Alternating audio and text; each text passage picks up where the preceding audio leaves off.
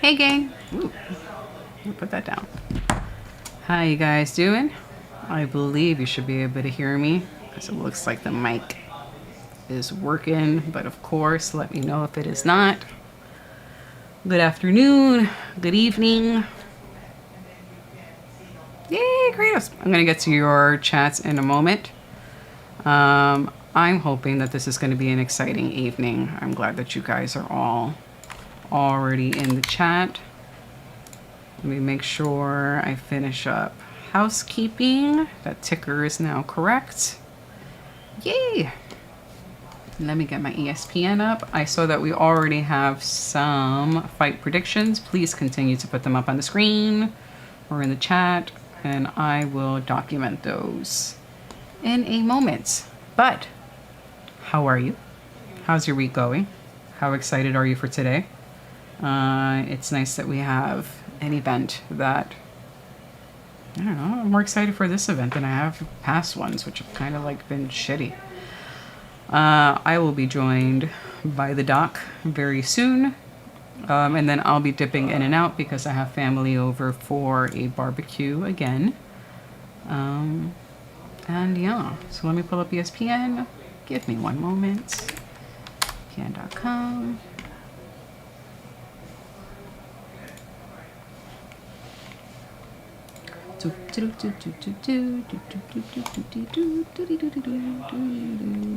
And watch.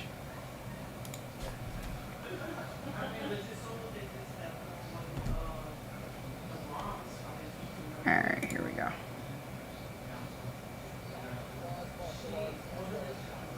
Got my stream up. Excellent. All right.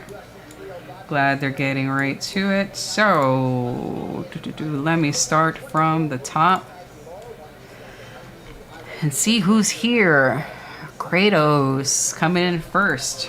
And Kratos' prediction is Adesanya in 3 rounds max. Ooh. Let's check out Bruce Buffer's coat. I like this one. I like the color. I like the prints. It gives me Hugh Hefner vibes. I'm liking this one. I really like the color. I like. Dan comments much earlier on. He says he is, referring to Adesanya, he is called the emotional crybender. And he will cry tonight after his loss. And we have Dan's picks.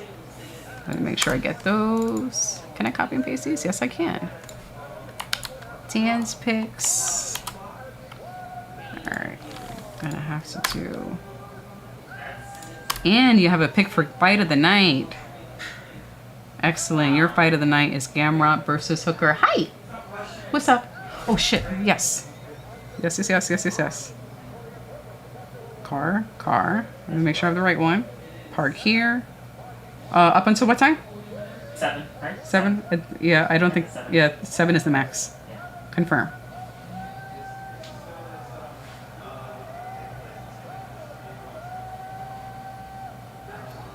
Done. Thank you. You're welcome. Alright, sorry. Just had to pay for parking real quick. Alright, got Dan's picks. Like I said before, he's already chosen his fight of the night, and he has a pick for and still. Alright. David! Pretty much the same as Dan. He goes, wow, Dan spoke my picks. I'm going to copy and paste what you have, David. And I like how yours says Strickus, but the only change I have is Irsay versus KKF for fight of the night. All right, so you just have a different fight of the night pick. This crowd is already loud, and we're only at the first fight. Excellent. Dan follows up with a great. Now I'm not alone if I lose my picks. Hilarious. And yeah, I had the fight of the night at first, but then changed my mind. By the way, David, hope you're having a good day. I also hope you're having a good day, David. Dan, I hope you're having a good evening, and I hope you're not called in for work because of all Saturdays. This is an exciting Saturday. They better not call you in. I hope they don't. David responds, I'm good, Dan. Sucks that this card is as late as hell for you. Yeah, but it's going to be a fun one. So it'll be worth it. David says, Strick has made a fan out of me. He has made 2 grown men that he's fighting cry by telling the truth. I'm glad he didn't let Izzy get away with saying his life is harder than it was. It was an interesting interaction on the stage. We did watch it on YouTube, and it just seemed weird. I felt like Drickus was a little awkward on the stage. I mean, all of them are kind of awkward on the stage, but it was a little cringy to me. So I don't watch those. Dan agrees. He goes, same here. I did not like him at first, referring to Drickus, but now I'm a fan. Make sure I don't miss.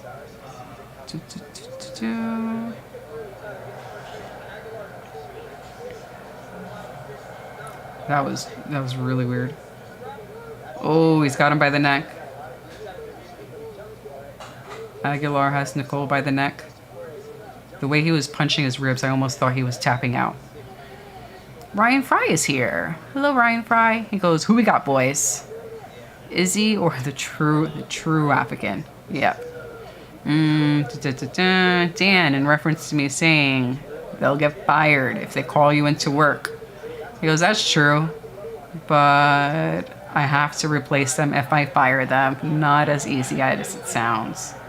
All right, fine. We'll just make their life a little difficult then.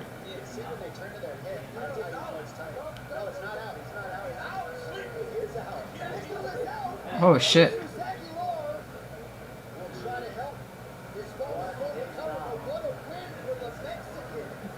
Good job on that ref. Because that stiff arm to someone who is not a ref, I thought that he was pulling it back to say that he was fine, but he was not. And excellent on Aguilar for jumping up and attempting to help his opponent who was passed out. Wow. Wow. That was nuts. All right, back to the comments. I want to make sure I don't miss anybody. Don't want to miss anybody. David goes, Izzy takes fights after losses. Super serious. We have never seen him cry at a press conference. I do not watch many press conferences. But yes, that is the first time I've seen him cry because if he did before, I would have seen it on the socials. And the only thing Drickus did was tell him the truth. I guess it's hard keeping up with a persona. And he goes, when the man facing you just recounts your quotes. Interesting. True, but this is not the man he lost to that he'll have to fight regarding he take his losses seriously. Yep. Kratos says, I'll be off to work in about an hour. Poop. At least we have you for an hour.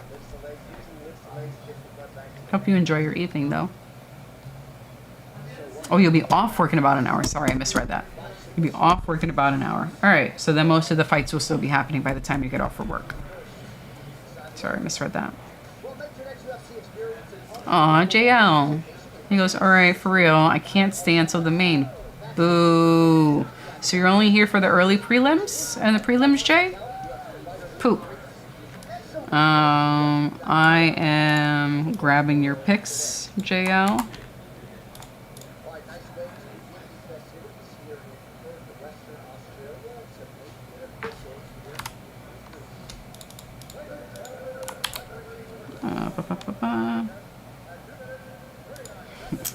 Your picks are hilarious.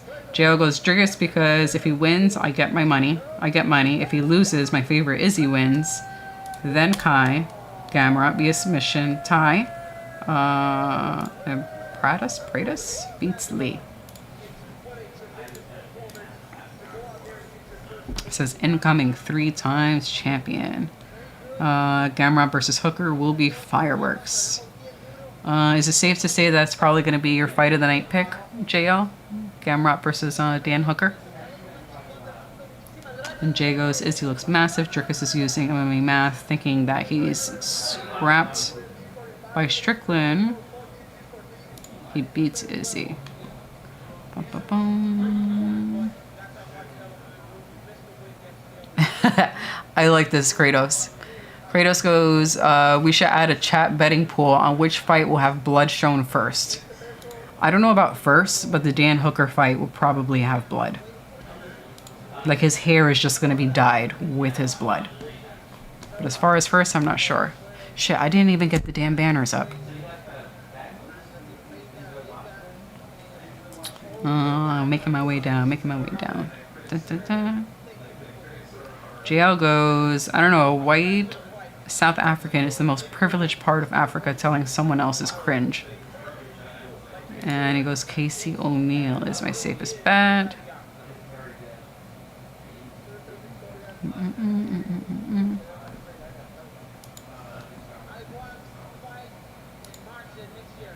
Wait, so which guy missed weight? I have to get the wiki page up.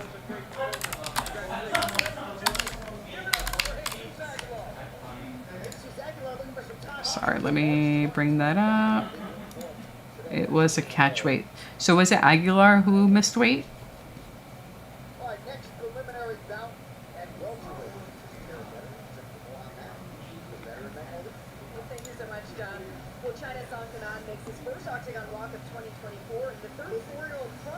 I'm just reading this back and forth now between three dudes, Dan, David, and Jay, about whether Izzy crying or a fighter crying at a press conference is cringy at all.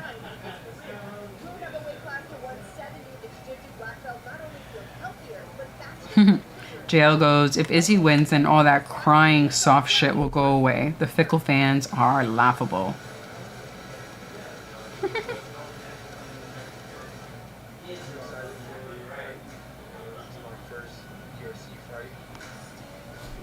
Alright, let me get these banners up, because I did not prep them beforehand.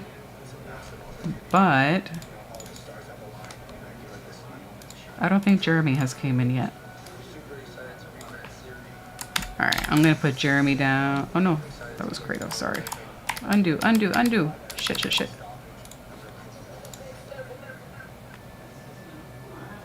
What is undo? Dang it! Ah, I lost Kratos's thing. There we go. And TBD. Alright, so let me export this real quick.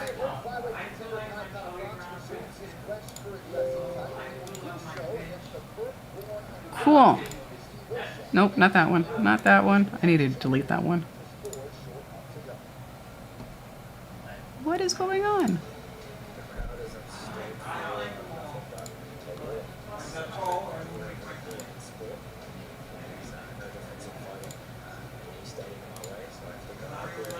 Fight predictions. There we go. Oh, and it has the wrong title. 305. Building the plane while flying it. There we go. Now that's correct. Let me know if I'm missing anything. I got everyone's stuff.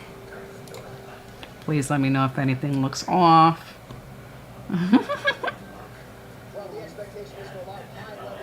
Jail goes.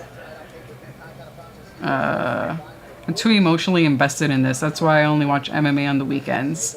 David goes, we all know, bro. We all here. Nerds. Nerds together at TSP. Nerds. We really are a bunch of nerds.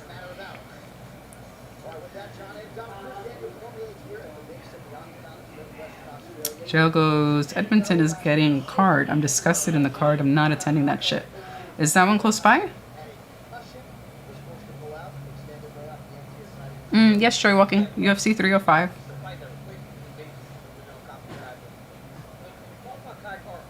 She's in the other room. Oh, but JL is going to Survivor Series this year. Ooh.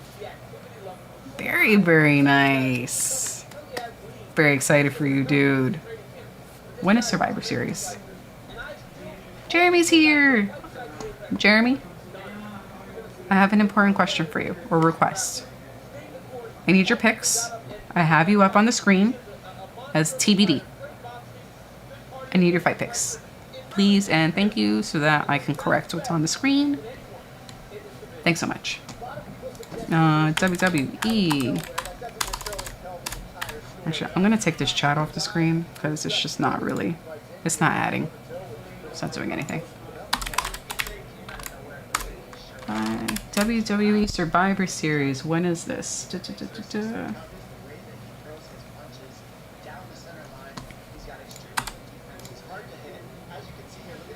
November 30th. Oh. Is this the one you're talking about, JL? Saturday, November 30th, Rogers Arena, Vancouver, British Columbia, Canada. Fun. Fun, fun, fun.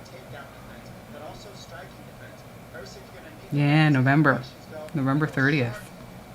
That's going to be so awesome, dude. Wait, so what kind of arena is that? Is that an indoor arena? I'd imagine so. It's November. I guess they don't do that in a really, like, big outdoor one. No, this shit looks huge. This shit is huge. I'm looking it up on Google now to see what that one looks like. Ooh. It's a very cool looking arena. Aw, man. I hope you have fun, man. That sounds awesome, Jay. Jeremy goes, stand by. Yes, please. Thank you. Make sure I don't miss anything.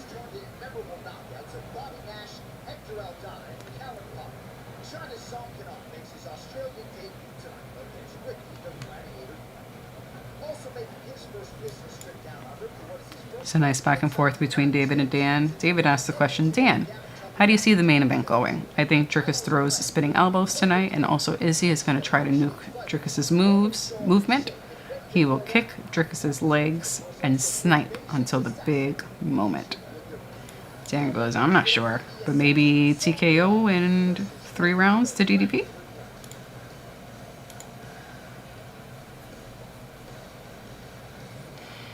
David asks, anybody remember when they were talking about Izzy versus John Jones? I do not. Alright, fight predictions image. I think this one I could get rid of now. We don't need that one anymore. I'm going to delete this. Because I keep getting confused and bringing it up on the screen when it is not needed. Alright, while we are waiting for the next guys to come on the screen, I could actually do these dang labels. I am so behind. 1, 2, 3, 4. 1, 2, 3.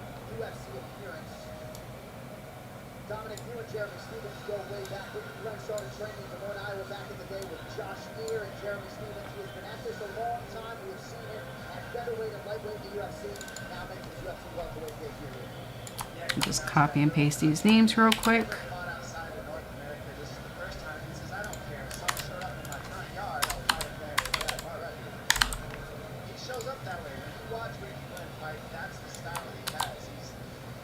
So, the plus side, even though we did have someone miss weight in the first fight, it looks like all other fights are safe.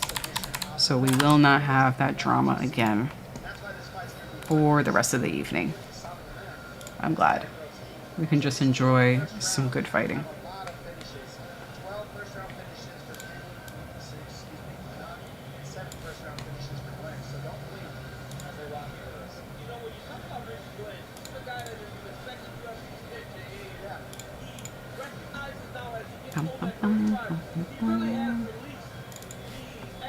Let me get the rest of my labels up.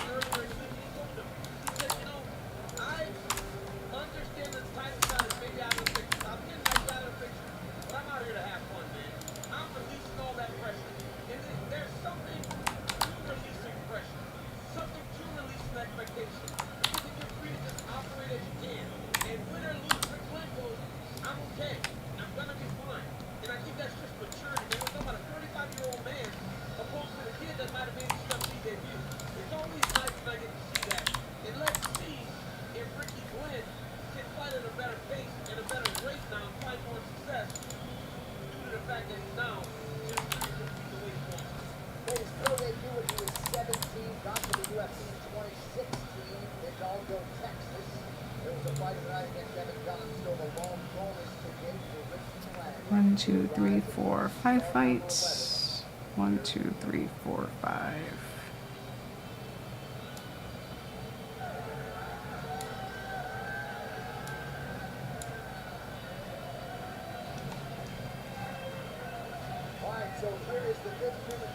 Ah, shit.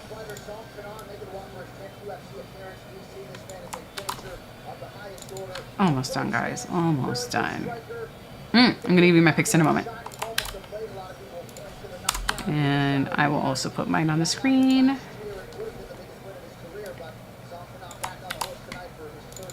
Please hold.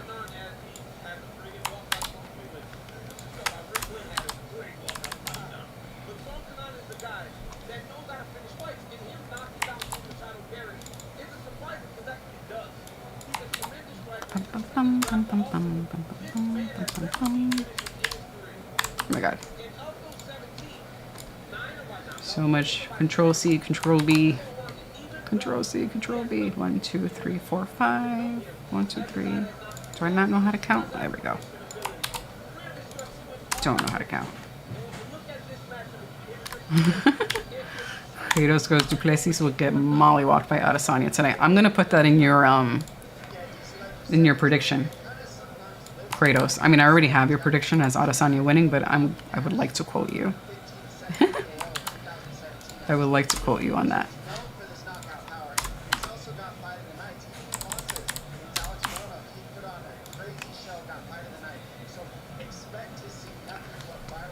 Okay, my picks. I had it open on one of these screens. Not that one. This one.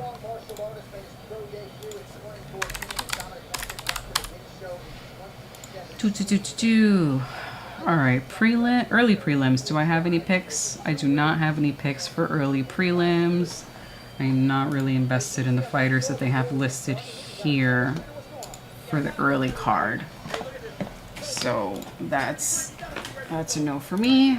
For prelims, I have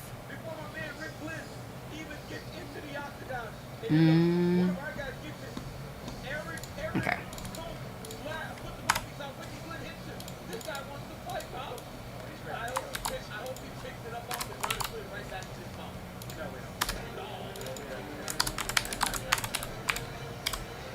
All right, so I have for prelims, I have Jenkins winning against Burns, because I don't have much confidence in Herbert Burns, personally. In the women's flyweight, I don't care who wins that one. In the Joshua versus Ricardo, I'm gonna do a coin toss in my mind. And I'm gonna go with Joshua. I might regret it. I don't know. But you know what? I gotta pick somebody. So that's who I'm picking. Junior Tafa versus Walter Walker. I'm picking Tafa. Main card. The first fight, I don't have a pick for the first one.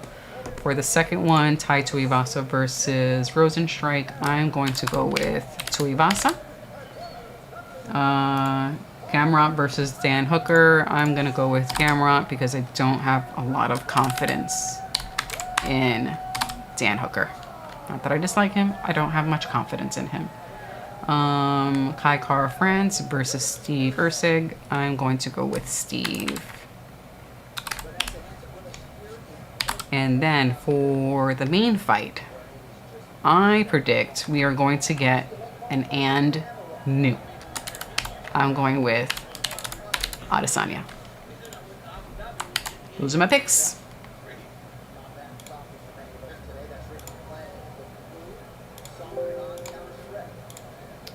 So, already something's happening? Goodness gracious.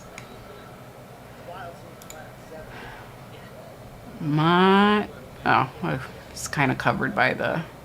Oh, actually it's not covered at all. It's perfect. Yep. My picks are at the very bottoms. Jenkins, Gulibao, Tafa, Tuivasa, Gamrot, Ursig, Adesanya. Oh, there was something I said I was going to do. Kratos. I want to put this detail in your prediction.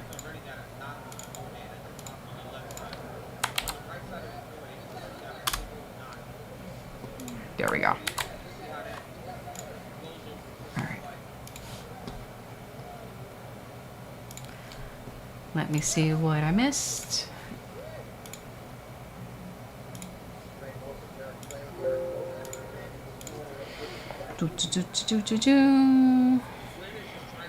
Jeremy goes, ooh, that's November. Yep.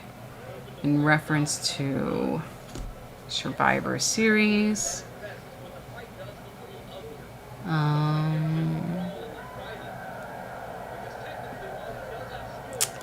Dan is predicting how the main event will end. TKO in round 3 in favor of DDP. Oh, and then we already talked about, if anybody remembers, when they were talking about Izzy versus John Jones. And I agree with Dan. It does sound ridiculous now. Nope. Nope. I'm okay not seeing that. David says, Ursig boxes like a video game. He took Pantoja to a decision, and Kai got walloped by Amir, a guy that hasn't fought since. This will be a war, but Ursig has a title shot to earn back. It looks like it's going to be an exciting fight.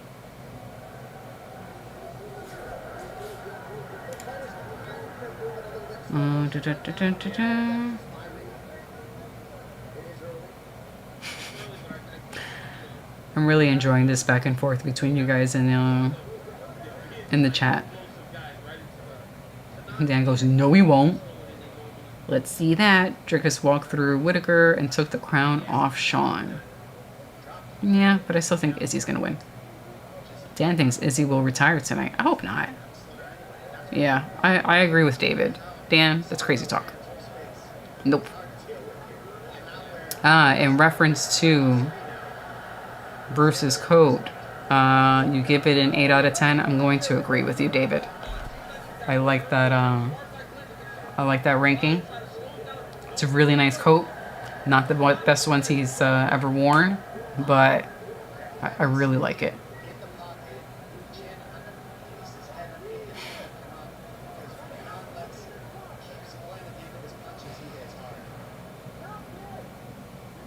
Did somebody sleep? Are you that far ahead of us, Ann? You're still fighting.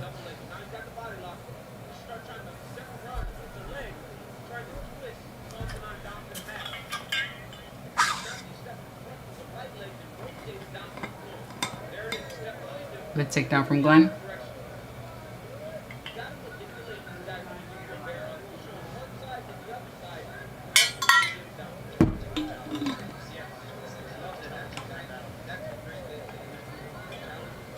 Good elbows from Song. Glenn was about to get knocked out. He's doing well now. Maybe that's why he grabbed him.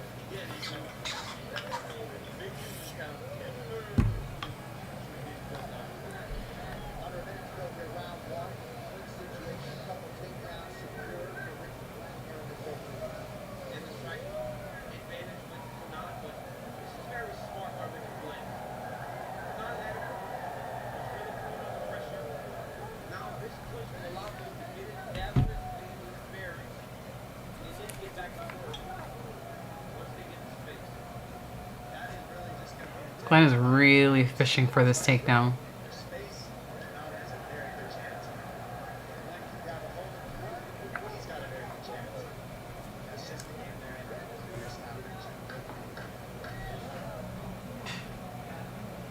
You guys got the door?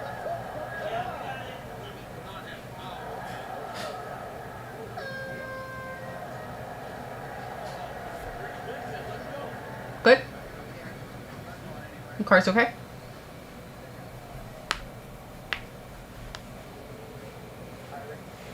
I was about to say, does Glenn not have anybody in his corner? Howdy. Hi.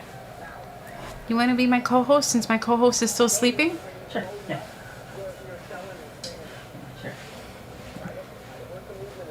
Dr. Evil's sister is here. And it's going to be my co-host.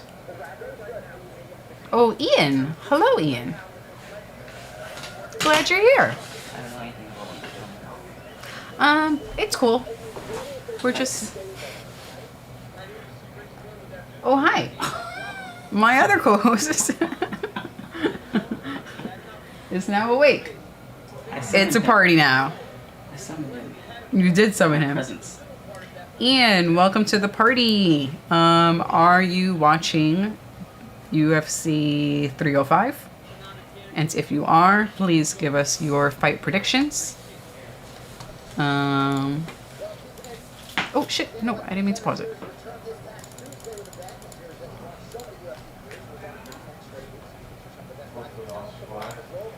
Alright, making sure I don't miss any.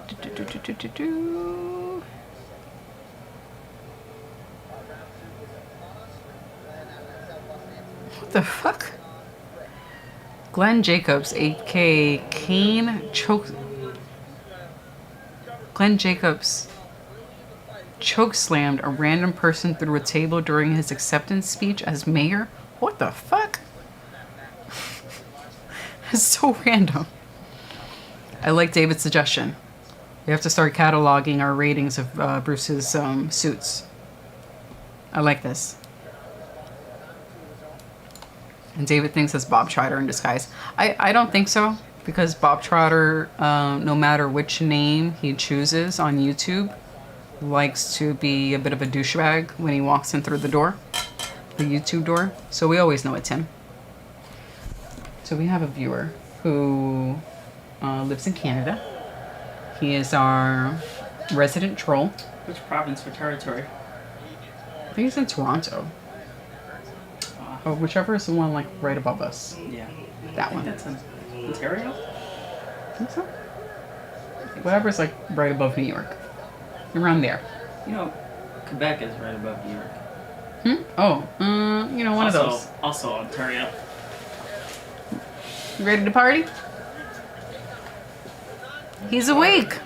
Not really. He's awake-ish. I forgot which one I'm up to. Okay. You want to sit? I know you got family time that you want to Yep. engage in. I will be back, guys. I'm gonna go rejoin Mamba Dukes. I know the numbers are kind of off. Ignore the numbers. We're on the second to last one. The last prelim is next. Okay. And then 1, 2, 3 featured. And then 1, 2, 3 co. I mean, Yeah. There's only 5 fights on the main card. Yes. I'm just sometimes renaming things and it just doesn't. But anyway, Well, second to yeah. last. Don't disappear. Like, come back, you know? No, I'm gonna come back. I just Oh, we got blood. A little bit of blood. Mr. ALG. Glenn didn't really like that. Oh, it looks like he's crying blood. I love it. Oh, man. Kanan song. Yeah, It looks pretty one-sided. Numbers wise. for a lot of these fights, I kind of. Is that the most of them biggest are. knot in the What Ooh. the I just enjoyed the violence. Yeah. Look at that. Yo. Yeah. To be or not to be? Holy That shit. is the Oh. question. That looks like a cancerous Oh. tumor on his head. Look at his head. Holy crap. Kratos goes, he's awake and has clothes on this time. Yo, Kratos is gonna act Wow. like he didn't just see me a few hours ago. Holy shit. Oh, and then he elbowed it. He's punching him in the forehead. His hand goes, he's gonna be a Holy unicorn. He looked like he's in a new Alien movie. David goes, good sign, Dan. They better not call you in. Blood on the prelims. I mean, Glenn is just like, oh my god. Like, you have the lump here, and then his left eye looks lumpy, and then it's bleeding. So you're talking This is about my lumpy lunch. space princess, lovely lady lumps. Bloody lady lumps. Oh, that sounds terrible. Yeah, that sounds cyclical. That sounds pretty monthly to me. Oh, it's lovely. Look at it. Look at it. This is what we do every weekend. Yeah. Yeah. Well, she won already. Huh? There's blood. There's You win. blood. Always a winner. And there's blood that's not showing. Is that a birthmark? That not? No, that's blood pooling underneath his skin. His skin just hasn't broken there. David. Could you imagine if Song Kanan puts an elbow right on that spot and then it just Then it pops. splashes like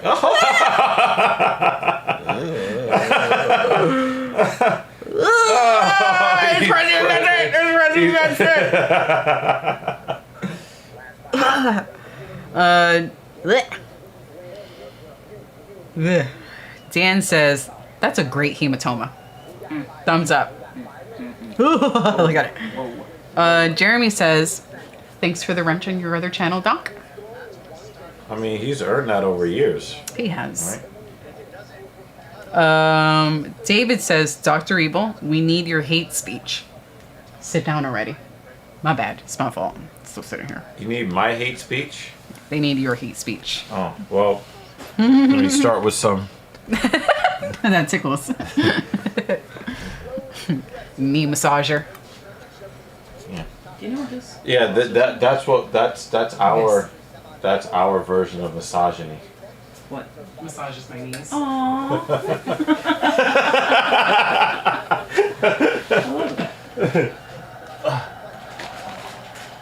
So she's like, "Oh, thank you for showing me such hatred." Broke my legs hurt. I'm like, can you hate me?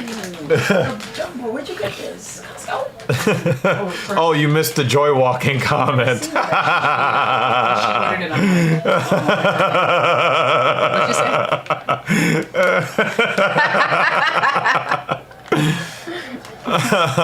I'm just imagining her face. Just sort of like,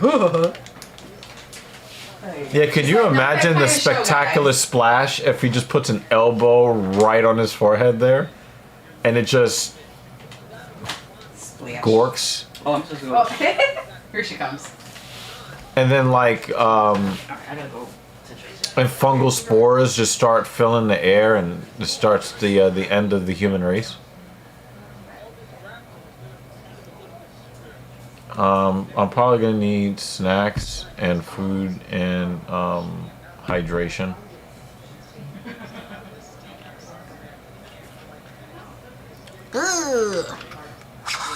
Dances. It would be epic. I need your opinion. Okay, yeah, I know you guys are we're gonna want to talk the Izzy stuff. Now, I made sure that she watched. Do you want to give your opinion first before I go in? Oh, well, I kind of mentioned it earlier. I thought that it came off, or like he was trying to be very WWE-ish. It just came off cringy to me. Like I didn't, Izzy or DDP? DDP. Yeah, I didn't enjoy the exchange. It didn't bother me that Izzy showed emotion. showed emotion. I'm not as familiar with his background as some of the guys are, because they were talking about, you know, Izzy or whatever. I'm not as familiar with his background. But it just came off like a really cringy WWE promo, where the way DDP was answering the questions was not even an answer to the question. Yeah, It's like, yeah, he was trying to. like you're yeah. coming out of left field with some shit to try to sound all big and bad. It doesn't fit in the situation, or doesn't fit with the question. Right. Or you didn't tie in your smack talk with the question that was asked. I thought his delivery was just awful. I didn't enjoy it. I'd like, it didn't hype me up. I didn't go, oh my god, look at this thing, so the fight's gonna be great. Right. Like it made me want DDP to lose more. Right. So I am rooting even more for Adesanya now because of the press conference. And some people have the opposite opinion. But Okay. yeah. Well, that's very interesting because he said, "Squeeze that pimple out." Oh, Dan. I am in full agreement with Mrs. Evil here, and that is not just because I'd like to have some sweet midnight love. That was literally the reaction that I had. I was actually disgusted, not at DDP taking the shot. I was disgusted at MMA media, covering the event. I think that, you know, they tried to make it a thing where, you know, he made Adesanya cry. If you actually look at the exchange and what was said about him and where his mind went when DDP attacked his origin as a human being. And you see Izzy's family is sitting at the front row at the press conference, which I don't really think is the smartest thing to do when you're there to talk massive amounts of shit to sell the fight. Well, I think they We've did that seen because they're on people- the home. No, I get that, Yeah. but I just don't think that that's the place to have. I just don't think that that's the place to have your family, because you know we had the whole thing with our favorite redheaded announcer when he was gonna fight Dan Hooker back in the day, and he started talking about like the, you know, Hooker and, you know, prostitution and hooker, like that kind of thing, Right. And as much as I love him as an announcer and as a fighter, like he kind of stepped over the line talking about the Hooker family name like that, right? I thought that was not very classy. This is just more reliable. But this is just what they do when they go to sell the fight, right?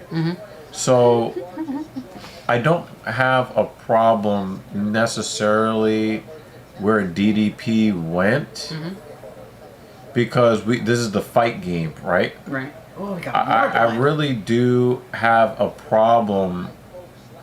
I don't have a problem with DDP saying what he said necessarily, but I super duper don't have a problem with Adesanya's reaction, because he took him to a very personal place, and his family is sitting right there, and he loves his family. And Adesanya really did say it best. I am a human being. I am a man. I am capable of shedding tears. I am also capable of knocking your ass out with the tears in my eyes. Now, if you want to talk tactically, is it a hopeful thing? You know, do I, if I was going to, you know, look at the Vegas odds, would I expect the Vegas odds to go more in Izzy's favor or less in Izzy's favor? I think that you can make the case that DDP should be very happy where he is positionally, because if you can get an emotional reaction like that from your opponent before the fight, then you can make the case that you're in their head and you're David controlling is their so emotions. hyped today. So I do think that Oof, look at the wall. I just think that I just think that Adesanya really, I just don't like the coverage of he made him cry. It's such a reductionist view meant to try to make somebody look like a 6-letter F word. And I'm not going to ride that train. I thought it was kind of classless. I know that people want to make money on YouTube and get the clickbait title and all of that. But I thought it was kind of classless from many of the people in MMA YouTube and even content creators I really, really like. The way that they characterized it, I wasn't comfortable with how they characterized it, but I also don't have a problem where DDP went with it, and I don't have a problem with Izzy's reaction. I think that it makes it a little bit more interesting, and as a person that hopes Adesanya wins, do I think that he's more likely to win after that or less? I'd have to say he would be less likely to win if he can be pulled out of his emotions, unless he's pulling some sort of weird possum thing that he likes to do. And if that's the case, using those kinds of emotions to play possum, I would not like that very much. So I think it's a little bit more of a complicated situation. What's it? 30-27.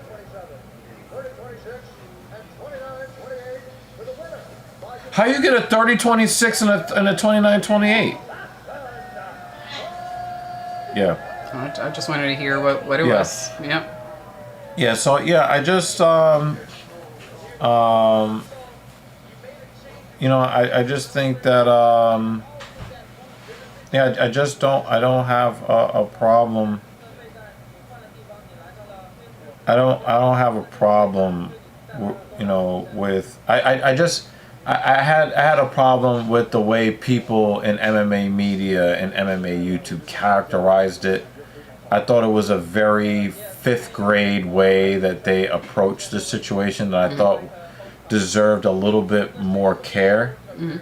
When you know, getting into, you know, people's you know, the things that people are very passionate about in their personal life.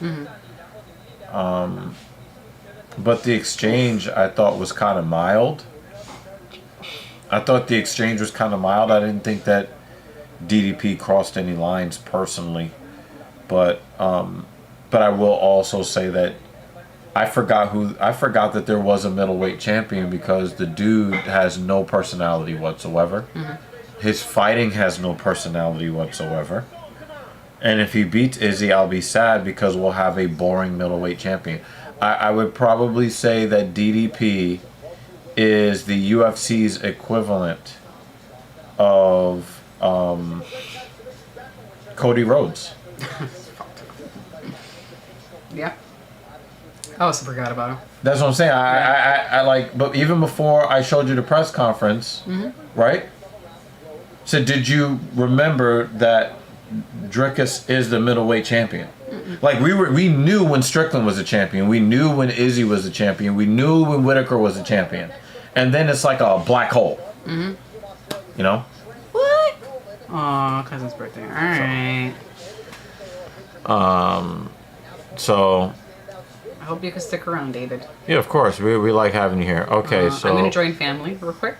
And I knew you were going to bring a different take, and I hate it. Paul Felder, thank you, Banner. Yeah, when Paul Felder started talking about the Hooker family name, and Dan Hooker took that personally, some people laughed at that, and that's your family name, you know, and you're a fighter by nature. Like, how would you expect somebody not? He's supposed to be happy. You know, his family, you know, his father and grandfather, and, you know, there are a lot of people you care about that bear that name, right? So, but also you can take the Michael Chiesa route when he fought Kevin Lee. And what did he say? I don't remember. Don't talk about my mom! Alright. Are you eating something now before I go back to the... I mean, probably maybe something substantial, something non-substantial, and some noon in something. You want that now? Yeah, I need to hydrate. You're doing a single noon? High noon. Yeah. Alright. I'll be back, guys. Okay. Yeah, so Banner says stepped over the line. Leah, I don't really think that Dricus stepped over the line, but I don't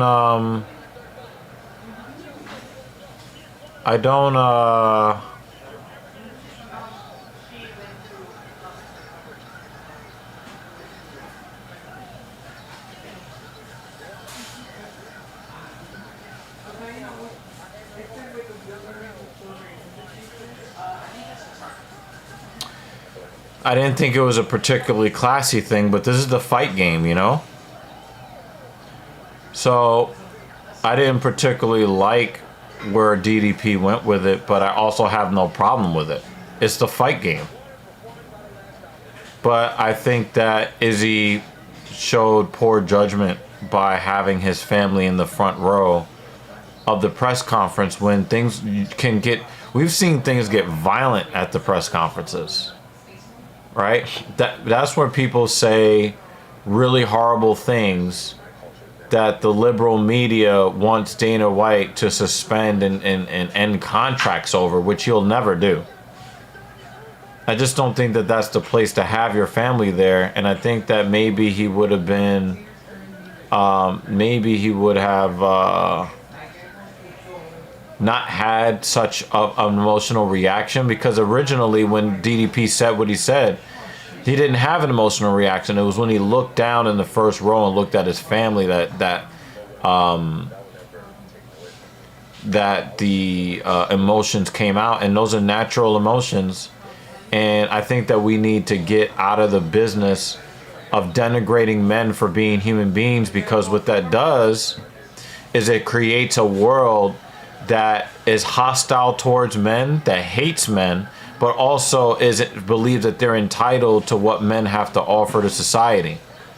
So we have too much not caring about the problems and the issues that men face, while expecting men to basically volunteer to lose their lives in really any given circumstances on behalf of women, by demonizing male emotions, particularly sadness. And I have a problem with that. As far as, Banner saying that DDP told Izzy the truth, I don't know Izzy's story. I don't know Izzy's story. I would not. I don't know Izzy's story. I don't, and frankly, I don't care. I just don't. Yeah, Banner. Yeah. I know, Banner. I know. But I think that we need to stop with the criminalization of showing of emotions in men. I think it is really harming. Every time we do that, we harm ourselves and we harm our brothers. We harm the people we care about when we do things like that. I did not watch him tell his story on ESPN, so that's what I'm saying. I can't make any comment on whether what DDP said was accurate or not. So I can't comment on that because I haven't seen it. But what I will say is that I just don't like the characterizations of Izzy's outpouring of emotion. I really hate that, and I think that men are doing themselves a disservice, and they're doing their sons a disservice, and their nephews and their uncles and their fathers and everybody that we look to keep society running. It's a massive disservice to all of us. And I think that we need to get out of the business of that. Right? Showing emotion is not necessarily a bad thing. Running from fights when you're a professional fighter, that's a bad thing. And I think that we should all roast that. But I thought that under this situation, I thought it was way blown out of proportion on all sides. And I thought that a lot of MMA YouTube tried to use that to try to pump their own chest up with fake masculinity. And whether you like Israel Adesanya or not, right? And I'm going to say this as a fan of the Weasel. I'm going to talk directly at the Weasel. As a person who counts himself as a fan of the Weasel, me, I would like to remind the Weasel that those clickbaity titles and you made her cry and all this other stuff, all the guys, even the cartoon artist, Mojahed Fudilat, and I really enjoy his content, the way that he put out a cartoon making fun of Izzy.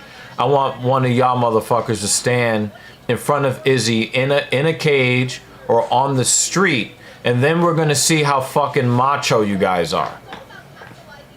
Let's see how macho and manly you are. Stand in front of a crying Izzy and find out what happens to you.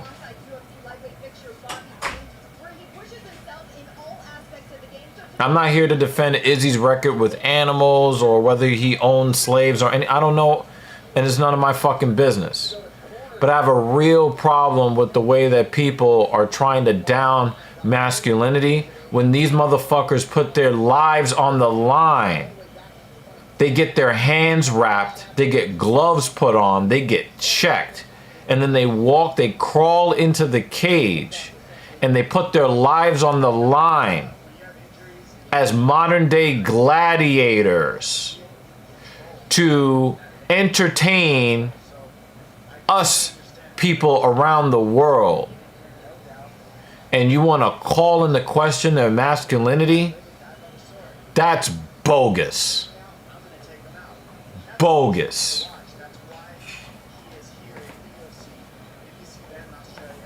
That's bogus. And I'm just not with it. I'm not with it. I'm not with it.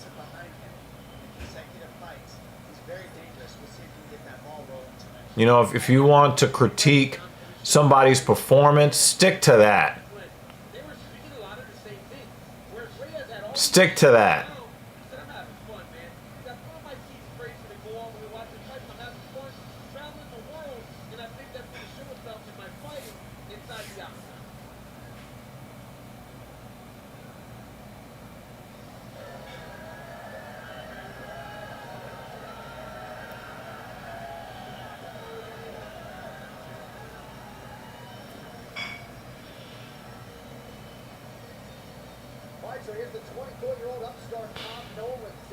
There's a couple of other things I want to talk about. I want to talk about Kai Kara-France, and I want to also talk about Bam Bam Tuivasa. I think there was another fighter on the card.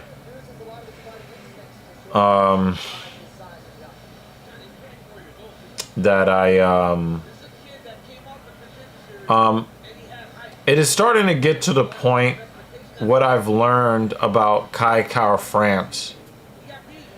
It is getting to the point where even though I believe him to be an elite fighter, my humanity wants to see him stop fighting in the cage. And the reason why is because of his own words that came out of his mouth. When he had to pull out of the fight with Manal Kape, they were doing a battery of cognitive tests where he failed them terribly. I think he was in the 30th percentile. Now he claims that he is operating at the 90th percentile now, but if you know anything about brain injury and repetitive brain injury, the so-called healing that the brain does is conditional. When you take a lot of damage to why is this fight happening? Tom Nolan and Alex, that's a 12-1. Why is this fight happening? That's bad matchmaking. 24 years old, 6'3" versus 5'11", 13-year age difference. Who thought this fight was a good idea?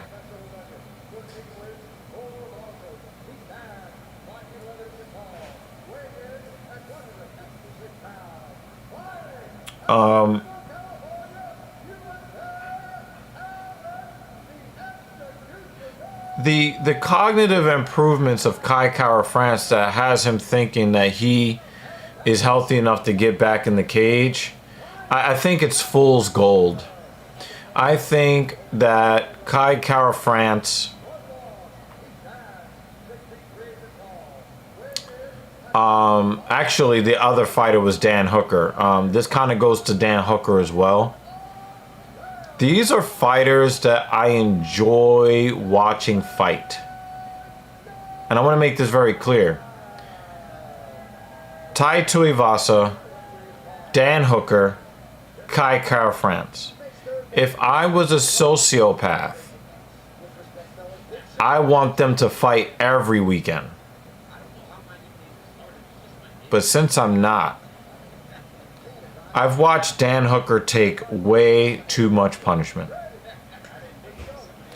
These guys are too tough for their own good. And one of the things that Dana White has been able to ride on for the last 31 years is the fact that there has never been a fatality in the UFC octagon. So Dana White and company have been able to take their show on the road in places where MMA was previously illegal. They've been able to get more people into the sport. They've been able to even sell MMA as less deadly than the sport of boxing, which to this point is mostly true.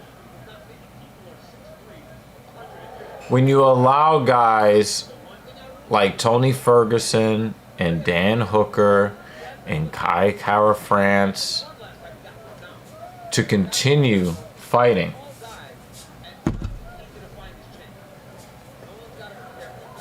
is the chicken hot? Okay.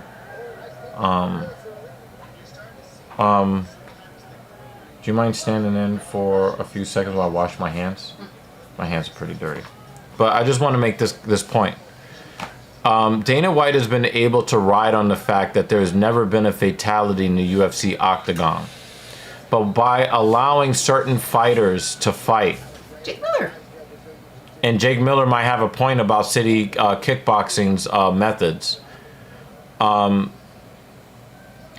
just don't think that Kai Kara-France and Dan Hooker, those guys in particular, are guys that if I see them get their lights turned off and their head bounces on the canvas, I might cry on the air. I feel like those guys are in danger of being the first fatalities in the cage.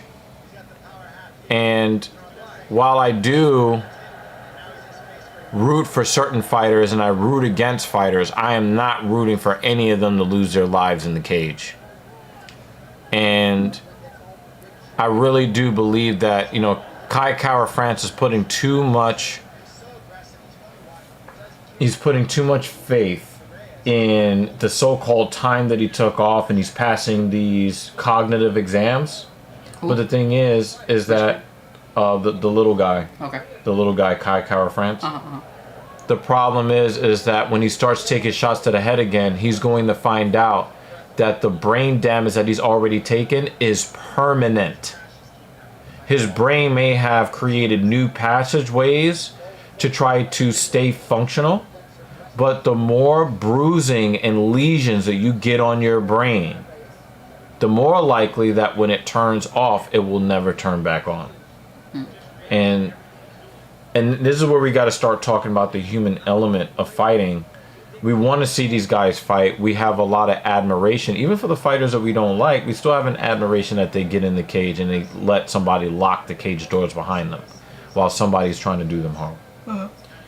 But I do think that it's probably a good thing for fighters to really take stock of the rest of their lives. Hooker, I would say Banner. Hooker's aura changed when he took that beat down from Barboza. I think the Barboza beat down was actually where Hooker really lost the spark, the light in his eyes. He took a lot of kicks to very important organs, vital organs. He defended a lot of high kicks, a lot of kicks to the head in that fight. And yeah, I agree with you, Banner. Izzy seems to be the only one that has avoided serious brain damage. Him and Volkanovski. What happened? Maybe there was a clash of heads here, or somebody took a Victor Henry. I wasn't really paying attention. Yeah, in hockey, you've had guys end their own lives. Oh, a kick. No? Oh, he kneed him? Yeah. Oh, yeah, that's bad. That's. Oh, and he knew immediately. Yeah. He couldn't stop himself. He was like, "Ooh, there's a head. There's my knee." Yeah.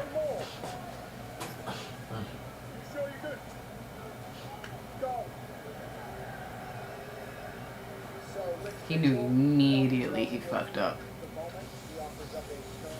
Knee to the head. Did you pay for Spamster's parking? Yes. Oh, okay, because I thought we were being hacked.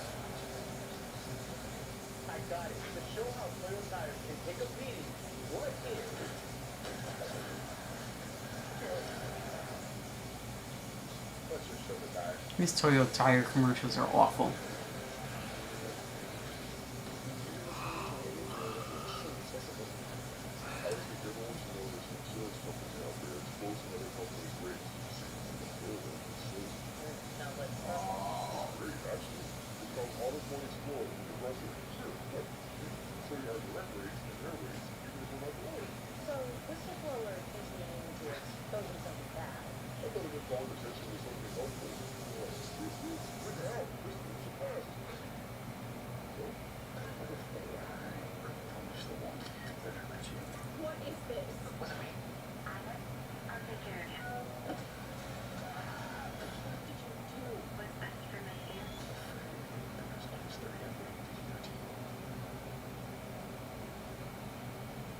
Yourself in the World of Combat Sports with UFC Fight Pass. Watch the entire 30-year history of UFC events and original shows.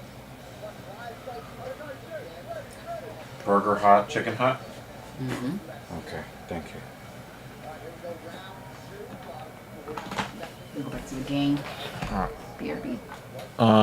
Alexa Grasso is the hottest on the roster, right? Oh, that's... No, I think the Coward's ex. I think that she is hotter than her. The other Mexican girl. Which other one?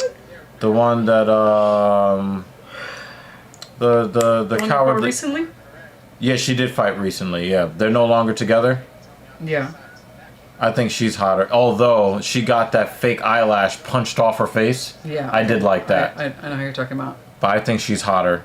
I think that Alexa Grasso is definitely attractive. I don't really think of her as like at the top of like MMA attractiveness. I think that there are more attractive women than Alexa Grasso. I don't really look at her. But I will say that she does have Alexa Grasso, for me, has almost perfect facial symmetry. Tracy Cortez, yeah. But the thing is, Tracy Cortez looks a lot like how my ex-fiance looked when she was a lot younger, so I might be a little biased. I think you're a little biased. I think they're both attractive, Yeah. but my preference of attractiveness, Polyana Viana, ooh. Yeah, I would rank her over both of them. if I am comparing those two women specifically, I'm going to vote for Grasso. Erin Blanchfield is a little bit bland as far as her looks in the face. But Grasso has almost perfect facial symmetry, Yeah, which you don't really find in a lot of fighting women like that. Yeah, if I have to choose between Grasso and Cortez, I'm choosing Grasso. Okay, yeah. I think Cortez, I think, misrepresents her beauty with a lot of the fake stuff. So I would pick Grasso. If I had to date one of them, I would definitely pick Grasso over Cortez. but I think that Grasso has this almost comment. a perfect face. Quick, while he's away. Yeah, we no longer see slew foots or blatant hacking. I've seen a couple of slew foots in the NHL. I have seen a couple, and I've actually see no Dan, no, we're not letting you get away with that. Jake Miller says is not that attractive. You said that Dern is not attractive. So we're not letting you get away with that, Dan. We're gonna give Jake Miller a pass though. But there are some things that I would do with Mackenzie Dern that should not be said in mixed company. But I also will say that Mackenzie Dern is starting to decline. I looked at her last fight and I looked at the skin on her face, and you can see, like, for instance, Holly Holm. Before she started fighting, you could make the case she was a very pretty girl. Age and constant fighting? Yeah, Dan is trying to get out of this grave and trying to drag Jake into the grave with him. And it's just not going to work. I think that, you know, women like Holly Holm and Dern, they have ruined their faces with fighting.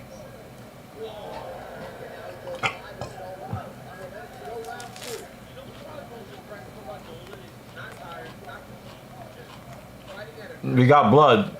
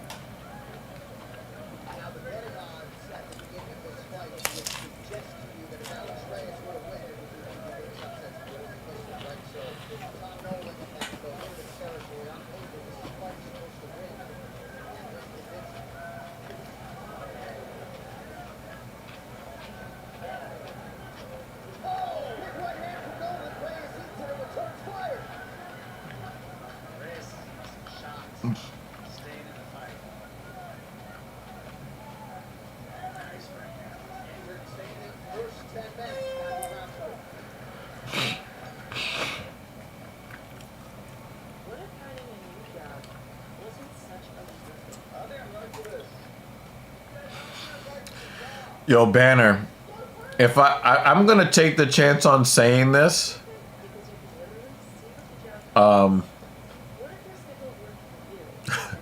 because I need to take the piss, but I think that Dan Jensen thinks John Jones is more attractive than Mackenzie Dern. I couldn't help myself. Macy Barber's just not very good looking. She's not bad looking. She's not ugly. She's just nondescript.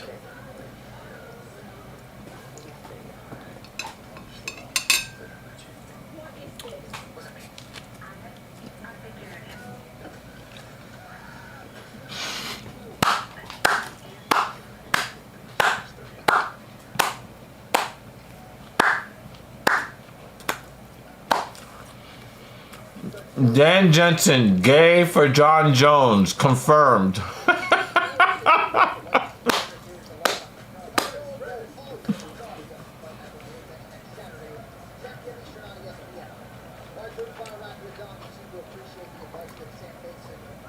Nolan is sneaking that left body kick right under the left elbow, the right elbow guard of Reyes.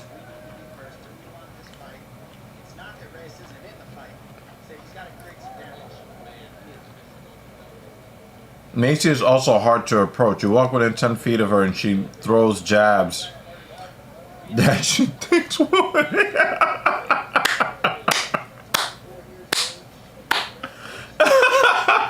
To be fair, Miller, most of the women do that weird shadow boxing shit where they throw kicks and punches that they already know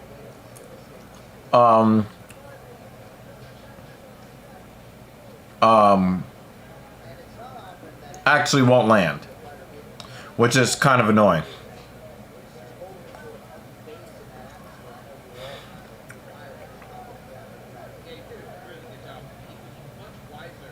Reyes with a body kick underneath the guard of Nolan.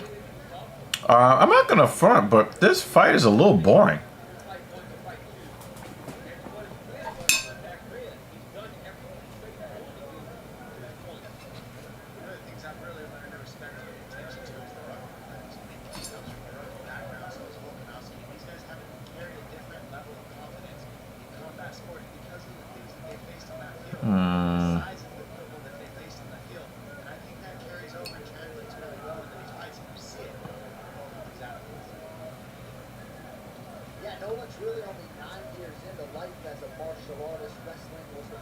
Fuck, man.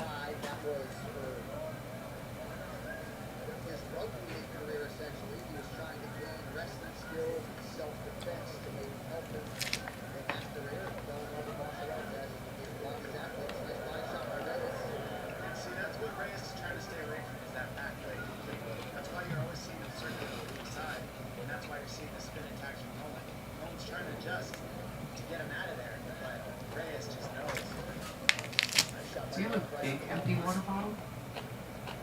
Or a couple of We have a small fly water problem bottles? though. I don't know if you guys brought flies in the food from upstairs.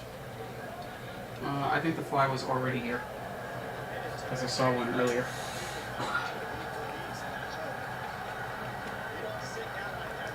It was already in the apartment. I saw it earlier. Any empty water bottles at all? Tom Nolan trying to get his first career submission win against the Jacksonville BJJ Black Belt.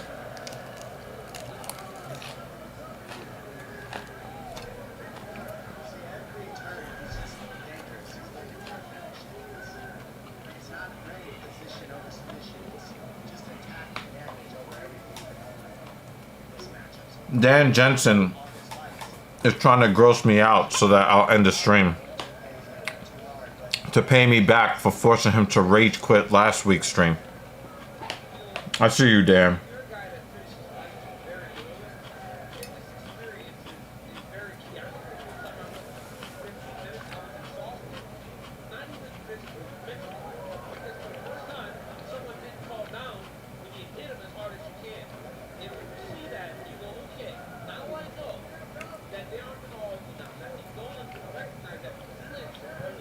Yo, Dan is man enough.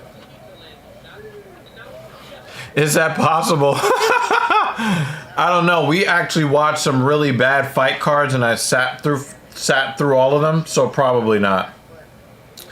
Yeah, but I think Dan Jensen is ready to lose his backdoor virginity when John Jones comes for it.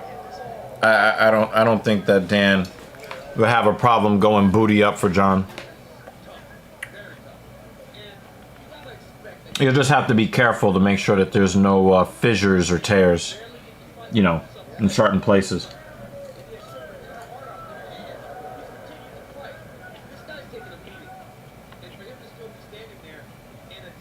I mean, Dan, you can correct me if you want, but I'm not saying that it would happen. I'm just saying that stranger things have happened.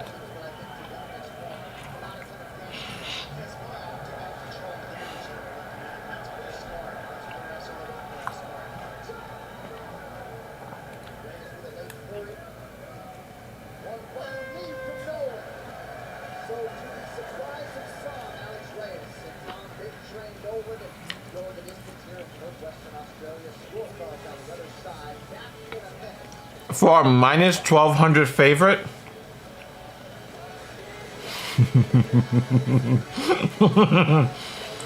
For a minus 1,200 favorite, I was not impressed by Tom Nolan whatsoever. If I was the collector dude, I would be scared of a drunk Jones having his arm around me and patting stomach. I don't know. What would that signify to you? I don't even know what that would mean.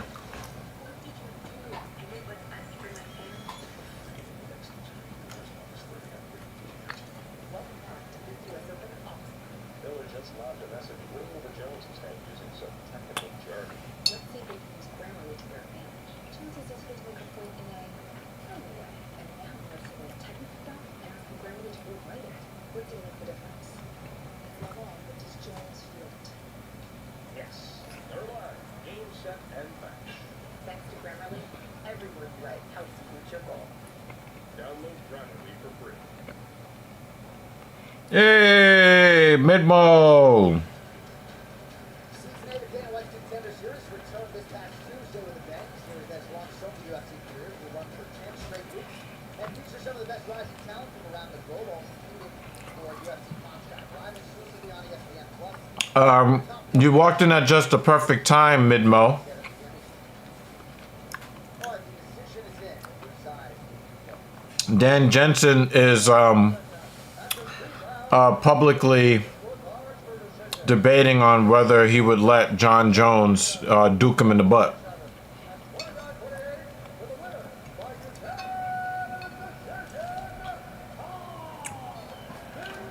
I have to remind him that John Jones is a 6'4" black man.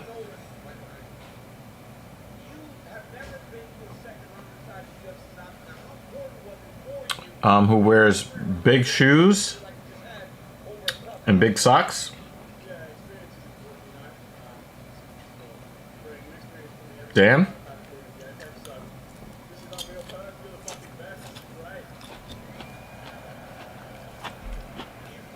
Dan was talking about how he finds John Jones more attractive than Mackenzie Dern.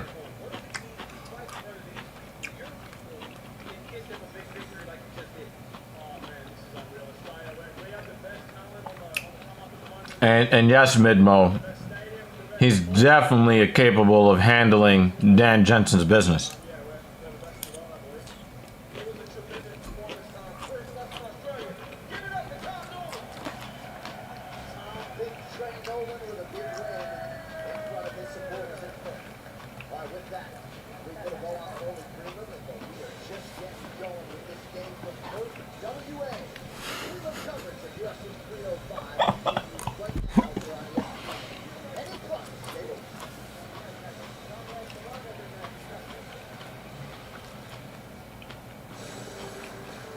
All jokes aside, there are some things that I find unattractive about Mackenzie Dern, but it's really in her personal character, not really in her physical appearance, minus the fact that her skin is really showing the age.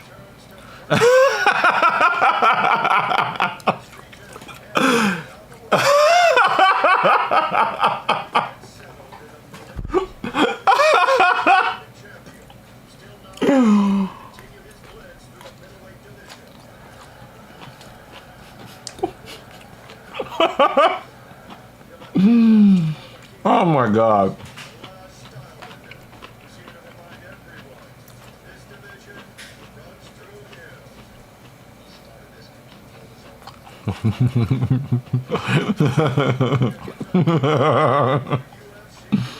Nah, nothing can make me lose my dinner, especially when my dinner is a plate full of green beans. I really like green beans.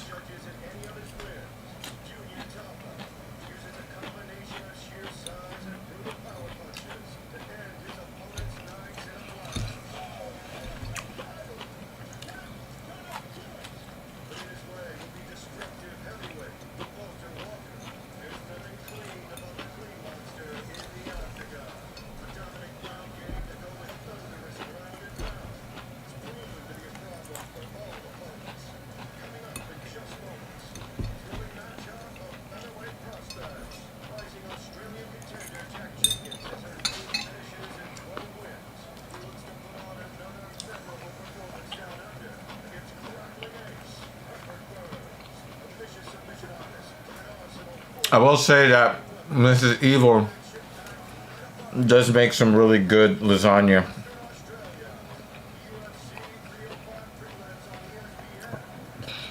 When it's cheesed up right. And she uses the leanest beef possible. Veggie protein. Ew.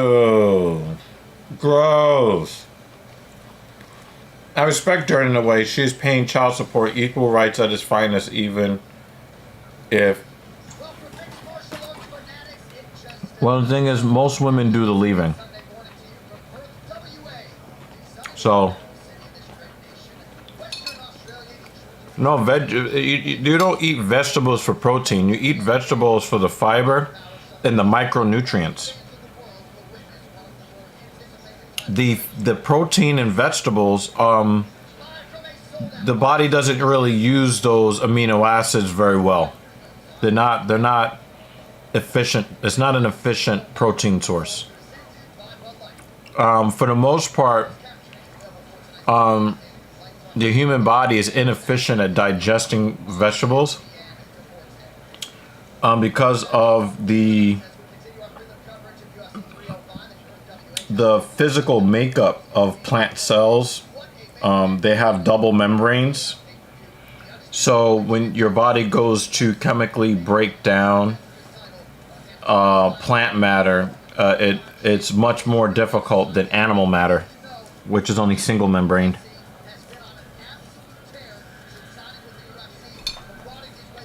So the uptake for the protein is very inefficient. But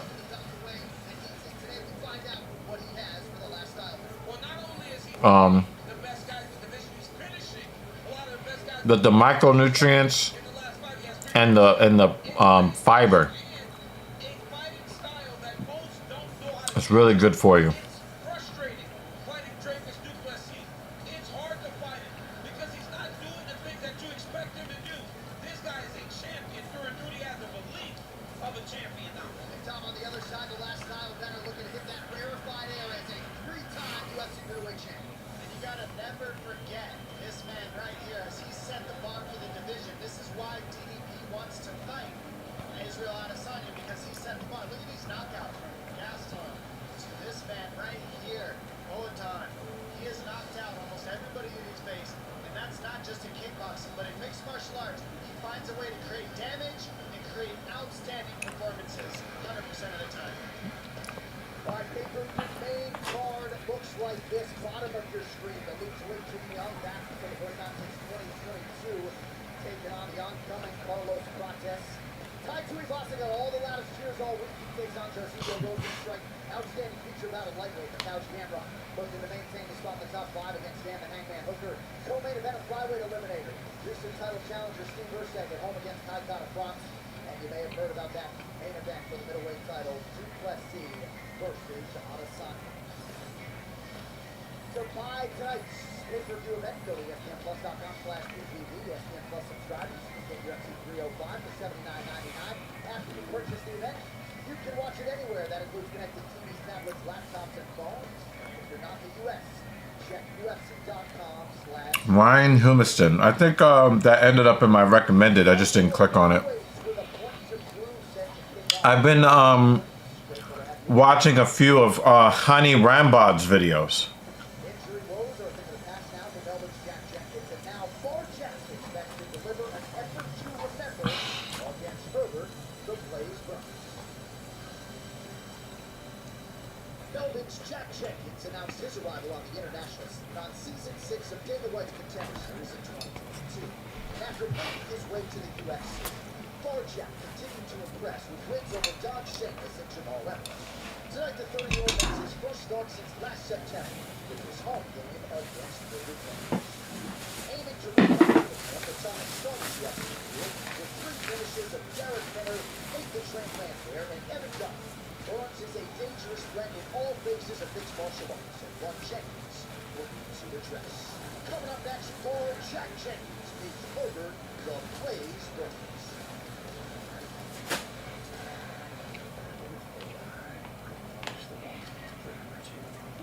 Released prisoner went nuts.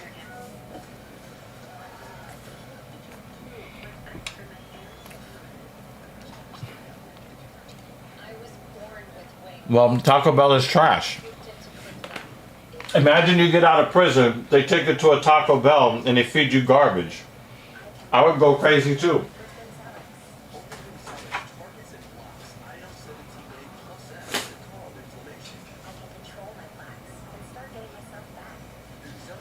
Adults with moderate to severe psoriasis control plaques to deliver clearer skin fast for results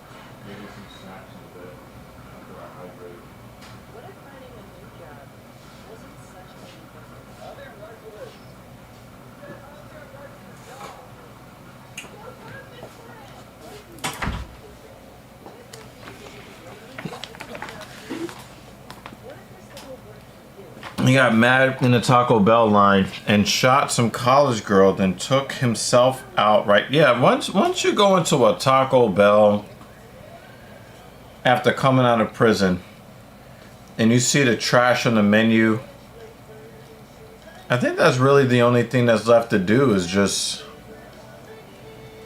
just say goodbye to the world. I wish that he would have said goodbye to himself first, and then after saying goodbye to the world, then tried to piece somebody else out. But What is this? Wasn't me. Jesus, my life is over. I'll take care of it. What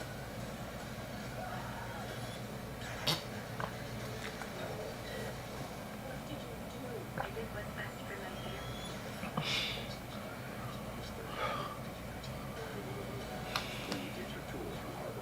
the moral of the story is that Taco Bell kills, because Taco Bell is garbage in fancy, colorful packaging.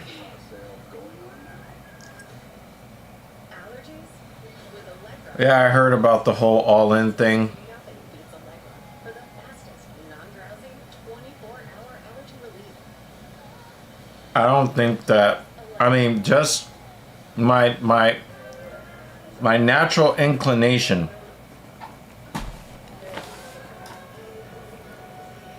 is to think that the all-in move to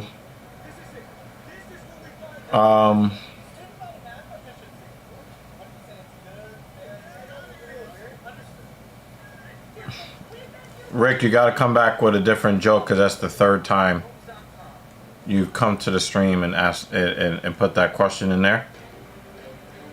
And so you're gonna have to come with new material. I don't think that all in going to Texas is really a good idea. I think that they should have stayed in the UK, because it really does, you know, it creates a little bit of like a destination for the calendar in another country, as you're still trying to expand your sphere of influence and popularity. This is the third time you've asked a question, Rick. Joke or legit question is the third time you asked it, and it was asked and answered. I think they should have left all in the UK, and if they got a date that they can do something really big at Texas Stadium, they could have created another event. They could have created another event that they could have branded, like a Texas branded type of situation. And they would have had two places that they could have had particular events that are specific to the calendar date and to a city and or venue. So I would have loved for All In to stay in the UK, and if they want to do something really huge in Texas, then you know they can have a Texas branded show, and then have multiple of these events. Have multiple of these events. I thought Herbert Burns got released from the UFC. Shows how much I know. I just think that's we love you, Bruce Bob Trotter. I just don't think that's a good move, moving that event. I think it takes a little bit of the excitement out of it, because AEW has American shows that people can show up to and not show up to. I don't think having a massive show in the state of Texas really moves the needle. I don't know if you're going to get the... I think they were bragging about having like 80,000 tickets sold or something like that. I don't think that people would be nearly as excited about a show that's in Texas. I think that when you have a show in the UK, you get all of Europe that goes in there. And I just think that it was... I just think that, you know, doing a large Texas show... And you know what? AEW is going to find out. AEW is going to find out real quick if they have the kind of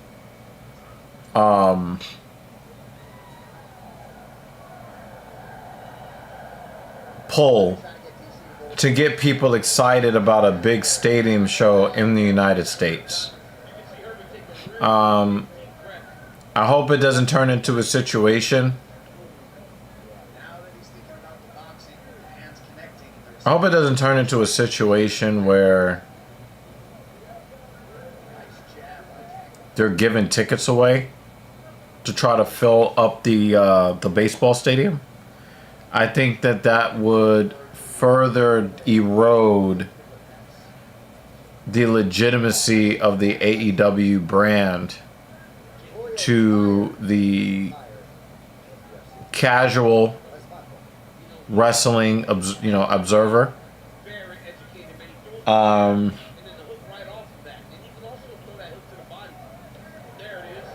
And also just the casual person looking for entertainment.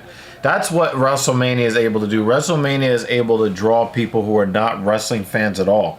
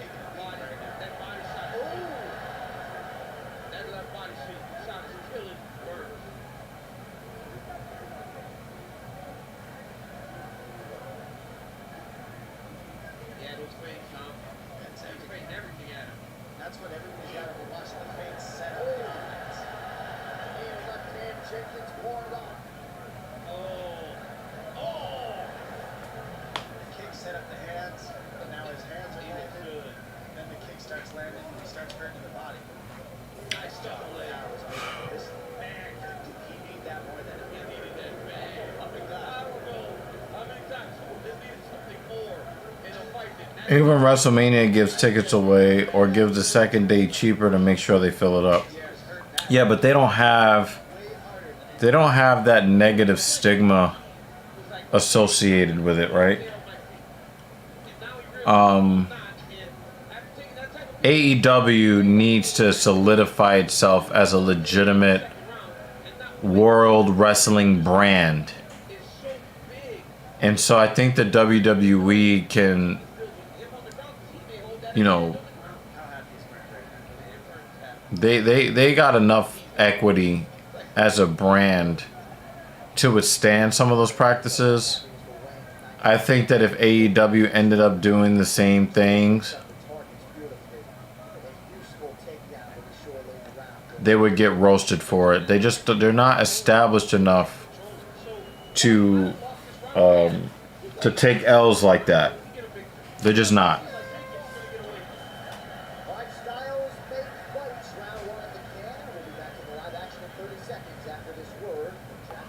I don't like 2-day pay-per-views either because it adds a lot of fluff to get as many people involved into the show, but doesn't add to the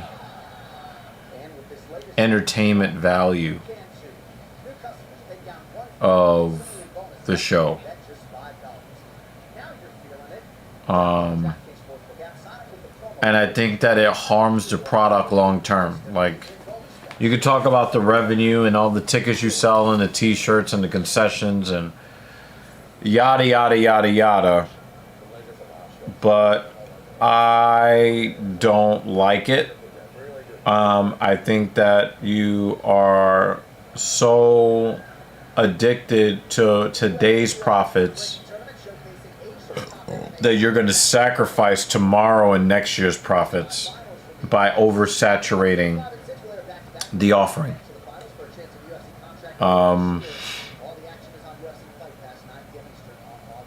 I mean, when you do a 2-night WrestleMania, you can literally wait until the main event of night 1 and then the main event of night 2, and you will see all that you need to see. And that's just kind of the way that I see it. JD, I texted JD earlier in the week because he put up a live stream title that I had to text him. When he was talking about Cody Rhodes and whether he is stale as a champion, and I texted him immediately after the 30-minute warning went up that the stream was going to start. And I said, didn't I fucking tell you this in January that I was tired of him as a champion before he actually got the belt in April? I told you he was a boring champion in January because it was very, very clear to me the way that they were writing the storyline that they were just going to hand him the championship without really having to work for it. They were going to pull out all the stuff to make it seem like he had to work for it. But then then they really messed it up in the lead up. He was basically a blubbering, crying mess getting beat up every week. And that's your champion? The guy that gets beat up every week? Every time I try to watch SmackDown, or I try to watch Raw and he's there, it's him in a suit trying to pander to the crowd or him getting beat up.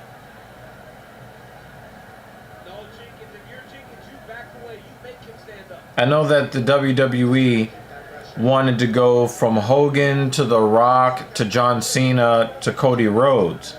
Cody Rhodes is a really shitty version of John Cena. It's like Oliveira.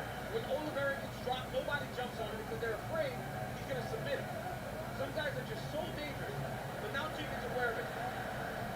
Okay, so Burns And I mean, is different, right? While he may not take damage, he can't. I can't even tell JD I could have told you that. No, actually, JD, I did tell you that. For most of you guys, when I was trying to cover WWE on this channel, I think I was very consistent in that Cody Rhodes is going to make a horrible champion. When we covered WrestleMania when I was in London, I mean, basically, Cody Rhodes was able to both look super weak and look like he was no-selling finishers at WrestleMania at the same time. That is the unholy trinity of a shitty champion. That dude got hit with like 14,000. He got hit with like 14,000 finishers and just got up. At least the Undertaker pretended to get knocked out and then rise again. I'm just gonna step in and throw heat because all he's hitting me with his jab. I can take that. You gotta throw some big punches in there if you're Burns to get the respect from Jenkins because he keep walking through. This dude no-sold Superman punch after spear, after slam, after interference, after that, and he just, I don't understand. And you know, like, when you watch a superhero movie, you know that your hero is going to come out. Burns is not going to be able to stand on that leg. You know that the superhero is going to win, but at least there is a suspension of disbelief that. Oh, he's gonna get that calf kicked again. Come on, Burns, slam that calf. Ah, he pulled his leg out of the way. Burns. Oh, Burns. Yeah, they're about to stop this fight. Dan Murray is about to stop the fight.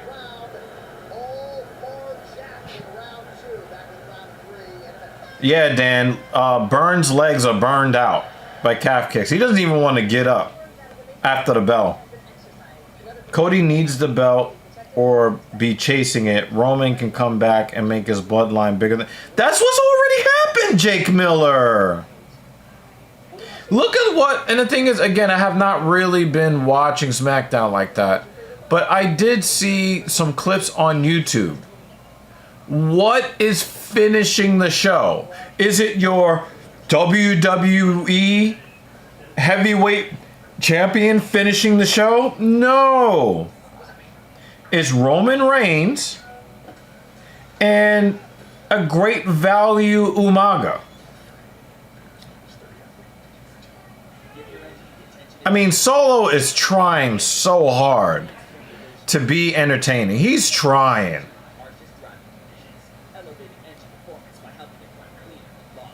But a boring Solo Sikoa is more entertaining than the best of what Cody Rhodes has to offer.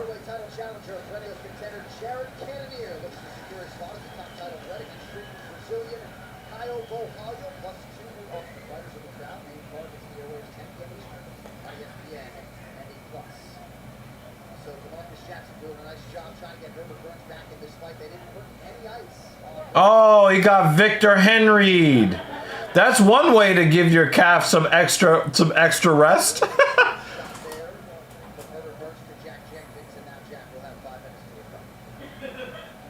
Oh, it was all dick and balls, man. Burns is like, yo, I need some extra. Me and Dan was thinking the same thing. Burns is like, yo, my calf needs some more time. Oh! And that, bouncing his head like a basketball.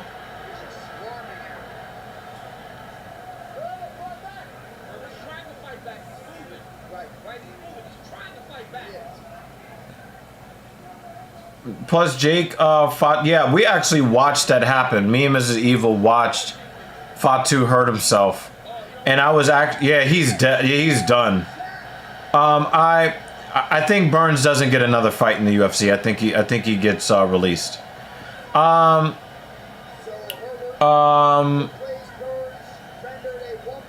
the thing is, Jake, you got to understand something about the whole thing with the bloodline. You have to understand something. Yeah, you just missed Herbert Burns just get abused. He gets his calf killed. And then right when the second round starts, he's like, let me just Victor Henry you right quick so I can get some extra time. Oh, I caught it Dan's yeah. comment. He's like, oh, dick and balls. I was like, whoop, someone got kicked in the nuts.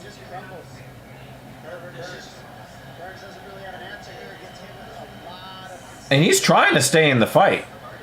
It's just that when they get stood up, he doesn't actually stand up. He can't even get up. Damn. Yep, both heads were damaged. Yeah, that's yeah. So yeah, I just think that Cody Rhodes is a mid-card wrestler. He has a mid physique.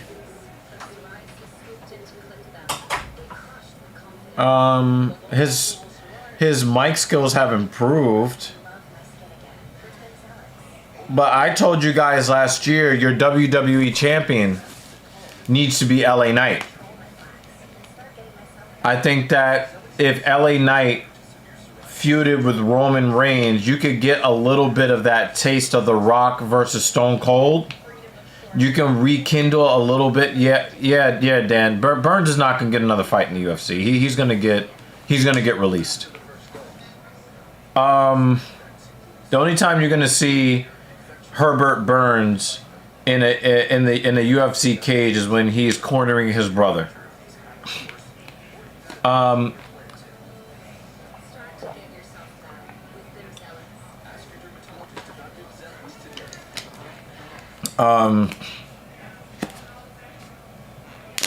think that LA Knight,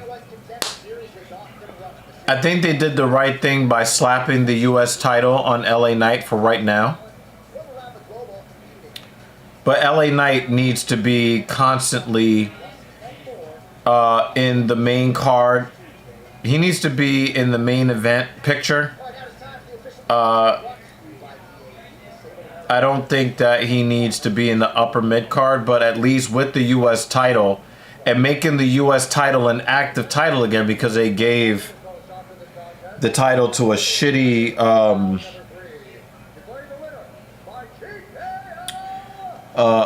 celebrity. And what I mean by shitty, he's a shitty human being. He's actually a pretty spectacular wrestler, but he wrestles 4 times a year. And that's not who the belt should be on. Yeah, I thought Gunther, Jake, was actually very boring, and he's turned out to be everything that JD said that he was. I'm very impressed with him, and I think he's gonna make a great world heavyweight champion.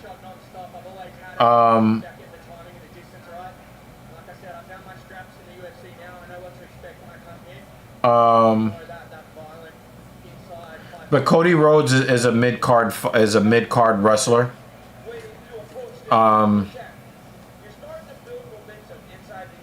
He's a mid card wrestler, and you know, if he wasn't pandering to the America crowd, he would be relegated. Gunther actually, I looked at some photos of Gunther, and it appears that Gunther,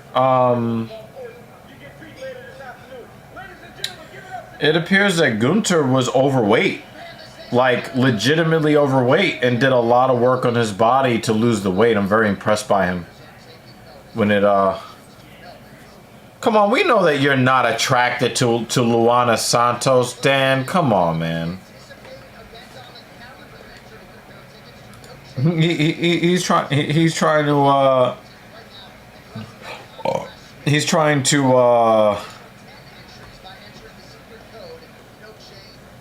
to redeem himself for the Mackenzie Dern thing.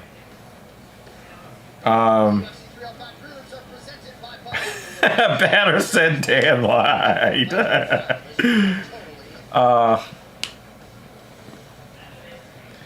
Yeah, as a matter of fact, I gotta get Mrs. Evil to do that, because that's her department. Oh.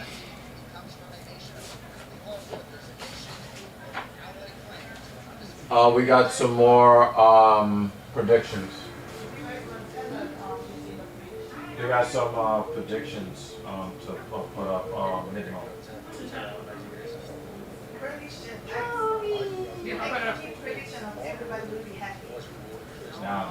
Probably not. That's always going to be false.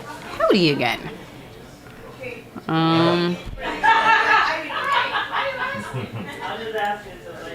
All right. Am I missing predictions? I'm really happy. I mean, I guess we will hope for that to be the case. Oh, here we go. Ah.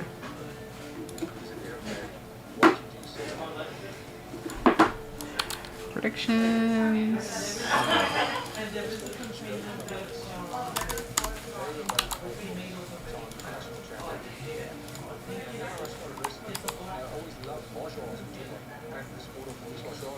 So.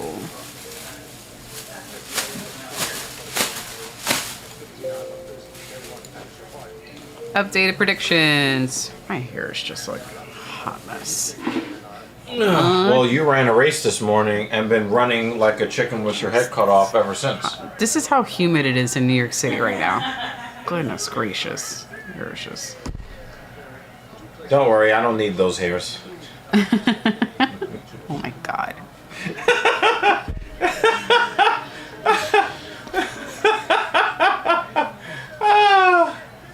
Oh man. I got Jeremy's pick stand. I have been summoned to put up predictions. Na na na na na na na na. Make him say. No. What Evo just told you is that he hasn't the brain to put those picks. Yeah, basically. Yeah, that's her. That's her. Plain text code thing. I'm a jig. Let her do a It's thing. Photoshop. I always switch from the plain text code because plain text doesn't allow you to do color or anything because it's plain text. Right. So Photoshop It's is. like cottage cheese. No, I think worse than that. Cottage cheese is pretty gross. And now Jeremy's there. Okay. Goodbye.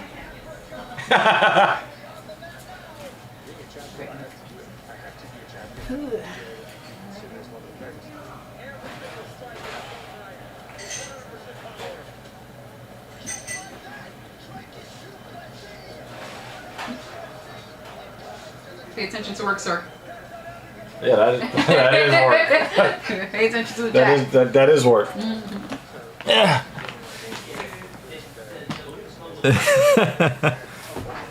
uh,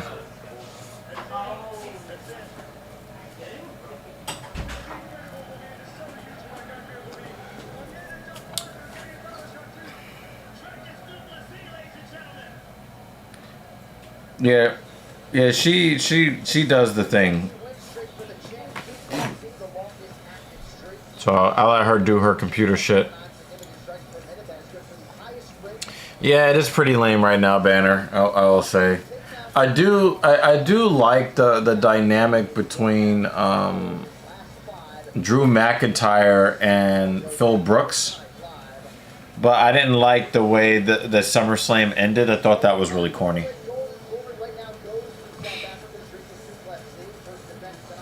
There were a couple of nice stories going on. It's just that when the face of your company is super lame, I think your whole product is lame, and I'm just not interested. Our next matchup here in Northwestern Australia comes your way in the women's flyweight division, which they are all chasing the Mexican champion, Alexa Grasso. Well, so far, pretty damn good for Brazil's Luana Santos in the UFC. She's traveled a long way here to keep her perfect octagon streak intact against the Scottish King, Casey O'Neill. This time last year, Luana Santos was less than a week removed from her first UFC win over Juliana Miller. Now the Brazilian has added 2 more wins to stamp herself as one of the top prospects in the flyweight division. This 24-year-old is just getting started. After submitting Maria Agapova just last month, she makes a good turnaround here to tackle Casey. Competing on home soil for the first time since 2020, the Gold Coast O'Neill has got her hand raised in the octagon 4 times to date, earning the no-nonsense contender, a top 15 ranking, and another critical fight here in Brooklyn. UFC 305. Coming up next, King Casey O'Neill. Yeah, Casey O'Neill is another butterface. She's not ugly, but she's like right there in the middle.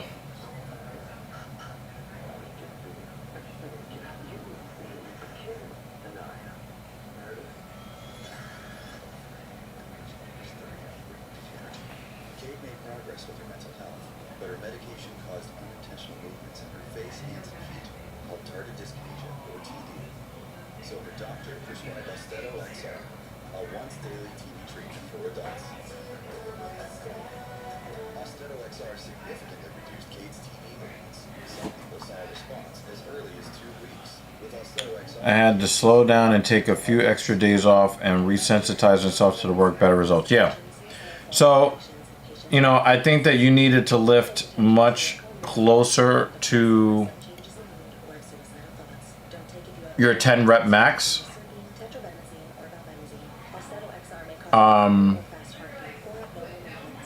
And only do a few sets where you want to feel like you're close to not being able to get it done on set one. You know what I mean? You want something that is really going to challenge you on your first working set. And then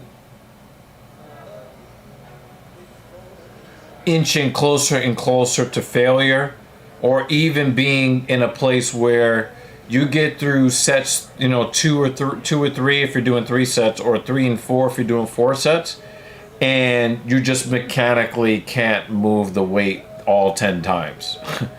And you might need to do rest pauses or something like that.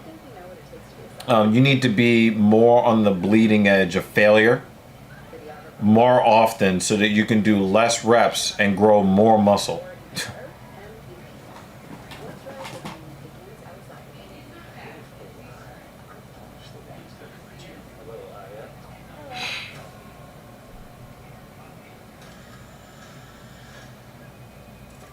What is this? My life is over. I'll take care of it.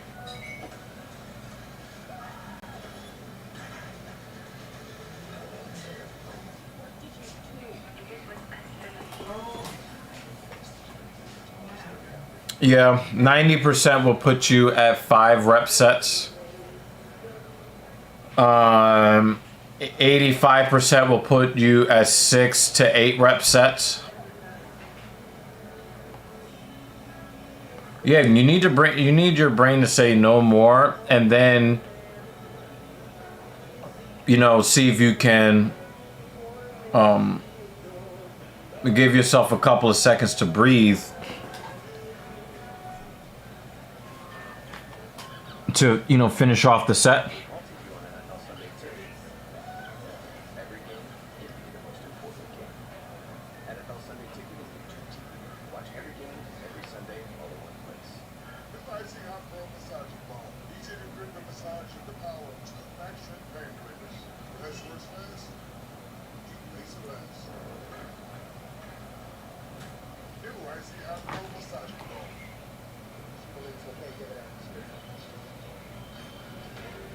All right, ready to go with the flyweights. The Undertaker's brought to you by Total Wireless. Casey O'Neill is the ranked fighter, but a slight underdog tonight. She's 26. Buana Santos is 24. Both fighters 5'6" tall. Notice she's on the scale for a woman. Casey O'Neill will try to maximize what all right, now for the introductions. Back inside. I got a Candace Parker commercial. She looks different. Why, once she came out, did she decide to dress? I think a lot of these women claiming to be lesbian, they just don't want to put the effort into competing with other women for the attention of men anymore. Candace Parker, I do not believe that she's a homosexual. Point blank, period. I'm not buying it.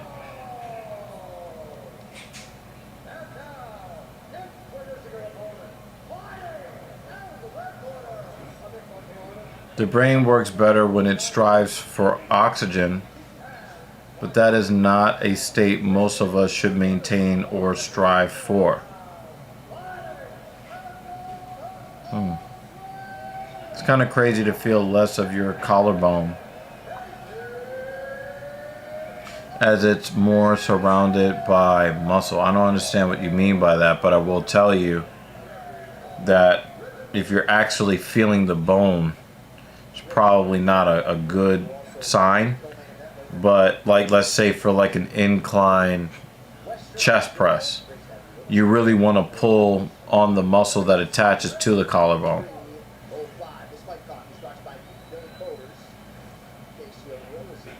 Banner, you're funny as hell.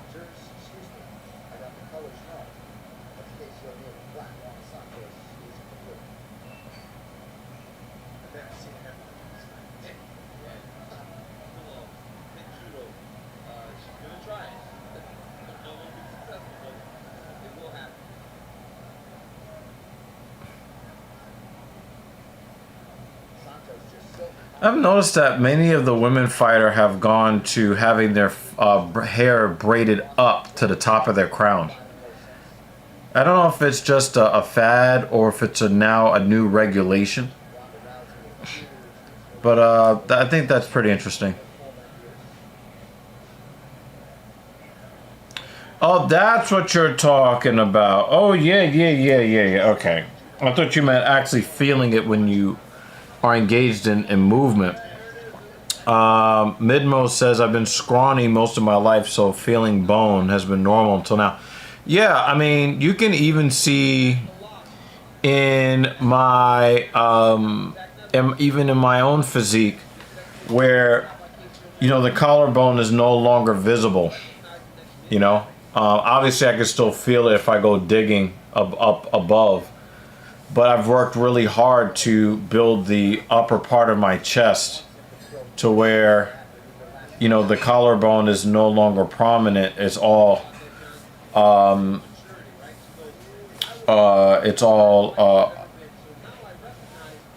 clavicular head of the pecs. So I'm still building it up so my chest becomes even more prominent. But yeah, it wasn't even trying to be funny. Peer-to-peer violence is a man's game. Women like to play sideline warfare. Yeah. But you know, it is 2024. It is 2024, David, where, you know, women want to mimic all of the worst parts of male nature. All of the I wouldn't say worst parts, I'd say the most destructive parts of male nature. And I actually noticed this. I just noticed that O'Neal has no ass. I mean, we're talking about ironing board flat.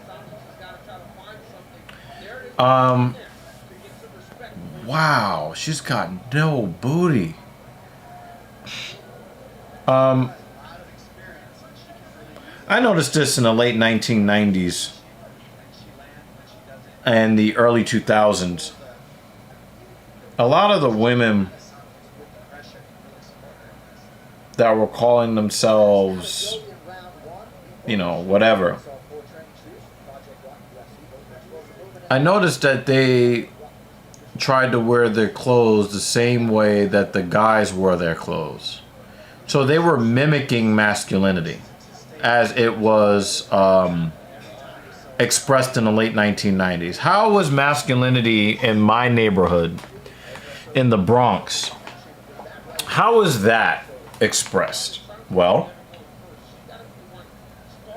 it was expressed with clothes that were 10 sizes too big in the pants and 4 to 6 sizes too big in the shirts. Like, we wore crazy large pants. Guys with a 28-inch waist were wearing size 38 jeans. Guys that probably should have been wearing a medium t-shirt were wearing 3XL.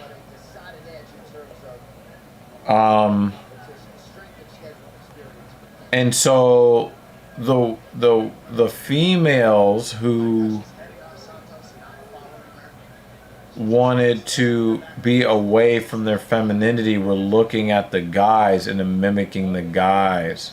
No, I'm not talking about Junko jeans. That's skater gear. I'm talking about nigga gear. Junko jeans are you know, that's skater. That's what DC shoes. That's like DC that's skater stuff from the late 90s. I'm talking about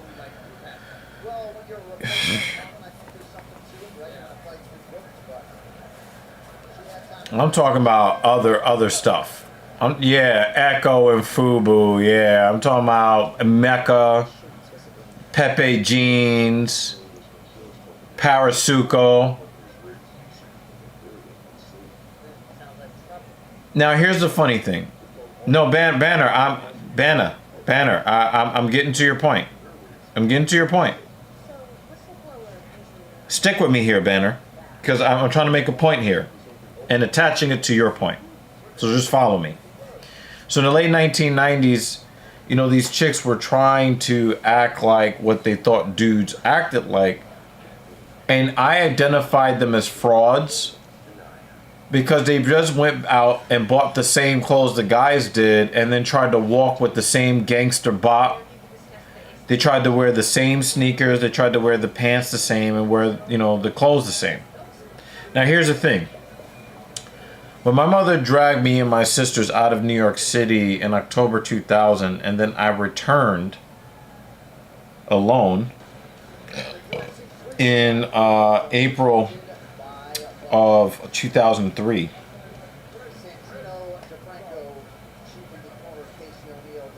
March, April 2003. The clothing trends were in transition for men in the hood, where really started to see nice takedown for Santos. You really started to see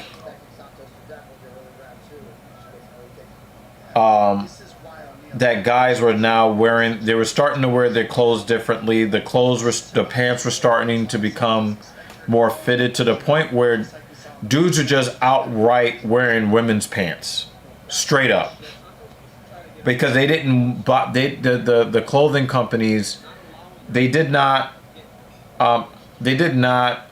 sell large, they did not sell skinny jeans or fitted jeans or that kind of deal, tapered jeans. They didn't sell those for guys because they didn't sell. It was all oversized, boot cut, baggy stuff. So as the guys started to wear much smaller, tighter clothes, the same chicks went and wore smaller, tighter clothes. So they were basically looking around and trying to mimic the outward male characteristics without really knowing what it is to be a man. And I've always contended that women in general, not all women, but the vast majority of them, know absolutely nothing about men. They only see what they see on the outside, but they do not know how our insides inform our outsides. So the only thing that they can really do is mimic our outsides. And I've outed them as frauds from the jump. And I say the same thing about dudes trying to act like girls. Like, if you want to be a gay guy, be a gay guy, right? Be a guy that likes guys. Don't try to mimic women. You're never going to be a woman. You don't even understand how to be a woman because their experiences come from deep within. So you're really only just mocking them. And so to tie it all together, when you see the women get in the cage, the vast majority of the women out themselves as masculine frauds. And a lot of the times when you see them get in the cage, yeah, let's not even go there, Midmo. Let's not even go there.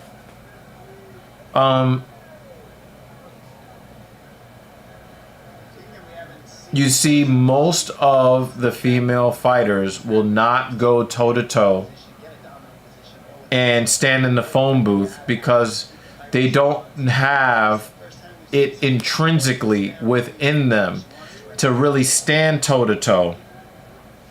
The only thing that they can do is to try to stuff down their female nature as far down as they possibly can to mimic the fighting warrior approach that men more naturally have, right?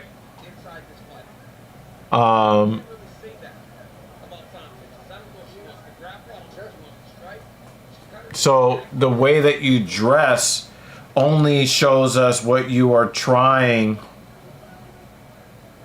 The way that you dress only tells us what you are trying to project to the world. It doesn't actually say anything about who you actually are. And we've had the same complaints about women's fighting where it's like glorified kickboxing Is the sagging fad done? I hope so, because a lot of those guys don't know what sagging your pants actually means. Right?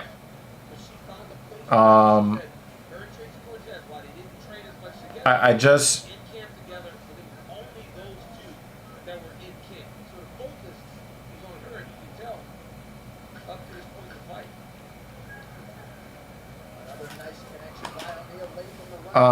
You could just tell in the way that the women fight in the cage. The vast majority of them do not fight like fighters. Right? They look like they are athletes who are performing, or they're looking a lot of times like they're taking a cardio kickboxing class. And so you can put on the gloves and get in the cage and try to mimic the kind of bravery that the men have. But the thing is, the women go into the cage and they don't have the same fear of permanent damage and or death. So the way that they approach the fight is why people don't want to see them fight.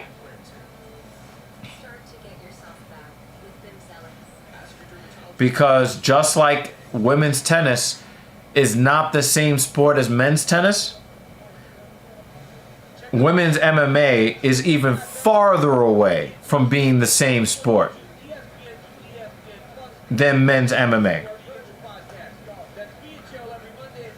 When you look at Casey O'Neill fighting Luana Santos right now,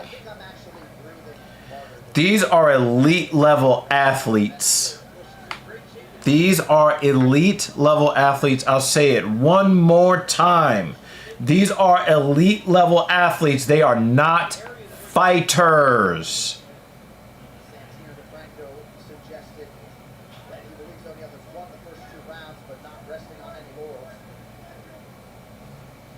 There is a marked difference between two guys that go in there and sign the contract and understanding that the clause that they sign when they sign the contract, that the UFC will be indemnified in the event of their untimely demise.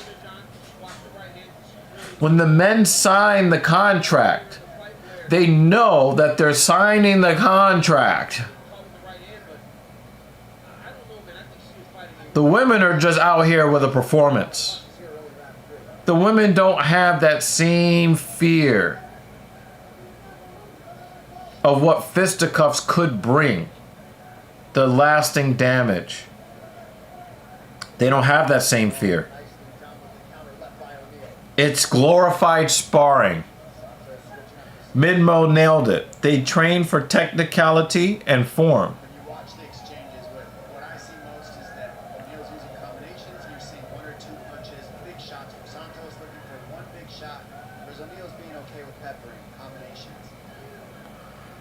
I love the one of the things that I love that Dana White did is after Megan Anderson lost that championship fight, he immediately cut her contract. But do you know why he cut her contract?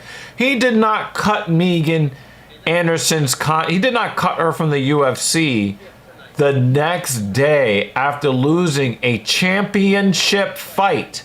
He cut her because she whined like a pussy bitch and cried and whined and complained because two guys who, if they sat on each other's shoulders, still wouldn't be as tall as her.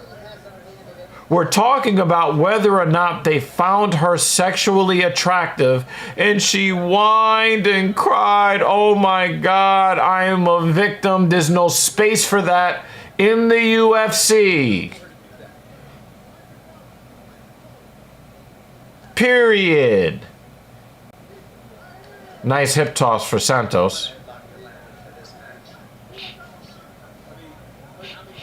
But got her back taken very, very quick.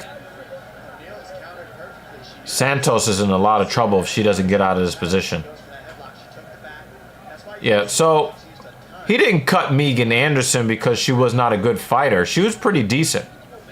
He cut Megan Anderson because she is supposed to be in the place where the toughest human beings are supposed to be. And she's crying and whining because somebody was asking whether they found her attractive or not.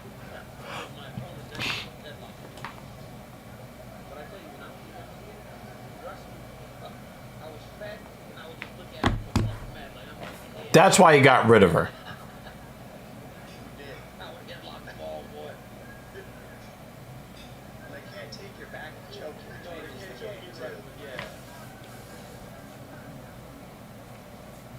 Do you think that Israel Adesanya is running the social media right now, trying to get DDP's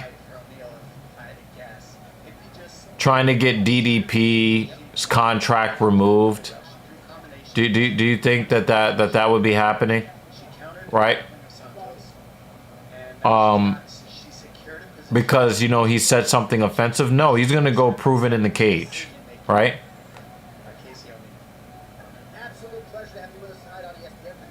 That's why Megan Anderson had to go.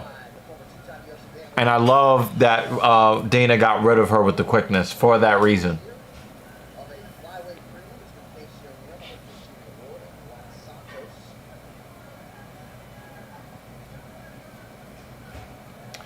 It's not a bad thing when women get hit.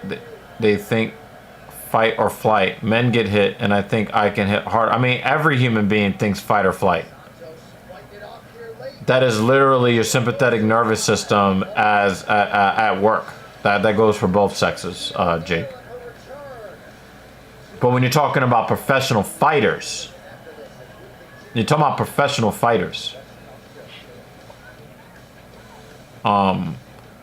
those guys will choose to go forward.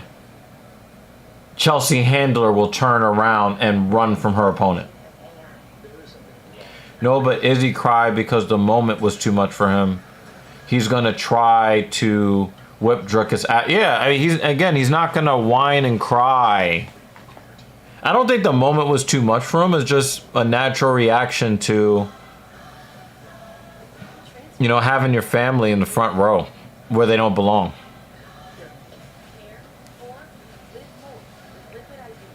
And I do think that, the fact that all of his family members in the front row were all women, I think that also makes men more vulnerable when the women that in their lives can be negatively affected by something that someone does or says. I love AEW, but Christopher Daniels as GM is a Timu or Wish version of Adam Pearson. Yeah, I would say that too, yeah.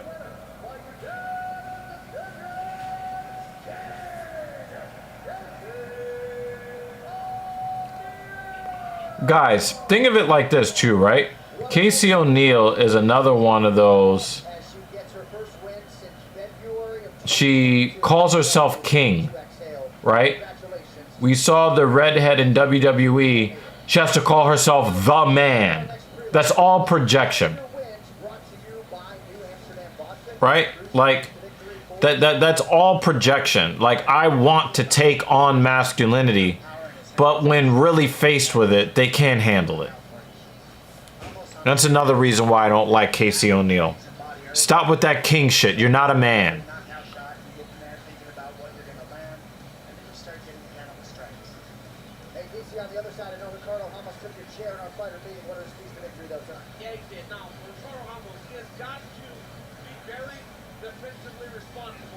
So I'm going to try to, in a non-pause way, explain the whole thing he did with Paulo Costa when he knocked him out.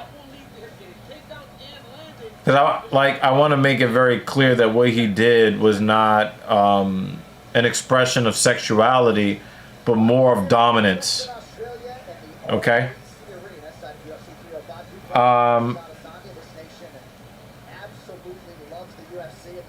Paulo Costa in the lead up to the Israel Adesanya fight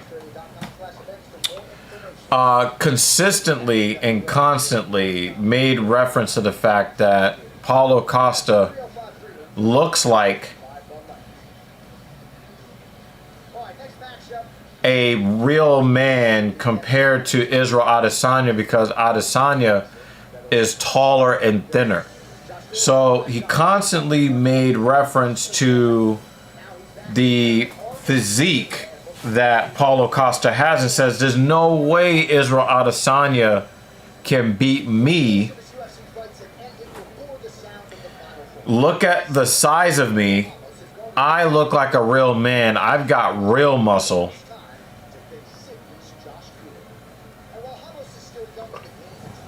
So Paulo Costa tried to make his matchup with Israel Adesanya a referendum on what masculinity is and what masculinity is supposed to look like.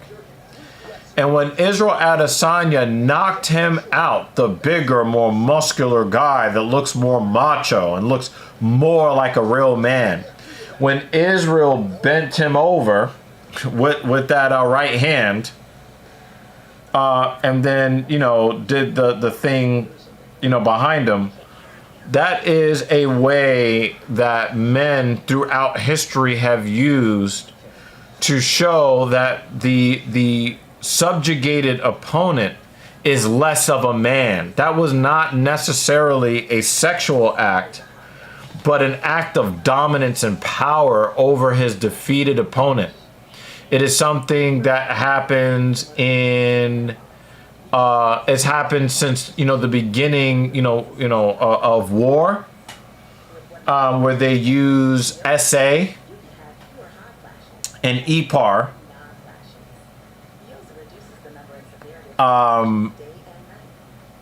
as a way to basically signify victory and dominance. And you'll see it a lot in the prison. You'll see it a lot in the prison system as well.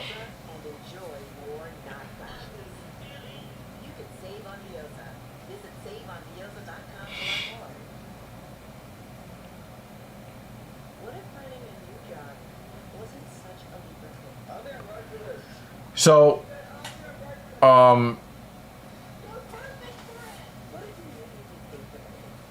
this is why feminists, when they talk about EPAR, they believe that EPAR is not a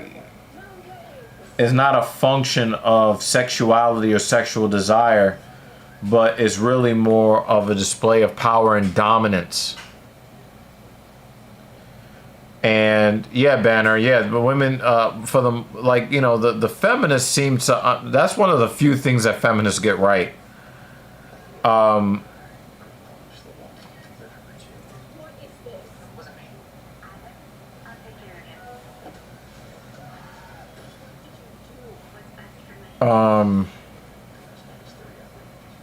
that was basically just, you know, Israel Adesanya saying, I had the power to knock you out.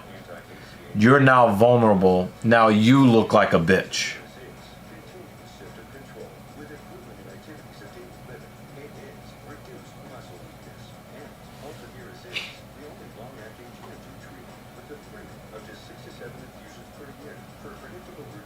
And guess what? Paulo Costa took both knees. He was face down and ass up from a right hook from Israel Adesanya. And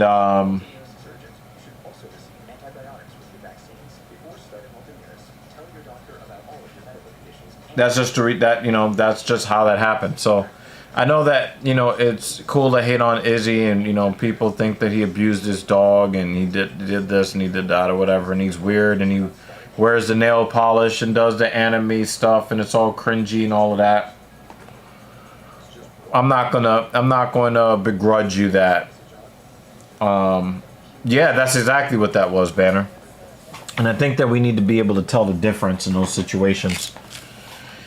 But that's just my perspective on it. I didn't love what he did. because a guy putting his pelvis on the booty cheeks of another man, I'm just not with it. All right, I know that there's some people that believe that I'm a bad person because I don't support that, right? But I just don't. I don't support that. I don't live my life like that. I recognize every man's right to live the way that he wants to, so I would never tell somebody not to do that, but it's something that I would not do. So, and you're right. A woman happen to call herself the king. We all know who the king is in any given environment, right? And the thing is, the guys that try to call themselves alpha, nobody respects them, right? Nobody respects a guy that tries to say I'm an alpha male, because we know that the guys who rule the roost never actually have to say it. Everybody just knows who is dominating that environment.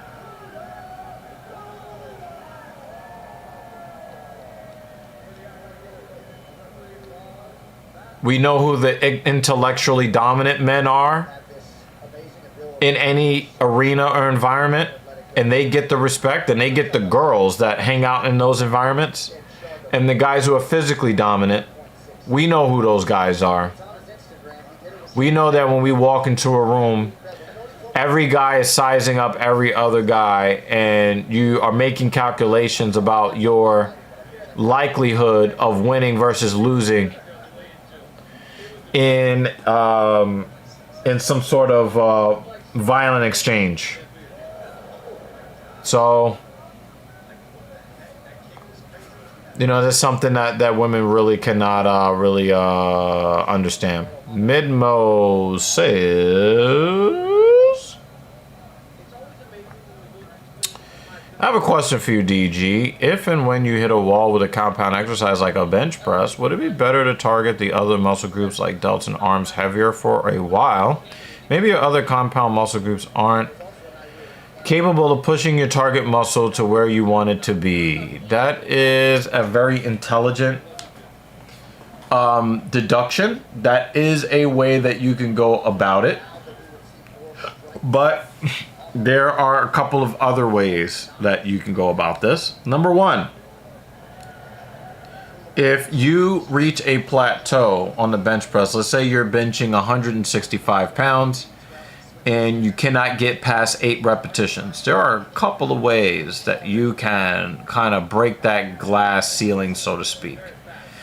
You could try dropping weight and increasing the volume so that the muscle, or the target muscle, the prime mover, will be a little bit more resilient, and thus, if you raise the volume level at a lighter weight a bit, you will raise the volume level of the weight that you're stuck at a little bit more as well. So you can step down to build yourself up to come back up, or you can go from a top-down approach where you go up in weight for much lesser repetitions and build up a tolerance at the higher weight. Neurologically, your body, Amos is in trouble. Something's wrong with his leg. So he's implementing this BJJ because he's in a lot of trouble. He can't stand if this goes back to the feet, Amos is in real trouble. Something happened to his leg. I would probably say that you can go up in weight for much less volume so that your body can kind of get a taste of higher stress. And if you are competent enough to touch a moderately higher weight above your current working weight, and your body gets exposed to that level of stress, when you come back down to your working weight, you might be able to squeeze out a little bit more.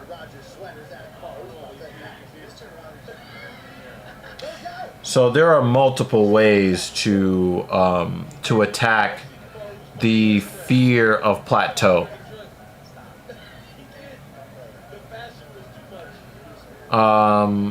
Usually I go up to come back down. Usually I go up to come back down. Yo, Ramos is fighting for his life because he can't go back to the feet. Ramos is Kulabao is one of the toughest men on the planet. He has worked like I've never seen a guy fight the hand so hard.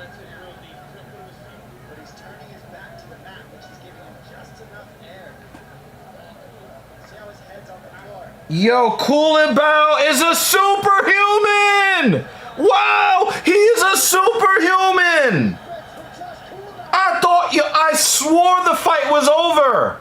And he's looking around like, did you really think he had me? Yo, Kulabao is a gangster! Everybody else in the featherweight division would have tapped, except for like Volkanovski, maybe. Wow! Wow! Wow! Wow!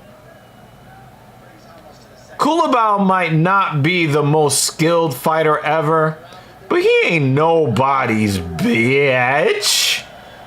Kulabao's like, yo, what? What? The perennial nerve? I think you mean the peroneal nerve. And that would not be the first win. Marlon Vera beat Sean O'Malley with the peroneal nerve hit. That happened already, so it would not be the first one. Okay, compound implies two movements. No, compound does not imply two movements. A compound movement implies muscles that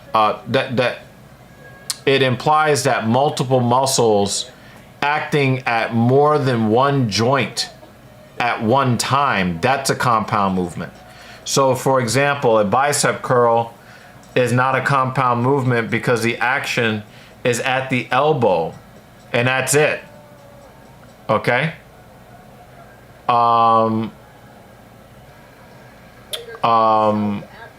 champion Dricus du Plessis puts his title on line against one of the greatest middleweights of all time, Israel Adesanya. A compound movement would be the bench press because the movement occurs, the movement crosses over the shoulder joint, the sternum, the shoulder joint, and the elbow.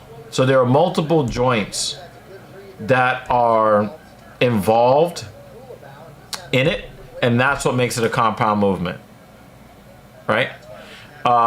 So it's not two movements. It's one movement that requires more than one joint. It's still one movement. It's still one movement. It's still just one movement, right? A deadlift is a compound movement. Why? Because the movement, the deadlift does not cross the sternum. The deadlift crosses the hips, the knees, and the ankles.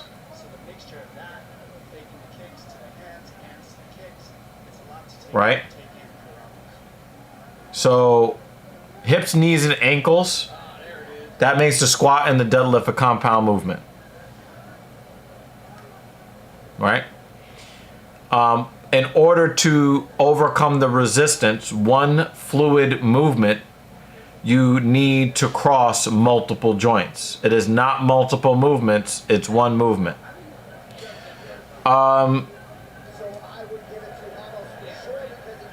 Right, so when we say compound, we mean more than one muscle group is being used, crossing over, and of course, almost always that means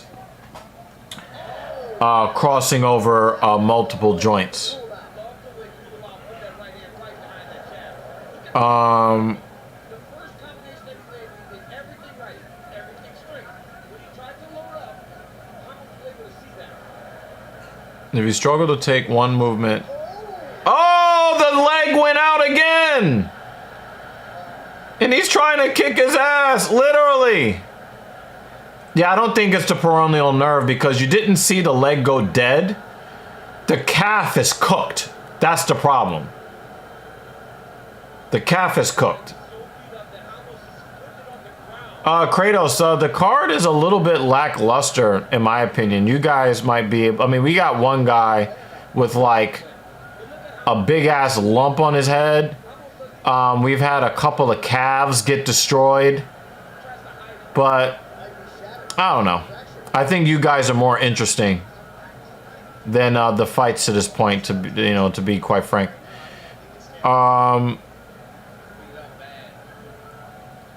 Recomp stage where I'm still seeing gains, but I feel like I might be nearing a plateau. No, you're not nearing a plateau. You're not. And the thing, oh, that was a nice 1-2 GMP move from Coolabou. That was nasty. Is 380 for 5 reps a bad squat? There's no such thing as a bad squat is if there's only one bad squat. A bad squat is when you cannot move freely and easily to at least 90 degrees with no weight on your body. If your range of motion is inhibited because either your brain anticipates that you are in an unsafe situation or you're having some pain in a joint or in multiple joints that limits your range of motion, that's a bad squat. That's a bad situation. Now Coolabou is styling on this guy. Let's go. A back squat is a squat that you can't perform with ease. There are two different types of squats that guys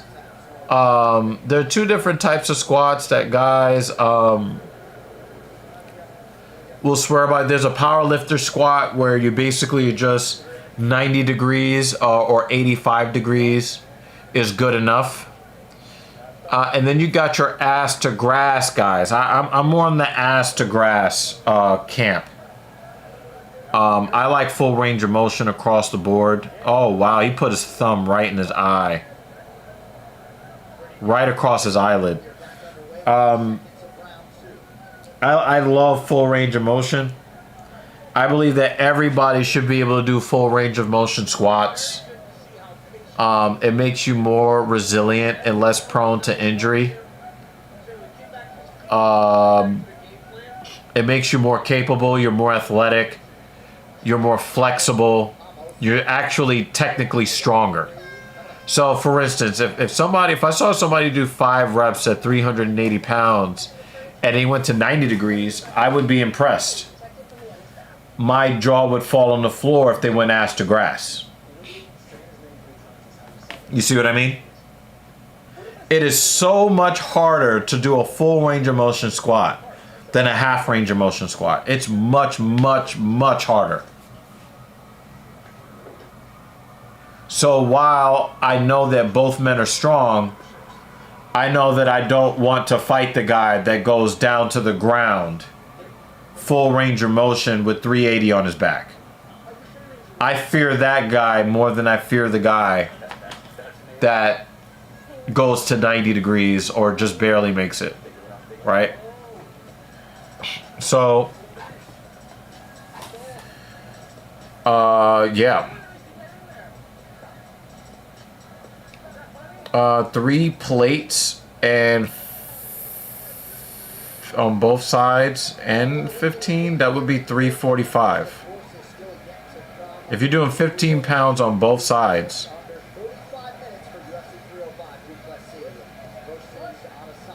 that's 345 pounds. That's not 380.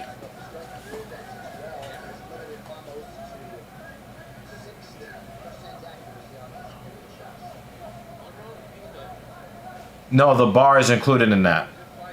So when you put 3 plates on the bar, 3 plates is 120 kilos roundabout, plus 6 pounds. Here in the United States, it's, you know, 180 kilos. The bar itself is 20 kilos. Not 180 kilos, sorry.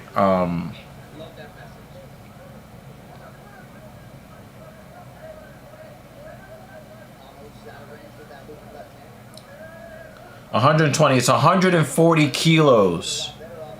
So when we say 315, we say 315 because the bar is 45 pounds. When we add 1 plate on each side, it's 45 plus 90, that's 135. And then you go up another 90 pounds, that's 225. Then you go up to another 90 pounds, that's 3 plates. That is 315. With the bar plus the plates, that's 315.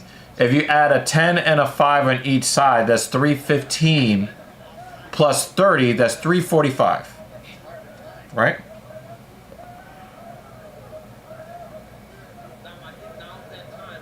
Your 1 RM is 315 on squat. Between leg press and hack squat, it varies about 20 pounds or so. That doesn't even sound right, Midmo. I'd have to see the squat. I'd have to see this. I'd have to see. And even when you did the math wrong, you did the math wrong. Because if you add 45 to 345, it comes out to 390. So even your wrong math is wrong. All right, 345 for 5 reps ass to grass. That's strength that I hope to reach myself. Yeah, we'll put some respect on your name. I'd say so. Banner does a full range of motion on the squat at 345. Your 1 RM is probably 380. Somewhere in that range.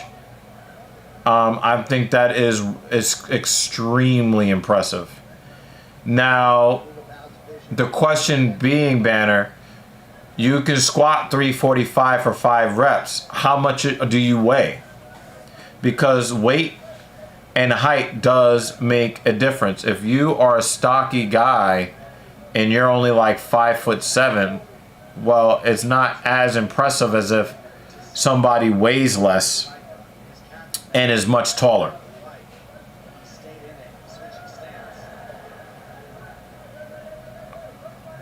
So, but on some real shit, I see you're 235 or 6'2". Yeah, so you're a big boy, right? Your squat is, you know, about 1.5 times body weight. I like it. Your height makes it more impressive because you and I are almost the same height. You weigh a lot more than I do. You outweigh me by 40 pounds. But ass to grass squat at 345, that is definitely something that I'm looking to. That is something that I'm looking to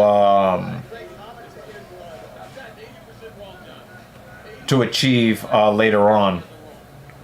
But right now, I can leg press 495. I could probably do more than that now, like 1 RM. I could probably 1 RM of 585 full range of motion on the leg press. But I'm building up the size in my legs. I'm building up the strength in my legs. I don't go to the gym unless my cousin takes me. Come on, Banner. Come on, get aggressive with your training, man. There's so much that you can accomplish, especially since you're younger than me. Take advantage of your young age, you know? Take advantage of your young age. Sorry, I misspoke. With a conventional bar, yes, 315, but the range of motion between the leg press and the hack squat is where it varies because the starting range is different from contracting. Yeah, I mean, some of the machines also don't let you go full range of motion on a leg press or on a hack squat. So, you know, so.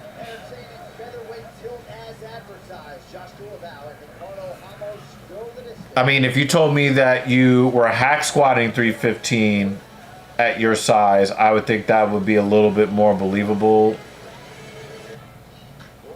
If you said you maxed out at 280 on the leg press, there's no way you're squatting 315 if you maxed out at 280 on the leg press. That don't even sound right.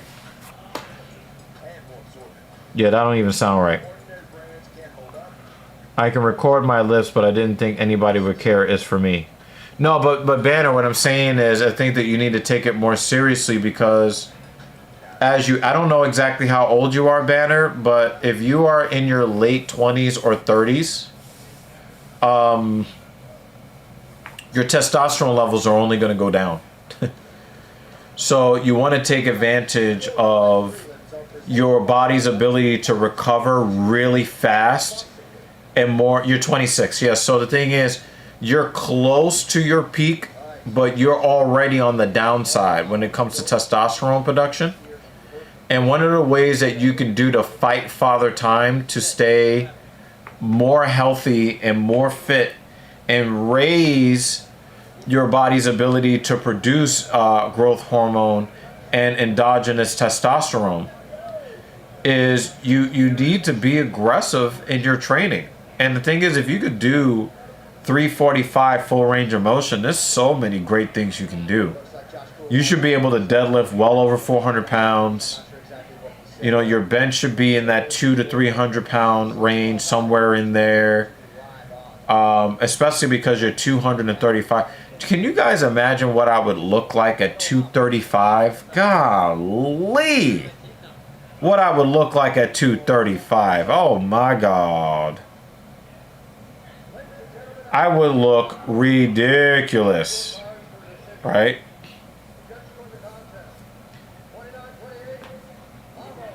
Oh, split decision. It's got to be cool about, right?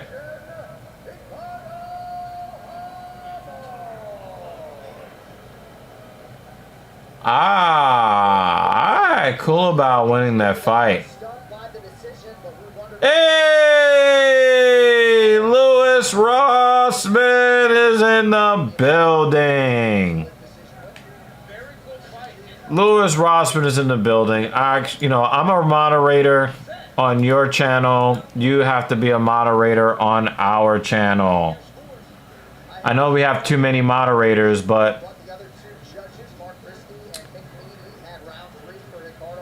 yeah, so Lewis Rossman is an inactive client of mine, and I can tell you, and Lewis Rossman will be able to tell you, that nobody is leg pressing 280 and squatting 315.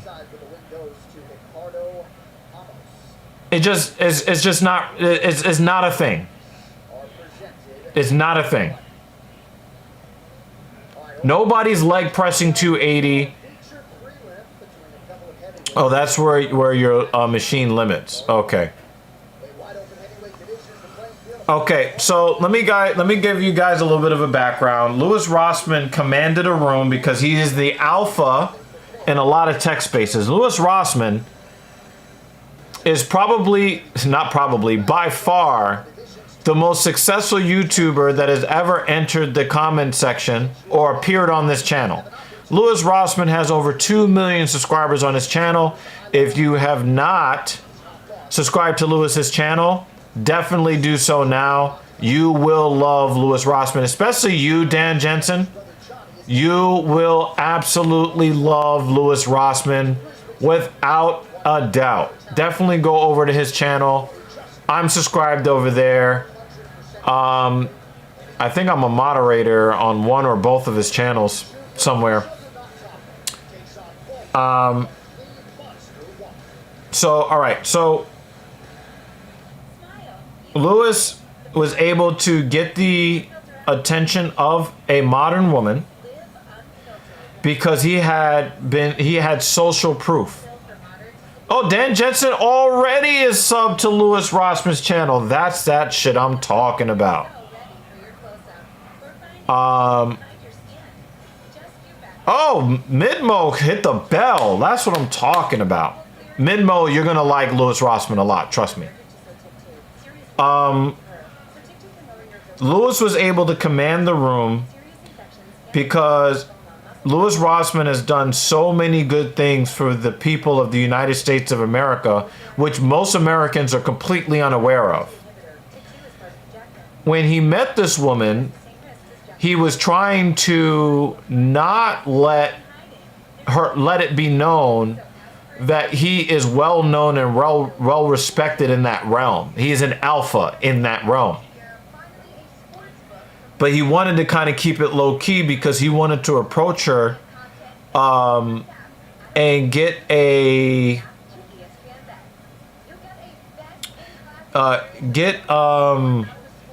authentic reaction from her, and to find out if she would be genuinely attracted to him just off the fact that he stepped up to her. He was cordial. He was considerate of her needs. He anticipated her needs, and then tried to talk to her. Other people kept coming up. Louis, you're so great. Thank you for doing this one thing. Somebody else came up. Louis, you're so great. Thank you for advocating for this other thing, and this other thing, and this other thing, and this other thing, right? Expectations was reliable ground shipment. Thanks, Brandon. With the USPS ground advantage, And then it became clear to this woman this summer is the perfect time to get away. that he is the alpha in the room. And so Best warranty, plus 3 years or 36,000 miles of complimentary maintenance. he Add more joy to your journey. goes to Getaway sales event. But act fast. The hottest deals of the summer won't last. engage with her in conversation. Lease an all-wheel drive Tucson for $229. And he was trying to make a point about economics. Hurry in to the Hyundai Getaway sales event. And he used Lizzo as an example to show that one of these things is not like the other. Now,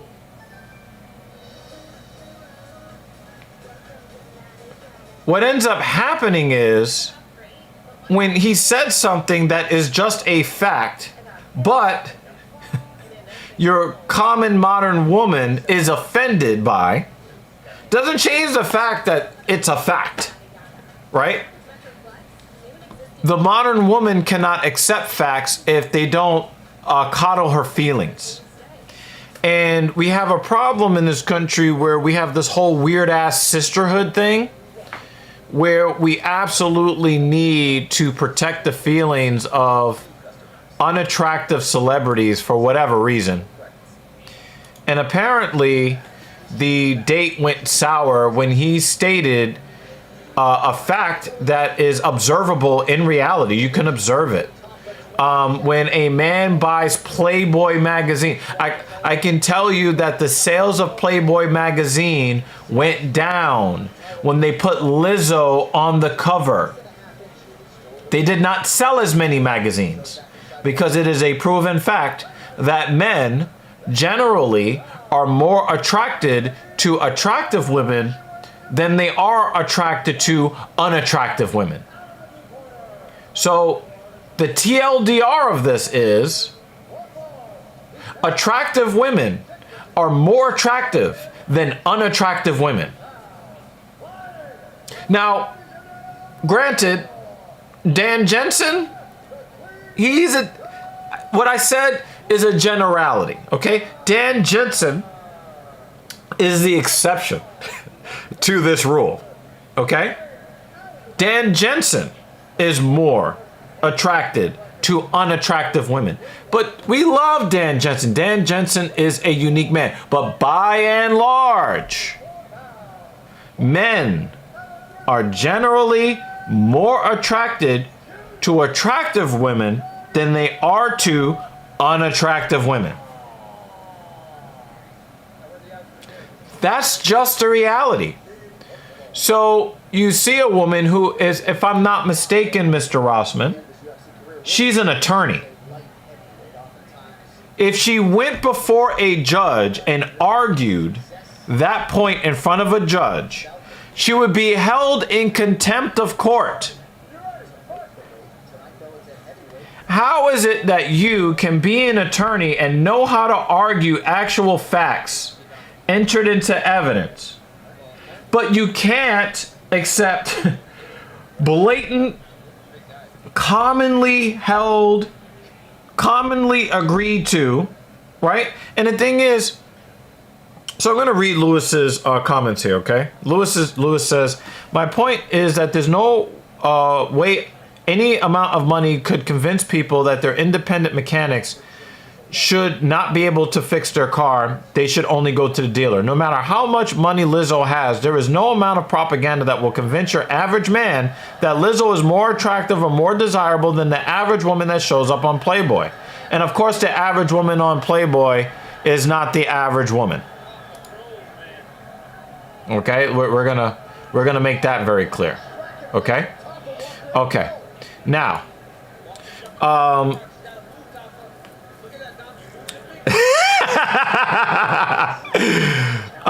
so she used an argument that the opposing counsel would object to and the judge would sustain. When you say that the average man will find the average woman that shows up on the cover of Playboy to be more attractive than someone who is morbidly obese. Midmo, you're an asshole. Right? And she responds with, you hate Lizzo? She lost the argument. I would not hire her as an attorney, Mr. Rossman. I'm just gonna put it just straight up like that, right? Now, it seems like I really hate her. She's not trying to date me. I'm not saying she was trying to date me though. Right. So the thing is, she's trying to conflate the argument and trying to make claims that were not part of the conversation to begin with. I hope that she's not a trial attorney. Right? So the thing is, yo, Rossman, you're the best, man. I wasn't saying that I hate her, but rather I was saying that it was not the proper category. Do you hate me if I showed up on the front cover of a woman's porno magazine?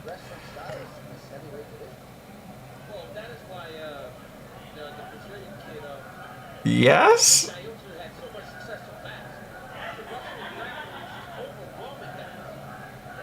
I would.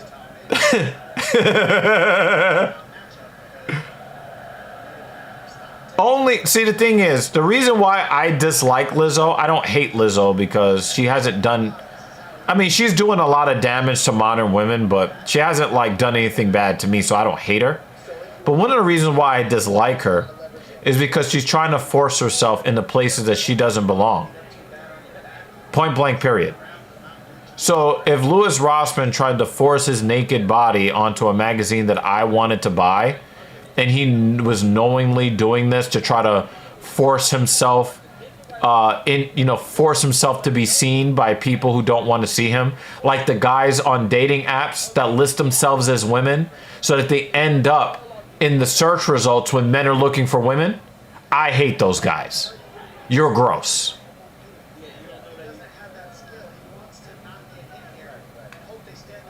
Right? Kratos is a fucking savage.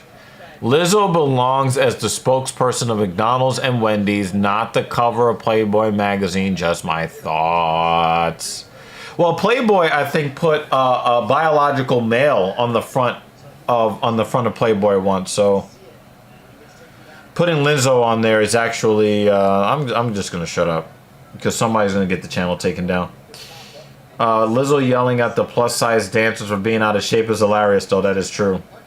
That is true. Yeah, men don't hate Lizzo. Lizzo is just a non-factor, right?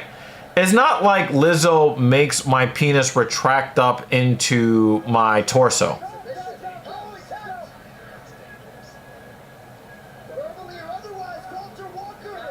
Walter survives.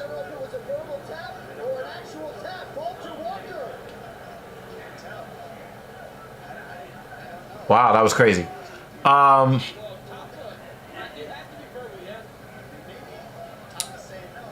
Is it? Lizzo doesn't make me want to gag or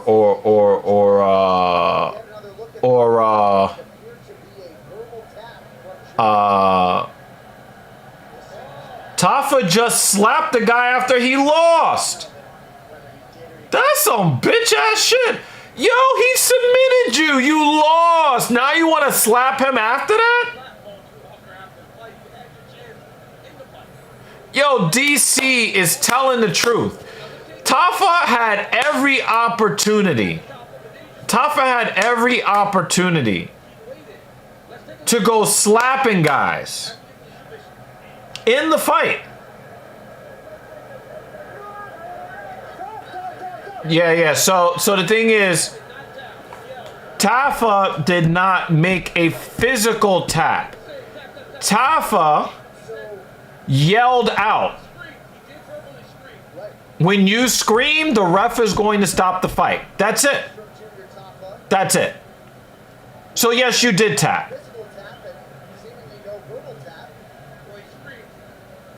The scream is a verbal tap. Straight up. But now you want to slap the guy after he submitted you? That's weak. Weak. Tafa donated his entire purse to the commission with that slap. I don't know if they care about that stuff down under, to be honest with you. Louis Rosman goes on to say, at the same time, I want the ability to have my standard that I want to go out with somebody who's less than 250 pounds in my height. See, here's the thing, right? And I've had, Louis, if you will allow me to bring up some of our conversations or the principles of our conversations for the purpose of this conversation here on TSP. Louis has been rejected by women because of his height. Now, people believe that. But let's see this again. So it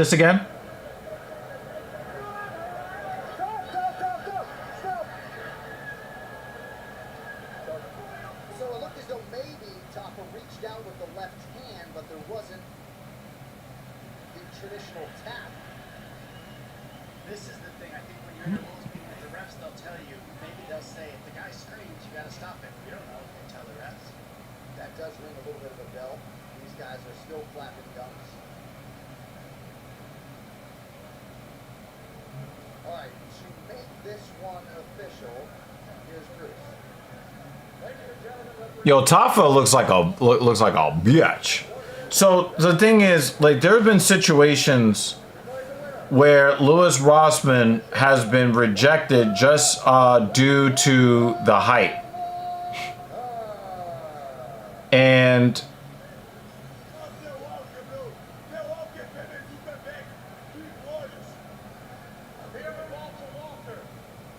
now, when women say that they want a guy who's over 6 feet tall, nobody bats an eye, right?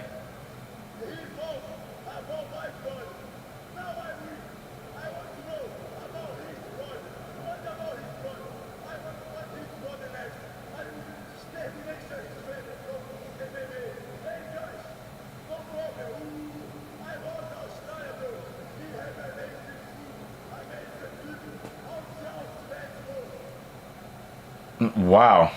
Yeah, LaToya, right? You know, Louis Rossman has been disrespected by women on a consistent basis for things that he cannot control.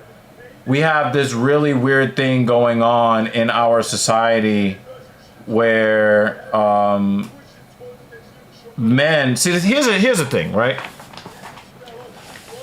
And I blame men for this. Men have chased women throughout the entirety of, you know, since the beginning of, I guess, human beings or whatever. And the thing is, it creates an environment where women believe that they are entitled to a man's blank. Whatever it is, they are entitled. are entitled to a man's blank. Why? Because men give attention to women. This is why it's men's fault. Men give attention to women that don't deserve attention. Right? If you put honey in an acorn hole in a tree, a dude is going to try to fuck it. So that is one of the weaknesses of men. That is one of the weaknesses of men.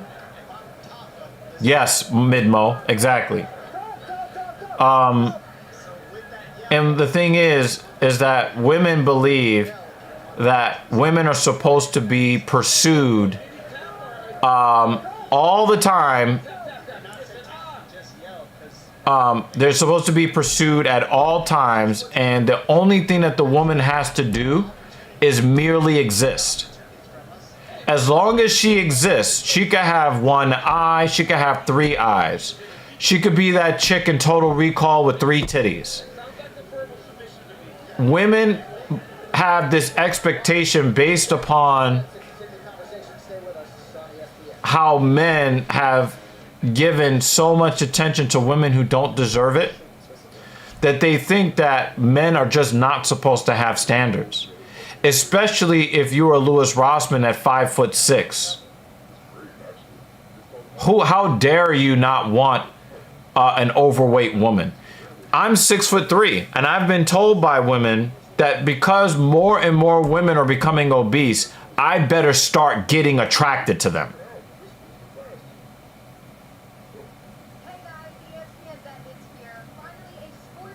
Well, you know, well, everybody, all the girls are becoming overweight, so you better just start liking us. You better just take. I cannot tell you how many times morbidly obese women try to match with me on dating apps, and they get blocked every time. You're getting blocked. If you are a morbidly obese woman, you are getting blocked. You should not even be. You should not be trying to swipe right on me. You should look at me. You should look at my photos. You should see the physique that I have. You should see how tall that I am. You should look at me and say, I don't qualify. That's what you should be doing.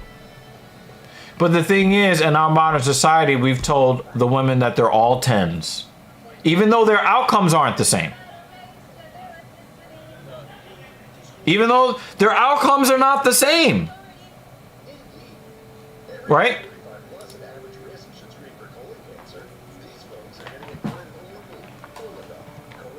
You know, the women who, you've heard of plus size model, they ain't making no money. Nobody is going to pay them to represent a brand any real amount of money because they're not going to make them any money. Do you know why? Because men and women prefer attractive women. Now, many would argue this UFC middleweight division has never been stronger than it is in 2024. And a big reason why the two athletes set to compete for the world title tonight. And as my broadcast partner / huge pro sports fan Daniel Cormier can attest, That's the reality of it. So,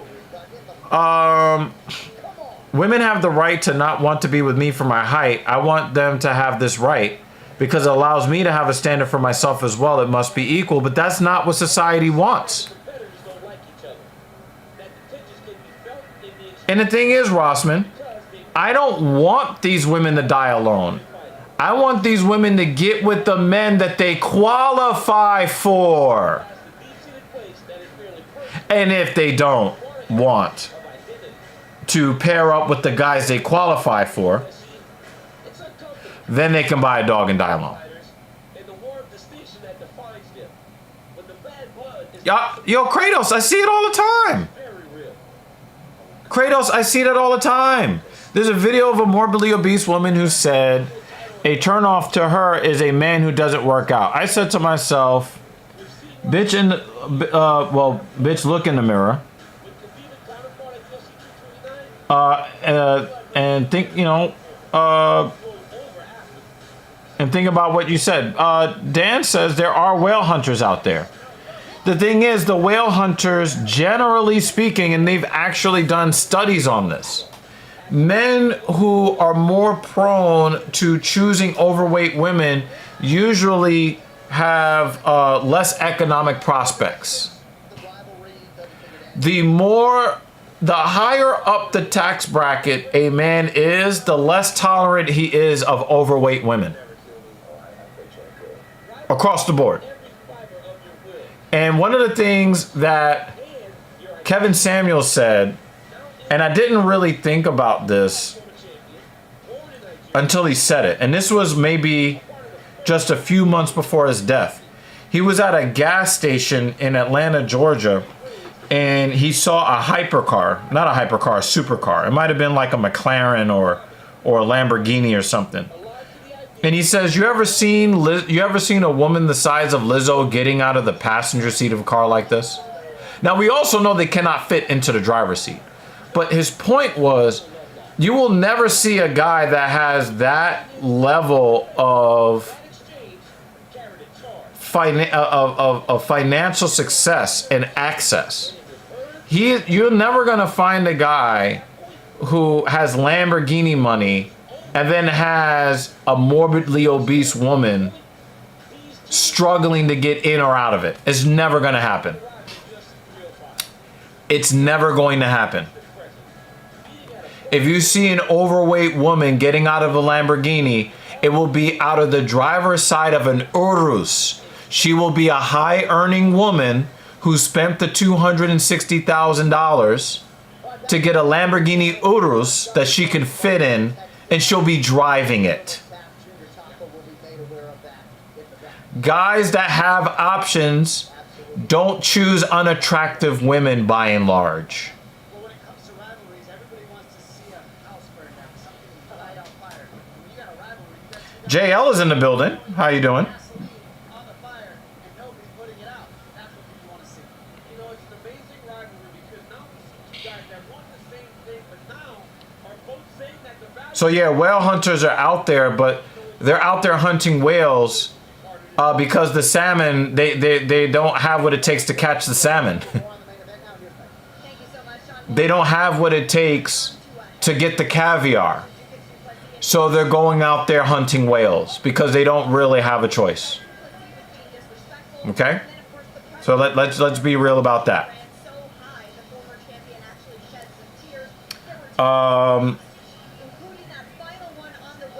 So this is why I tell you guys, I believe that you, even if you find a woman that's overweight and you think that she's cute or nice, this is going to sound really messed up, but you need to friend zone her or leave her alone. Because men as a whole need to make it very clear that the standard is going to be the standard.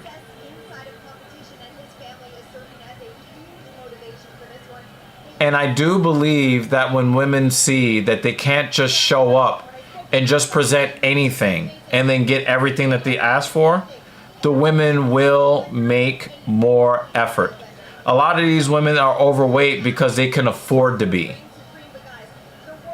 If you guys got in the gym yourself, took care of yourself, handled your business,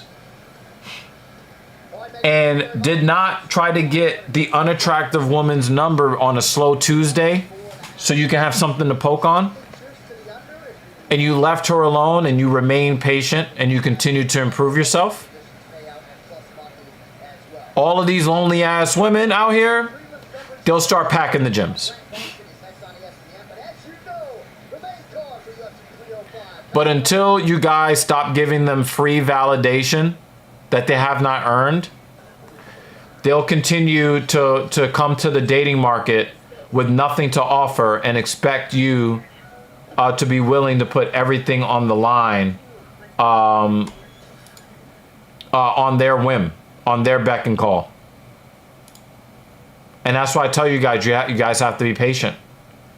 You guys have to be more patient.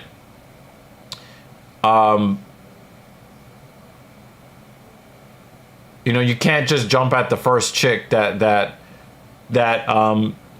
doesn't call you a creep in public.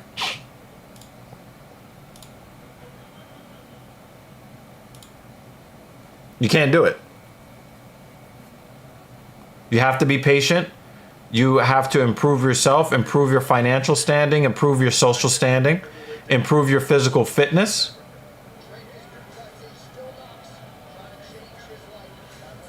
And only give your attention to the women that you find attractive.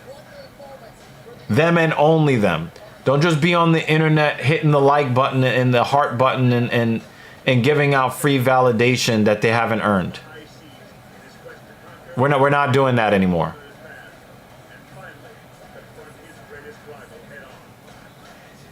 Just like we don't accept morbidly overweight men demanding model women, we don't accept that. We laugh at them. We need to keep that same energy. If a man has nothing to offer a woman, he deserves to be laughed at. If he's out there saying that only the most attractive women he'll take.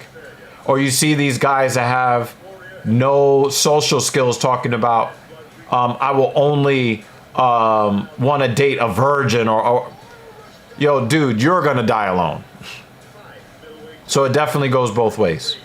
Louis Rosman says, I understand that no normal people that know what Citizens United said, but apparently lawyers have never read Citizens United either. I'm convinced I'm one of 3 people in America who have read this. Every time someone says that and talks about money and politics, I ask them if the Fahrenheit 9/11 documentary on George Bush being a war criminal should have been allowed to be released. Yes, every time. Cool. So you believe Citizens United made the right decision. I would not have a problem going out with somebody who is overweight, but you have to make up for it in the rest of every other category. I don't know what that looks like. You have to sell me on it. No, they believe that you need to prove something to them, and they don't have to prove anything to you. They could show up to a date with nothing that you value and then start making demands while offering nothing you value. Rossman goes on to say, I leave that up to you. I have to make up for being 5'6" by being 100 times more awesome than everybody else, which luckily comes natural to me. I'm awesome and amazing. Exactly. I'm definitely on that. JL says, what about the double standards with assault women and men? Yeah. But that's not really part of this conversation today. But that is definitely something that needs to be spoken about more. But, you know, men are also at fault there because men generally try to shield women from the consequences of their actions. So most of the time when the woman does assault a man, he refuses to report it or to press charges. So that would be the man's fault there. You can't cry about a double standard when it comes to intergender violence if you refuse to report the assaults that you suffer through. Like my dad used to always say, don't talk about it, be about it. Don't talk about how women are violent and everybody's got men all wrong and they don't understand, you know, men aren't as violent as women are saying. Well, the women are going to report you every time. Are you willing to make that report yourself when you're assaulted? If you're not, I don't want to hear you whine about the double standard because you're part of the problem. Kratos says, I've dated a plus size girl in high school. She tried to have a threesome with 2 of my friends a day before my 18th birthday because I said I wanted to wait until marriage before sex. Haven't talked since. That's weird. That's very weird. Banner says, I have 2 kids and work for a living. I'm the most I can be. I don't give a fuck about anybody who wants to reach me. I didn't even know you had kids, Banner. You've been making fun of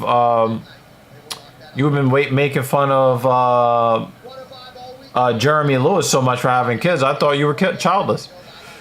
JEL says, what's more important in looks, a low BMI, high muscle mass, or strength? It depends. If you're a man, high muscle mass is good, but BMI is not an accurate indicator of overall aesthetics or body composition. BMI has been debunked because BMI does not take into account really any of the other factors. So according to BMI,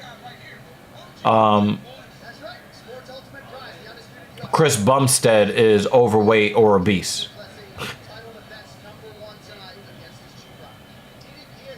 Derek Lunsford is morbidly obese according to BMI.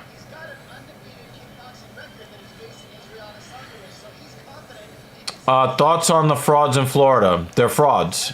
Next comment. Ryan Fry says, I'm going for the African tonight, not the Asian. You're so stupid, man. JL, if you take PEDs to bulk up, is that respectable? You need to actually go back and watch the earlier live stream on the DEG channel. That was the topic. That was the topic of today's stream, actually, JL. Nobody's going to joke about a brain dead comment in the Izzy is... yeah, I'm not going there. Rossman says, I know that I have to make up for my shortcomings. It doesn't make me salty or mad. I'm excited to rise to the occasion I think I have. I can't cry about being short or different than other people. I can be better in all the ways that I know how to be better, to the point that it makes me a more compelling man than those who seem more typical or taller, typically attractive. You have 3 choices. 1, rise to the occasion. 2, live in fantasy world. 3, complain endlessly about reality and become more miserable and salty with each passing day. Okay? So, I am, and the thing is, I'm so glad and I'm so thankful to hear you talk like this. I'm so glad to hear you talk like this. Because you deserve to. And, Louis Rossman is a pretty awesome dude. JL is actually asking a very, very good question. Thoughts on Dr. Mike Israetel defaming Greg Doucette? Very, very good question. I watched Greg's response this morning while I was in the gym. And I don't know, Dr. Mike might end up seeing this stream. I don't know. I want to make it very clear. I am a big fan of Renaissance periodization. I am a fan of Dr. Mike Israetel. I am a fan of Jared Feather. I love what they do at Renaissance periodization. And I find Dr. Mike to be a very entertaining personality. I want to make sure that that is known before I go any further. Okay?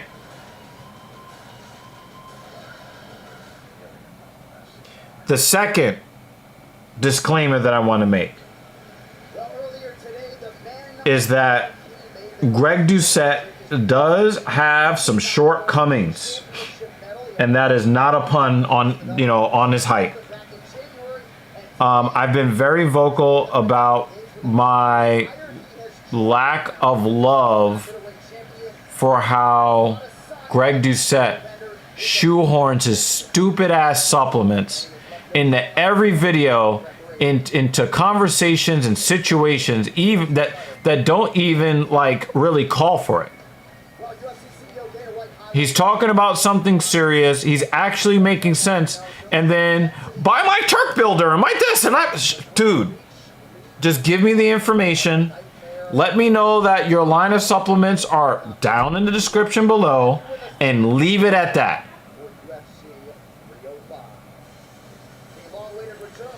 That all being said, Dr. Mike Israetel, man, I love you, brother. You are dead fucking wrong with the way that you're handling this. And I think that there is a part of you that knows that you are wrong in the way that you're handling this situation. Greg Doucette went to prison for selling steroids in Canada. Right? That is not something that he hides from.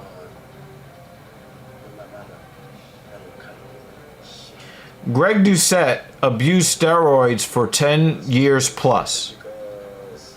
So he has a very good understanding of the downfalls that you get from abusing anabolic steroids. He's seen a lot of guys that he's competed against die. He has a very good understanding of the risk factors associated with taking anabolic androgenic agents.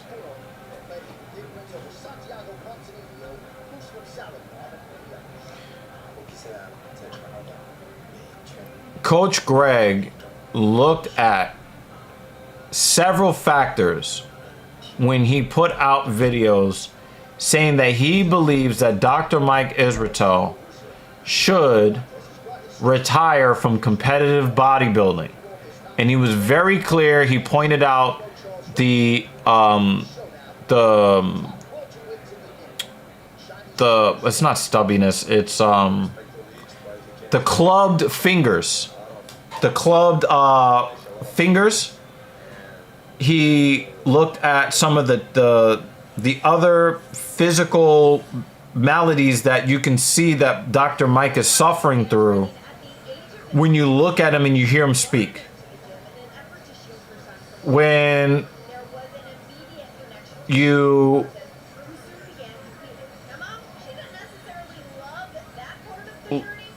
look at the side effects are not treating Dr. Mike very well. And that's in the physical and in the mental. Dr. Mike has been very, very open and honest about the negative side effects when he's doing copious amounts of gear. And he's actually been very honest about the violent thoughts and the fact that he's not really able to enjoy things that he normally is able to enjoy when he's on gear. These are Dr. Mike's words, not Greg's. So he is suffering psychologically. He is suffering physically. Now, Coach Greg also has another piece of professional knowledge and expertise under his belt. He actually is a judge. He does not judge bodybuilding competitions actively today, but he knows everything that goes into judging for both men and women's bodybuilding. Now, Dr. Mike was trying to get a Masters Pro card, IFBB. Greg had already had an IFBB Pro card, continues to have an IFBB Pro card. He has won shows in his categories in the past, years ago, but still has a great physique later on in life as he's become an endurance athlete. He has been consistent in trying to encourage bodybuilders young and old to stay away from anabolic steroids. So he was not picking on Dr. Mike. So I think that, and you know, I've heard some people say this, and I think that there might be something to it. I don't know if Dr. Mike would be carrying on this way if he wasn't on steroids, if he wasn't abusing steroids. And I look up to Dr. Mike. I changed the way I train. My whole body transformation, not all of it, but a good deal of it is directly due to his influence.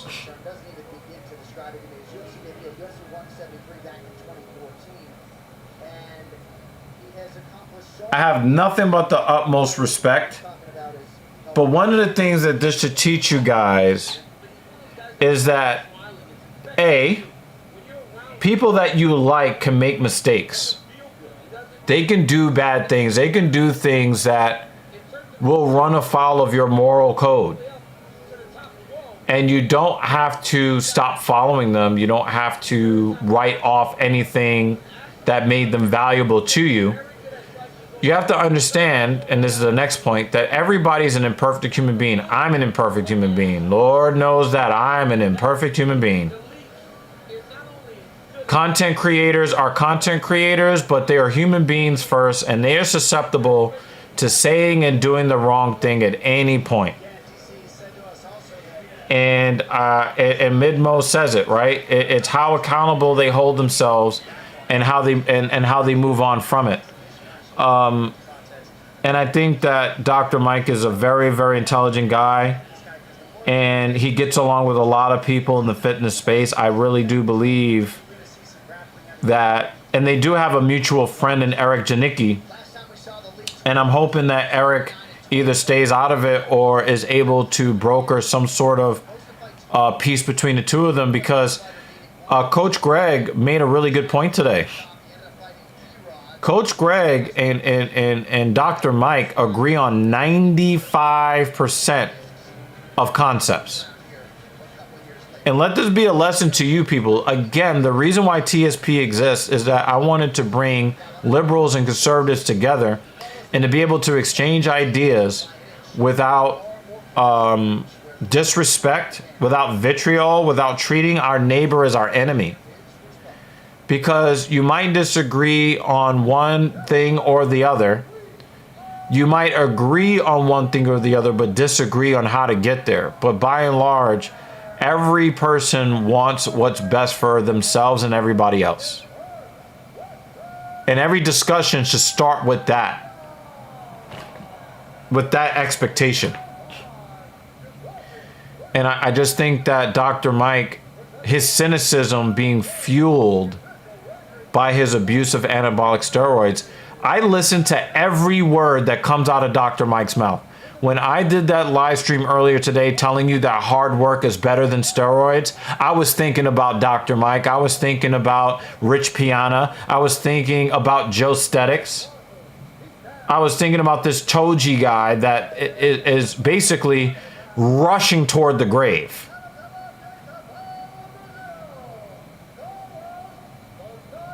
We're talking about guys who are 14, 17, 19 years old, just blasting gear.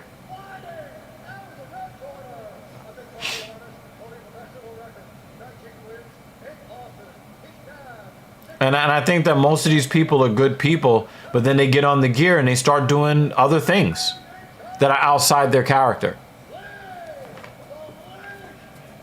Or brings the darker part of their character to the forefront.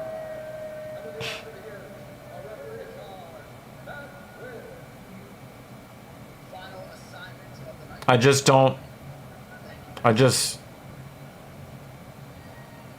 you know? Yeah, Midmo, if I would have known about Dr. Mike 10 years ago, I'd be 230 pounds right now. And, I don't know, fucking somebody's wife. That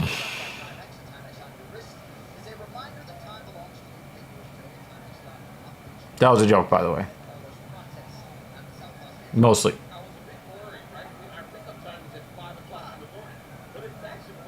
So, again, I remain a big fan of Dr. Mike. I remain a person that is still willing to watch. And here's the thing. My perception of these situations is based upon the fact that I don't really like Greg Doucette that much. And I'm a fan. I'm a fan, a big fan of Dr. Mike. I found out a few months ago that we have mutual acquaintances here in New York City. You know, the gym that I train at multiple times a week. He's been known to train at that gym as well.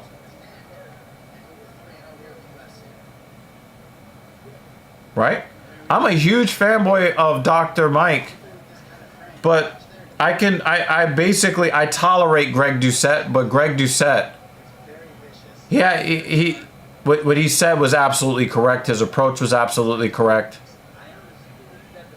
And I think that, you know, from what I hear, Greg is intentionally annoying on YouTube, but unassuming in real life. So I'm gonna kind of withhold judgment. But I don't like the way that he presents content. But he has good content. I just don't like the way that he presents it.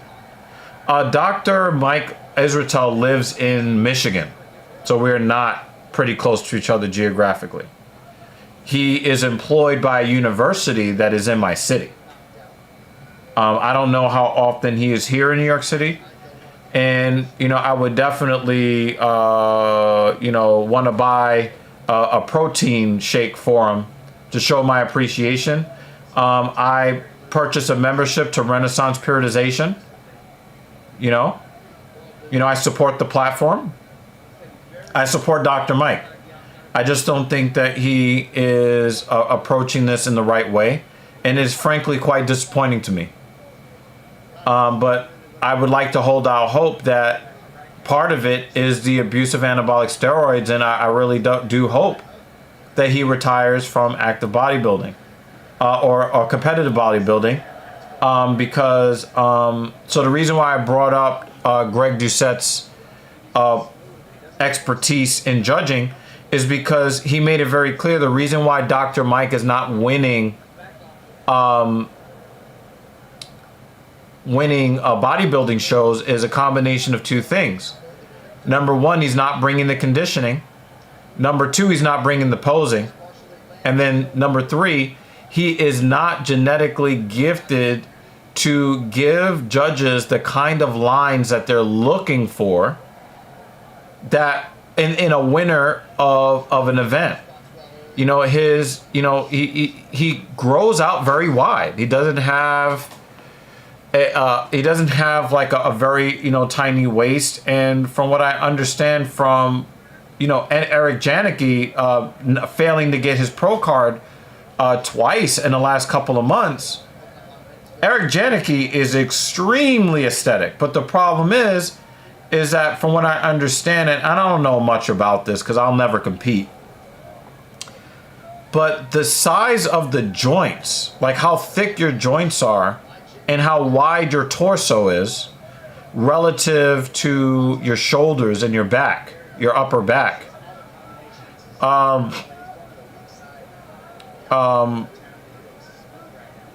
They're looking for a certain genetic profile that comes through, and Dr. Mike doesn't have it. And he's been shown multiple times, Prates is whooping the Leech's ass. He is whooping his ass. I've never seen the Leech get beat the fuck up like this before. This is crazy. This is crazy. He is whooping his ass. And the thing is, he's still walking forward and he's still trying to do damage to Prates. That's crazy. So, I think that the thing that I would hope to happen is that Dr. Mike does what he says that he plans to do, which is run maintenance doses of testosterone, low dosing it compared to where he's at right now.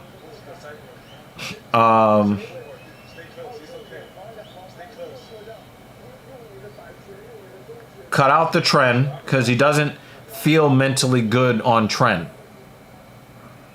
Cut that stuff out. Get back to being the person that you want to be. And then revisit this Greg Doucette thing later. And, I do hope that at some point Dr. Mike can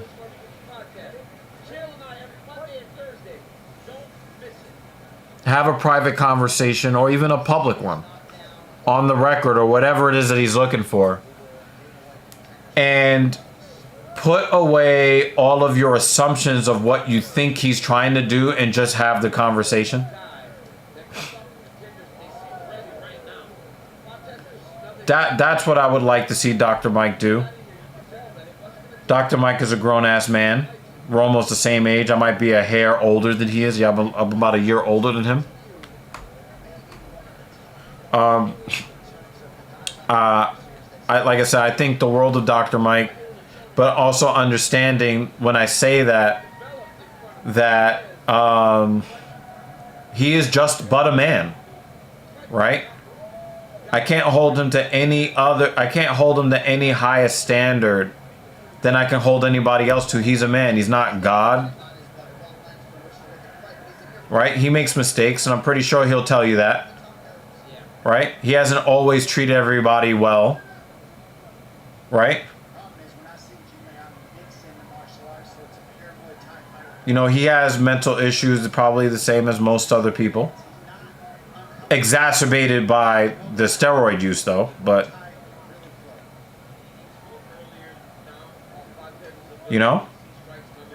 And, you know, I think that Coach Greg has a point when he says, people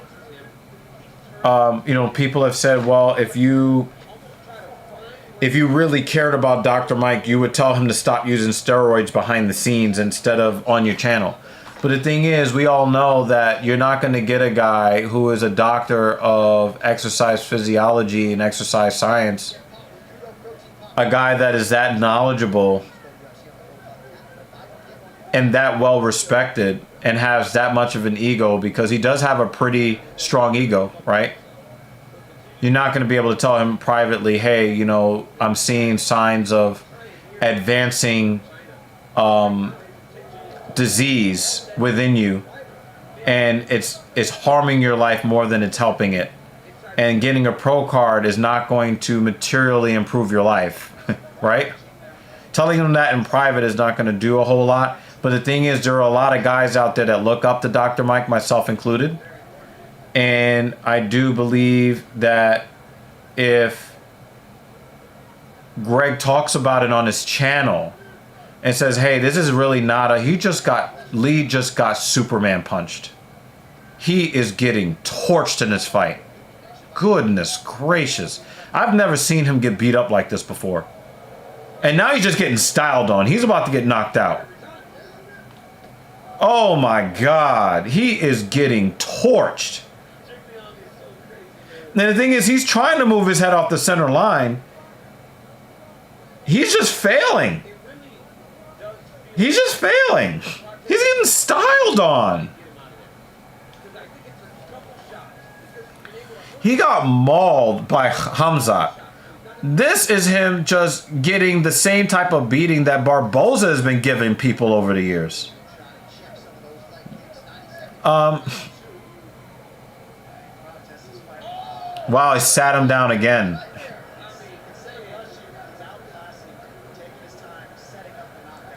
And the kill shot is coming.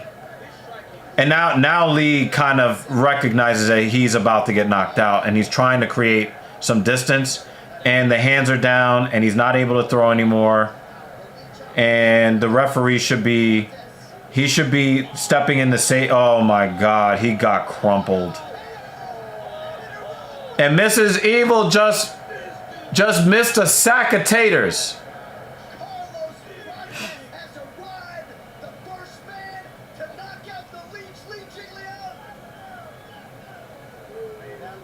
He got destroyed. He got destroyed.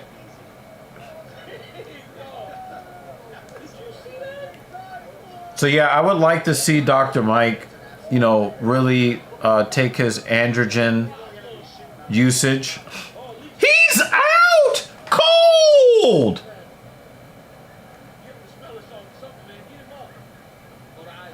He is laid out. Oh my! He heard it bad here. He heard it bad. He says, get up. But watch. He hit him with the straight ones a couple times. Now watch a little bit of a hook on this one. Not the straight Left cross. That was nasty. He said, I'm going to put one on it now. Bang! Oh, hooked him off. There was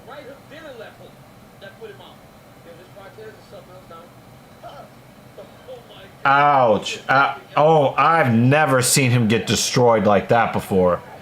Boop! Oh!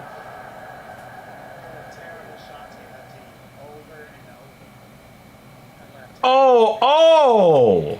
Oh! Oh!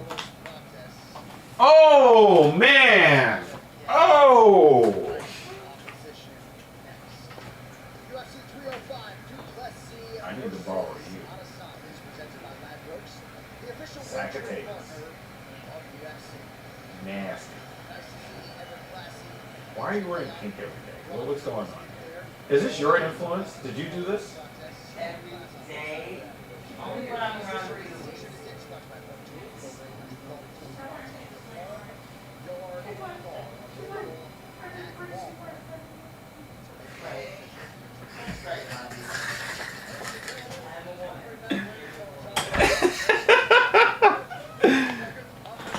That was disgusting. Is he still on the ground? He is a nightmare. I'm afraid of that guy. If you could do that to the leech.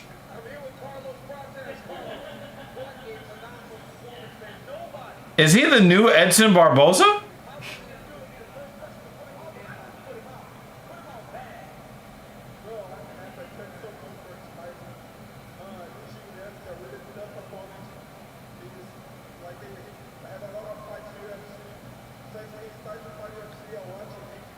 Oh my God, that was disgusting. Yeah, I would like to see, and the thing is, I get the feeling, Jake Miller says early stoppage, he just needed a timeout. Yeah, he's definitely on timeout from consciousness. And the thing is, if Greg Doucette is the man that he claims to be, I think that he would leave room open to have that conversation with Dr. Mike and squash that beef. I really do believe that he would be open to that. And I would hope that oh man, this is disgusting. Oh my God. This is the secretary's part. Dunk.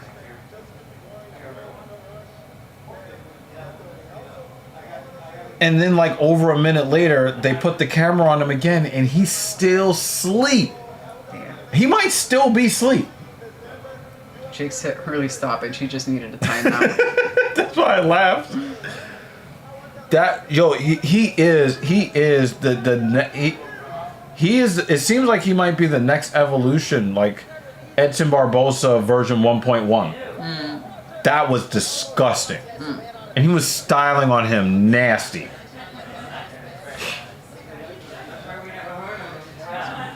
That was that was crazy. It looks like they're trying not to put the camera anywhere else in the cage. Yeah. Yeah. The carcass. Is he still in the cage? I can't even tell. That was crazy, yo. That was crazy. That was crazy. That was crazy. That definitely got a bonus. He doesn't have to ask for one. Yeah.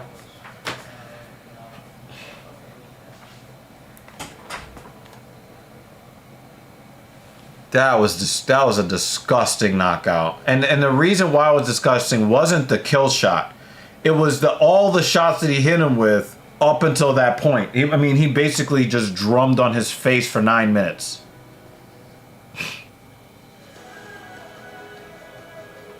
Yeah, I think I would hope that Dr. Mike comes down, with his dosaging, comes back to a more reasonable mindset, and people that they both respect can kind of put it out there that, hey, I think this is a beef that's not worth. Both of them are valuable to the YouTube fitness community. Both of them come to the table with very valuable information, and we can't have the few guys that are worth listening to at odds with each other like this, because then it starts to sound like, you know, the high school girls' bathroom.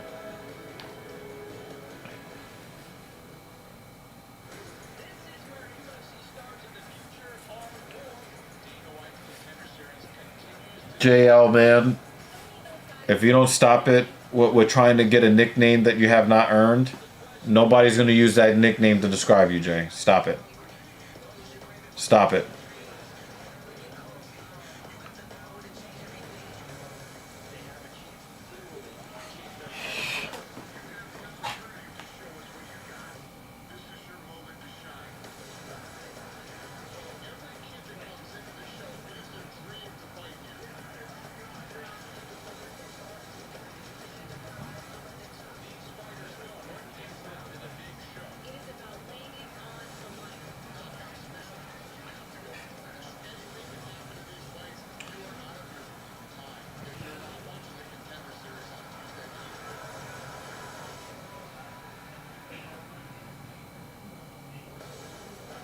Contender Series back this Tuesday, August 20th, the second of 10 Tuesday night offerings here during season 8. This is the 5. That is a worthy story to talk about.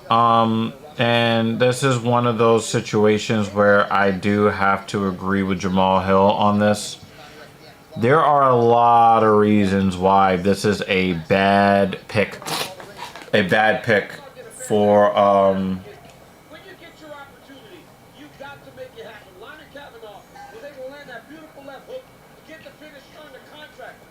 Hey, we got a stream sponsor. On their first trip to the UFC's octagon. Tom also heard from last Tuesday, making a major statement from the boss man was that man, Jose Delgado. You know, when they get in the contender life contender series, they get to feel the knockout in the I do appreciate you. Kickboxing 101 in Egypt, Florida. This is a big confidence booster. Keep a lookout for Delgado moving to the UFC. With knockouts like this, he's coming in confident. 4 contracts in. That's some cool ass shit, man. So I have to reveal to you right now, all of our men Khalil Roundtree Jr. is a mercurial fighter who is inconsistent with his outcomes, but he fights a very exciting brand of fights. However, he's beat nobody in the top 5. He had a bout canceled due to being suspended. Now, we know that he wasn't trying to cheat, but he did serve a suspension for PEDs. Okay?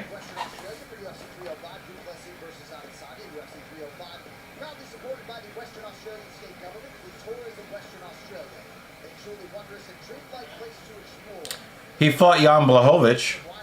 He fought a couple of grapplers coming up at 185. Khalil Roundtree Jr.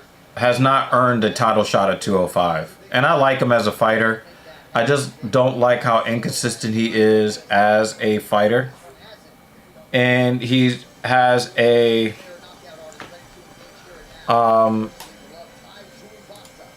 I think that he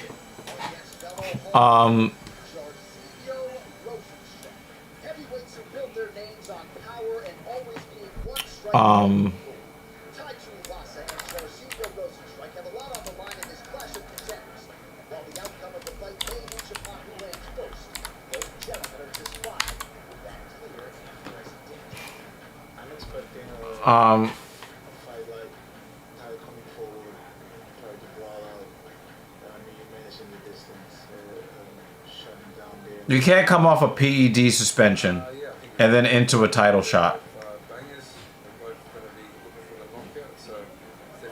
I don't like it. I don't like it. And it further invalidates the 205 division, because the 205 division is the worst division in the UFC. Or at least the worst men's division in UFC. Light heavyweight is the worst.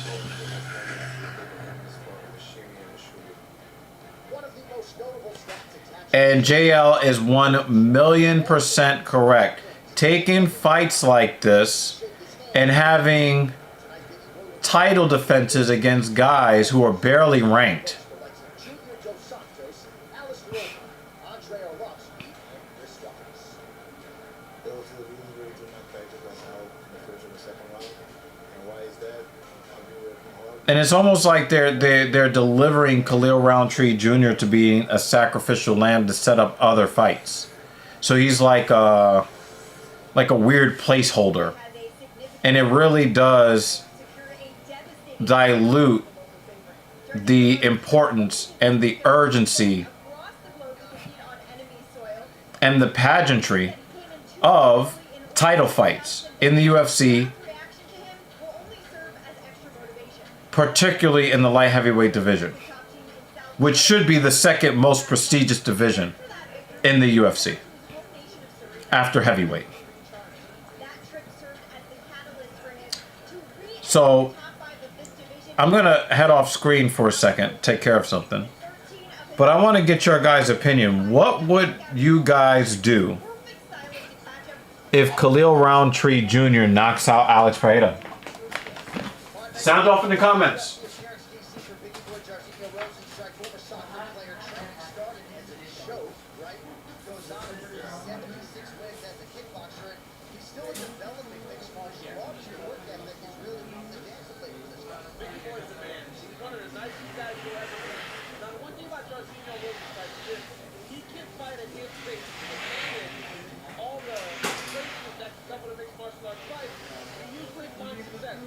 That was never more evident than in the last fight against Gazee. He made Gazee fight at his pace, and he just broke him down systematically to the point that Gazee quit. There's no better word to it to say that he made Gazee quit. This guy is a tremendous striker. He's been here for a long time training at kick-ass MMA, making sure that he's ready to compete in Perth. He's gotten acclimated. He feels like tonight is an opportunity to make a big statement to the rest of the heavyweights.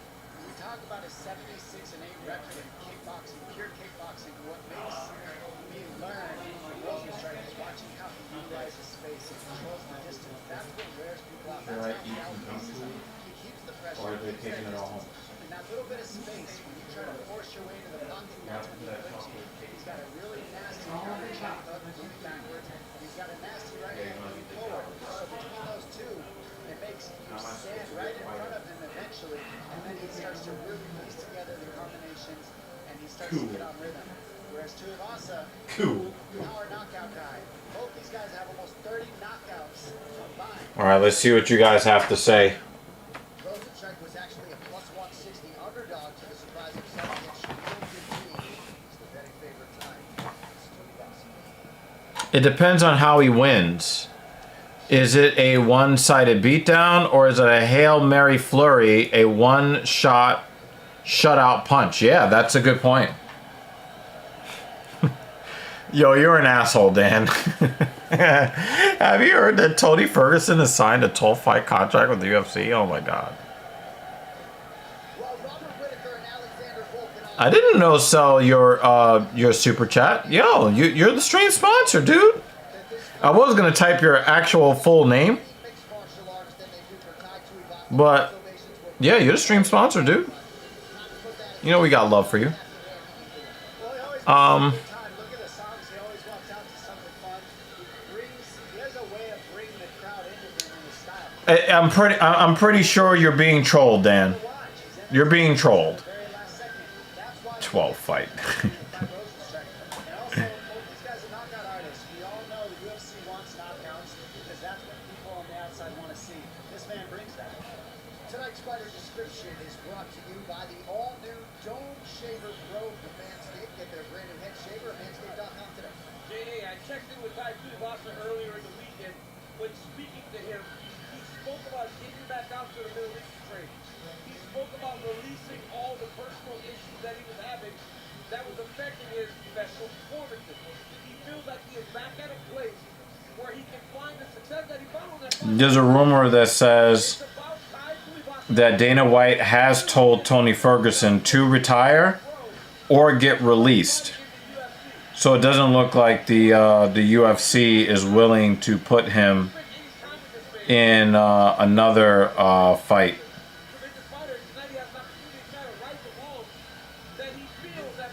But a Russian MMA promoter wants to sign Tony Ferguson, which I think would be a mistake.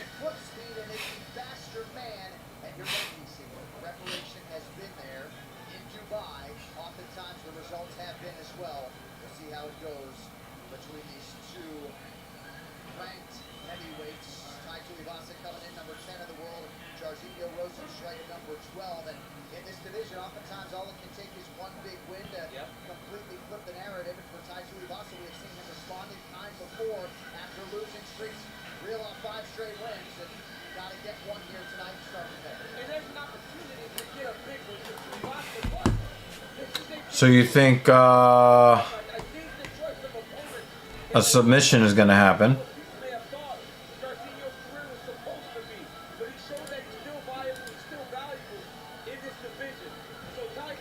By Gamrot. Yeah, Gamrot does not seem like he is really caring at all about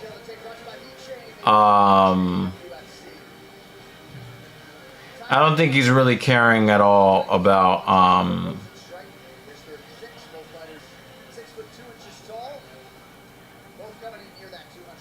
about entertaining the fans. I think I think he's gonna go wrestle heavy as well.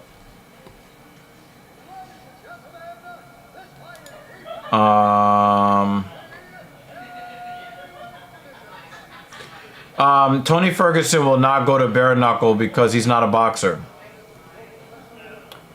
Tony Ferguson uses a lot of like weird techniques and stuff. He's not a straight up boxer. He's not gonna go bare knuckle. And I would really be afraid for his life if he did that.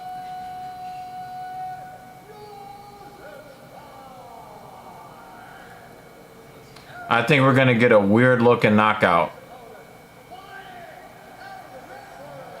Yeah, he's got a weird. Yeah, Tai Tuivasa has like a weird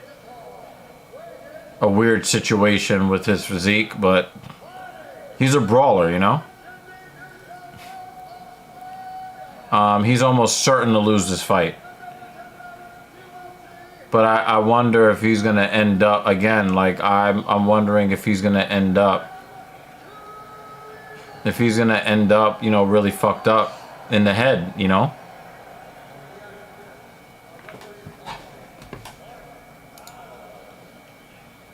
So if you're an Australian citizen and you don't like Tai Tuivasa, I mean, that's like a you problem, right? I feel like And you know, if Biggie Boy like blasts his head off, you know, we might have to look at him as another fighter that, you know, shouldn't be in the cage anymore. But he's a brawler, right? So I think Rosenstrike is a better tactician than Tuivasa. But, you know, maybe Tuivasa went back to the drawing board and learned some technical striking. You know? I mean, Derek Lewis made that change late in his career when he started losing fights to better technical strikers. And also, there were some fights that he won that he should have lost to technical strikers. And he won those fights because he pulled out a fucking knockout out of his ass with like 20 seconds left. So I do completely agree with Jake Miller. I love the energy that Tuivasa brings when he wins. I just don't want to see him drink liquor or beer out of people's sweaty ass shoes. I just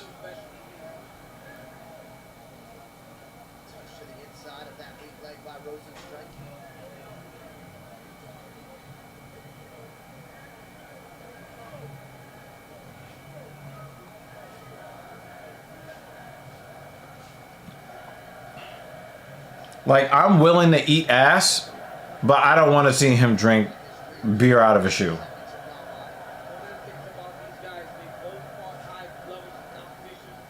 Tuivasa's been in there with guys like Cyril Don, and he's fought some of the better heavyweights in the world when he was on that big. A well-cleaned ass. But then you look at Jorginho, Well cleaned. the guys this man has beaten, and he's beat Dos Santos. Not sweaty, sock lint I mean, he's fought inside of a shoe with no sunlight. Just no. Coach, this game is brought to you by Cuervo Tequila. We check Just no.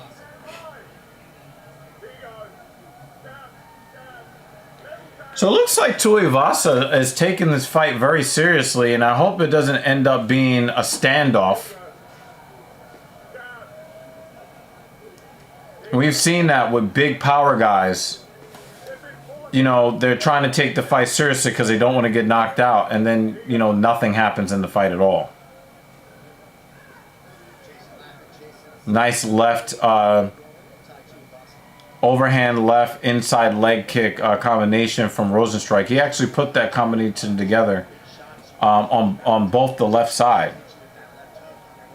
Left punch, left kick. Tuivasa is trying to put that calf kick out there too.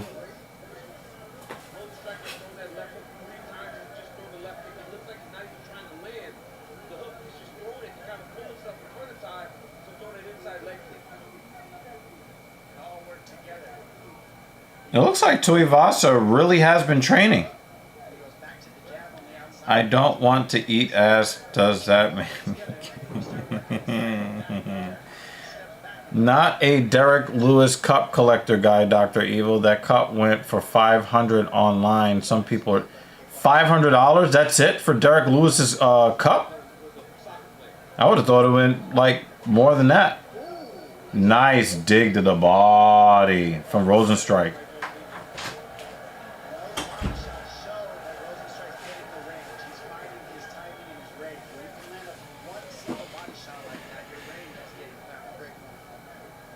Came to see the heavyweights, Big boys. and that's Biggie Boy. That's his nickname, Biggie Boy, Rosenstrike. It's the kind of body I like. Strong and soft. Got a little fat on there. He's jiggly, this one. Oh, Tuivasa? Oh, yes. Where is he from? Is he Brazilian? Oh, Midmo wants to know where Mrs. Evil is at. Biggie Boy versus Bigger Boy. That's funny. Blink twice if Mrs. Evil is okay. I think she's watching movies with yeah, see, there she goes. And Rosenstrike's taking that away by just moving his leg. It's very hard for Tuivasa to know where to throw his hands if he can't land that kick. That's why he's having... Just as I thought was going to happen, Rosenstrike with the technical striking edge. But the thing is, he can't get too comfortable with that technical striking edge because Tuivasa can really, really let loose with some Samoan power. Some Aboriginal power.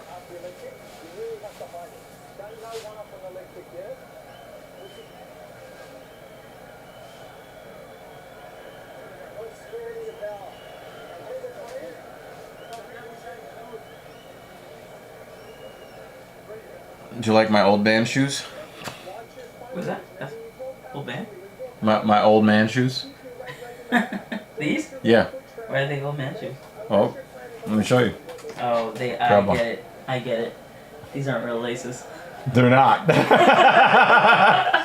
Yeah, I have shoes like this. This is wonderful. No, it's even better than you think. Okay. So these are fake laces, no. right? This fake lace is actually attached to a zipper that zips the back of the shoe off. Oh, man. That is better than I thought. Ever. So, like I told the guys at the gym, while those guys are trying to earn their IFBB Pro cards, I'm trying to earn my AARP card. These are your new That- old that- man shoes? That's what I've used to lift in. Wild. That's what I lift the heavyweight in. Easy out. Dan Jensen says retard zips. What? Ah! Were those full price? No, I got them for like 48% off. I think I said $48. I was gonna say. As a matter of fact, Okay. check this out. Check this out. Where'd you get them from? I'm about to show you, mofo. Okay. That right hand to the body. Tarquino just landed. That is a terrible shot. 8 over. And so you search for Easy On or Fly Ease. Where are you? And What you is want this? to- What am I looking at? This is the Nike app. Oh, Nike. How much? So $91.97 plus 29% off, which is 29% off plus an extra 25% off. Nice. So I got them for like $67 or something like that. Wow. Do they have them in, And the original price was $130. do they have them in nicer colors than the fresh? Those are really fresh. Nice. Yeah, I think they're I dig gonna. it. Oh, these are out of stock now because these are also on sale. Wow. But they got these black and gold ones, and they got these. I like them both, but I'm not willing to pay full price for. I'm really not. The fresh ones are the only ones that were that much. Midmo called them Riri zips.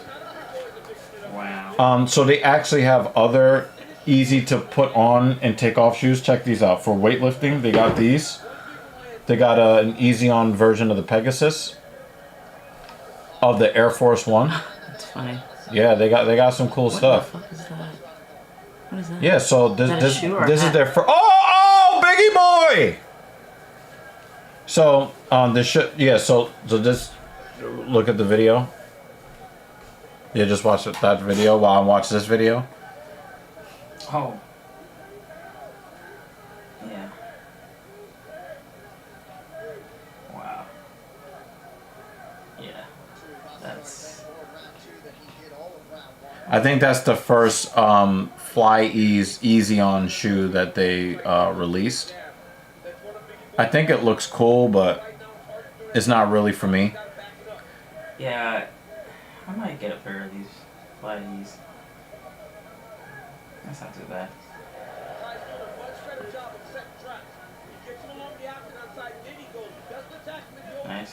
He puts it right here Love that. before he starts to try to let his hands go. Yeah, it's cool, right? Mm-hmm. Oh, and now the fight's about to end. Something's wrong with Tuivasa's leg. I don't know if it was a calf kick that did it.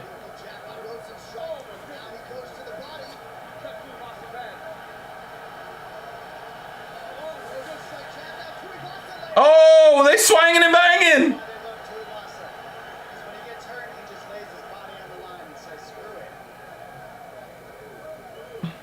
Oh, it was a calf kick. So Rosenstrike is going to go back to it. Oh, no, it was a kick that Tuivasa threw that hurt his foot.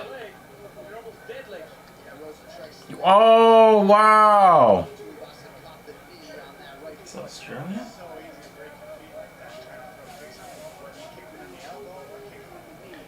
Now, we'll see if that foot is really hurt because he's planting on it. We'll see if he is willing to throw that leg again. As far as like kicking, that foot might be broken.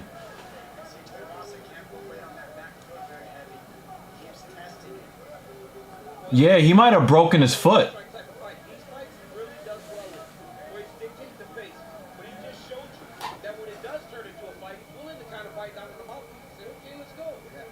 I do want to troll them by pressing that and then messing with the.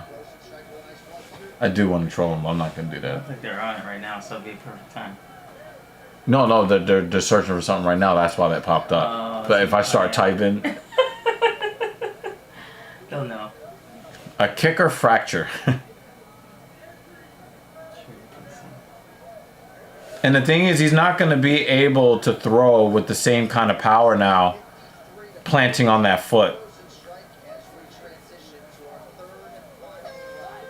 Hey, come on. Rosenstrike, come on. Yeah, that foot is hurting him. Yeah, that foot is hurting him.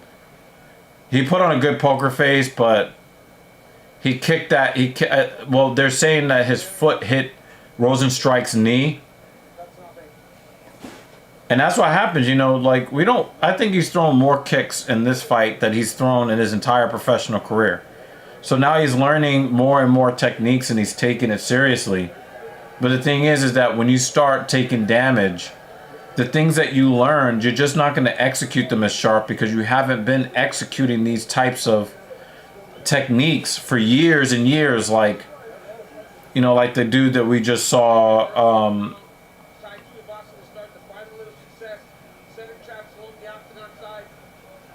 you know, you're not Edson Barboza. You know what I mean? Yeah. Round one, you can make a case for both guys because there wasn't a whole lot going on there.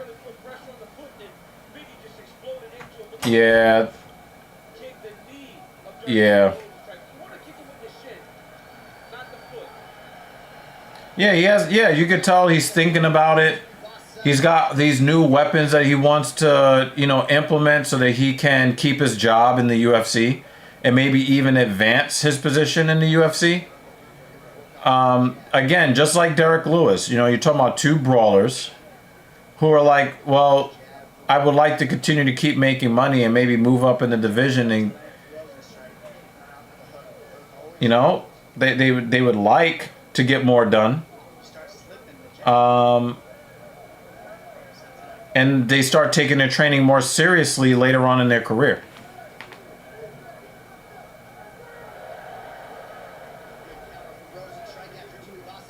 Yeah, I don't think it's gonna be Tuivasa's retirement fight, even if it should be, but it depends on how he loses. You know what I mean? If he loses like he broke his foot or something, he'll be back. But if he gets like blasted the way Uberim did, I don't know if he broke a toe, but I think he broke his foot. No. Dana wouldn't cut him. He's too much of a company guy, and the fans love him too much. He's not going to get cut. They will cut a guy who is undefeated after a win if they don't like you. But they like Tai Tuivasa. They're not cutting him.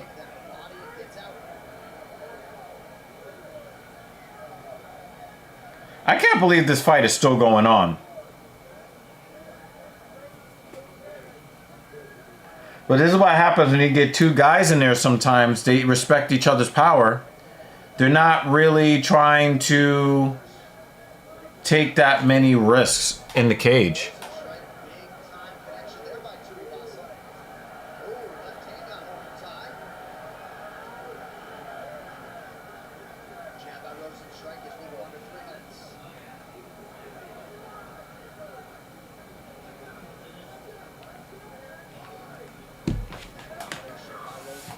Sloppy weights.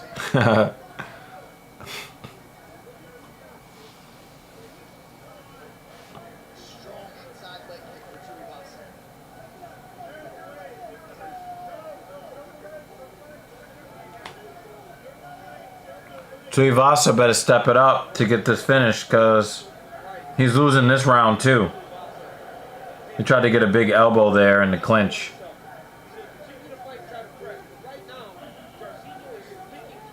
Tuivasa, you know, he did not get to the UFC by being a great technical striker. He's a brawler. And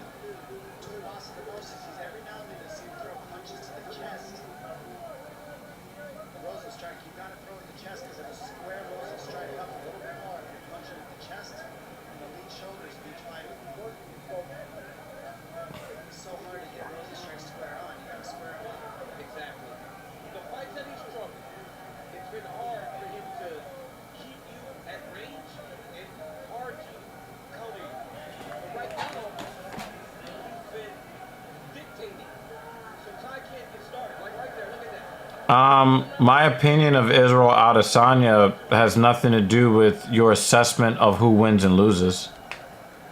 I don't know if him losing a fight would make me wrong. I think that, and if you want my analysis for the fight, I think that DDP has a real claim to victory. In that, I think DDP will avoid getting frozen the way a lot of the other fighters have been frozen by Israel Adesanya.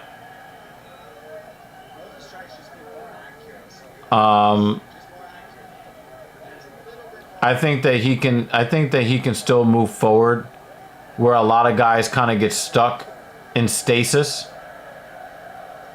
I don't even know what you're talking about, Banner. What exactly would I be wrong about? I think DDP has a real chance to win. I just don't want him to win. And those are two different things. Tuivasa better do something.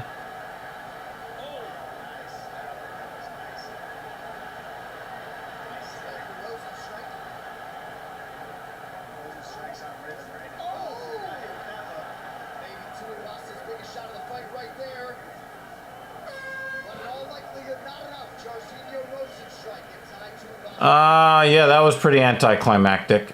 I mean, there were a couple of exchanges where they were trying to take each other's head off, but they really did seem to be more, they seem to be more, concerned with not getting blasted than actually blasting the other guy, so. Yeah, Rosenstrike used to be more of a brawler fighter, and then he became more of a point fighter. Later, you know, he took a couple of losses, and now he's become a little bit more of a point fighter now. I'm not really as happy to watch him fight as I was when he first came to the UFC. He's definitely not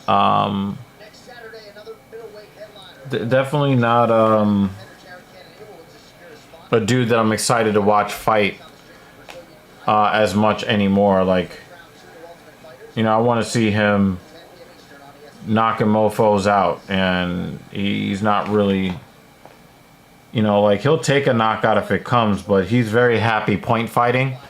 And I don't want to see heavyweight point fighters. I just don't want to see it. Ladies and gentlemen, after 3 rounds, we go to the judges' scorecards for the decision. Charlie King scores the contest. 29-28, Rosenstrike. It's a split decision? 27, Tuivasa. What? Corruption. 27, for the winner by split decision, Adesanya, Big Boy. Who gave him a 30-27? Yo, you know what they did? That one judge was Tuivasa's girlfriend. They that's crazy, yo. Let's take a look at your work up here. As it always is, Biggie, it was the striking man behind the jab. Just keeping Tuivasa at bay. Did you realize very early that you would be able to make him fight your fight? Definitely. We like to be a brought-up striker.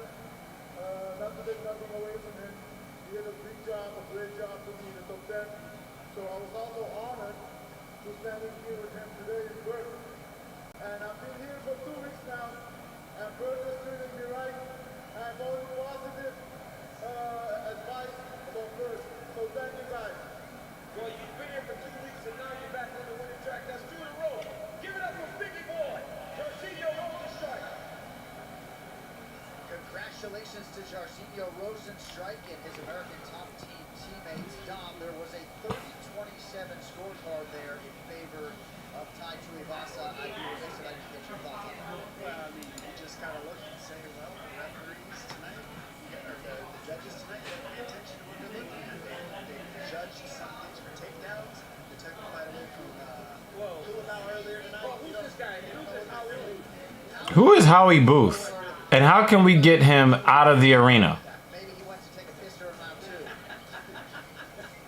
Some people are just confused, you know? Wow. Kyle Noakes, Shoa Palale with us here tonight. Good to see those two gentlemen with us. Also in the building, Earth's finest, the number 5 ranked welterweight contender. 3-name champ, Jack Della, Madeline. right, coming up next, huge fight in terms of the pecking order of 155. The Couch Game Rod has been on the cusp of a title shot for much of his UFC career. His wrestling and grappling appears to be as good as anyone's in this division, and today, Yeah, we'll see you in a bit, Midmo. That was the first decision heavyweight fight I could say was very good, and I didn't love the fight, Jake. Those guys were supposed to brawl, and they didn't do that. Now, you know, I could get why you're saying what you're saying, simply because you get a lot of these wrestler-type heavyweights. Jairzinho Rosenstrike and Tai Tuivasa, they don't have any wrestling skills whatsoever. They don't get takedowns because that's not what they do.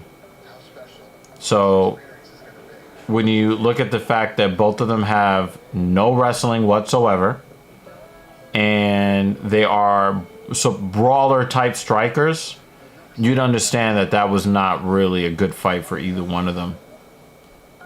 Jairzinho is no longer a knockout artist. He is a point fighter now. And that's not what people want to see at heavyweight. They want to see you go for the knockout. And yeah, they both fought scared to get knocked out. And I think that was painfully apparent. So it's unfortunate. Okay, he's leaving. Ladies,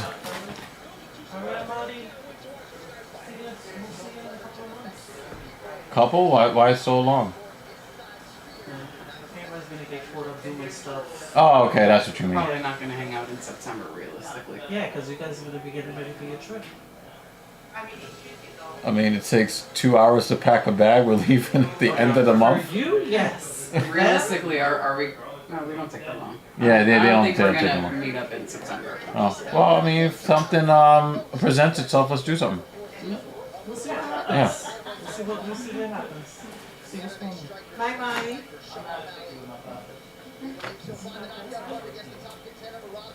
Looking good. Mrs. Evil, we're about to hopefully see Dan Hooker's last fight. Dan Jensen says, bye-bye, fam. Viewers say bye-bye. Oh, the viewers say bye. Yeah. Grandma says goodnight. Your fans. Dr. Evil went soft. If a white man said Izzy quotes, he would say 4 hours. I don't know. I would not. Appreciate there was no dry humping though. Yeah, I definitely will say that, but I don't want to see two 250 plus pound guys pussyfooting around, you know, trying to be like technical strikers and all that stuff when they're supposed to be brawlers. I don't want to see that. That was the striking equivalent of dry humping on the floor.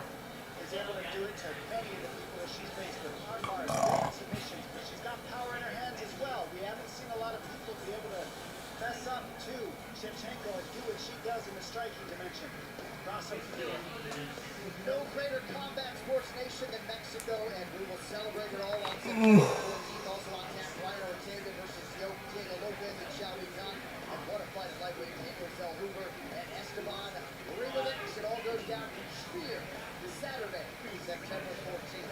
It is live on ESPN Plus pay-per-view. Beyond season, no shade UFC. It's going to be a night to remember. Of course, the headliner Sean O'Malley defending against Rob Dvalishvili. Grasso and Shevchenko settle their terms for flyweight gold, and you can purchase. It really is unfortunate that we got bad judging, because Valentina should be holding that belt. ESPNplus.com/Spear.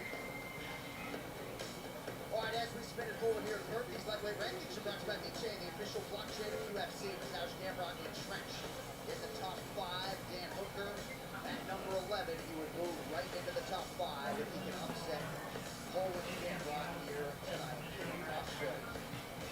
Well, seemingly the entirety of the UFC fan base has a love affair with Dan Hangman Hooker, and you can be sure the first crowd probably will be in the King's Corner. Wait, Max Holloway beat Justin Gaethje, and they got him ranked number 9?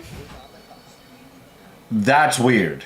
I just realized that. They got Max Holloway at 11 when he beat Justin Gaethje. Wasn't he ranked like number 2?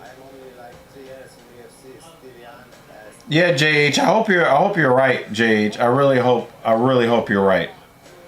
Valentina needs to get her belt back. And now that like Banner has shown himself to be like all emotional about wanting Izzy to lose, now I'm really hoping that Izzy wins. Because I want to see what comments come from Banner if Izzy wins. And he has all the look of a top contender, a man who will one day challenge for the title. Ultimate in a world of trouble. The Towers Camera. Beautiful finish. Oh, it's just like a fight, bro. That's just what I am. Damn, Hooker's got more tattoos. There's nothing in the world. Izzy knocking this pleb out. Don't go nowhere, JH. Now you got to deal with David Banner. Because he definitely going to go at you for saying that. I feel like I'm just a complete fighter now. I think I'm fully alive as a fighter.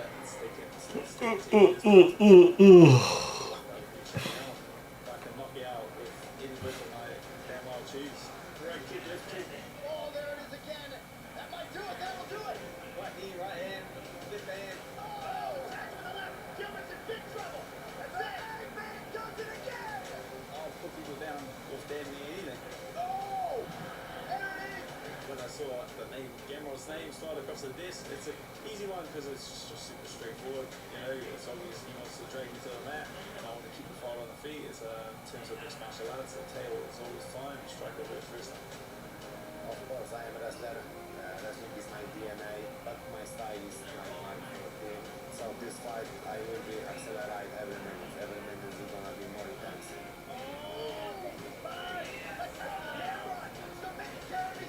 I'm going to Australia, ruin the show, and I wanna finish you. It doesn't really matter. It's his problem to figure it out. He slips up one time. He's got to wake up. He says, I am emotional about Vera only. It's hard to watch some of these cards nowadays, but love to get in here for the big ones. Yeah, JH, man. I mean, we're always here. You know what I'm saying? Like, we're always here. So...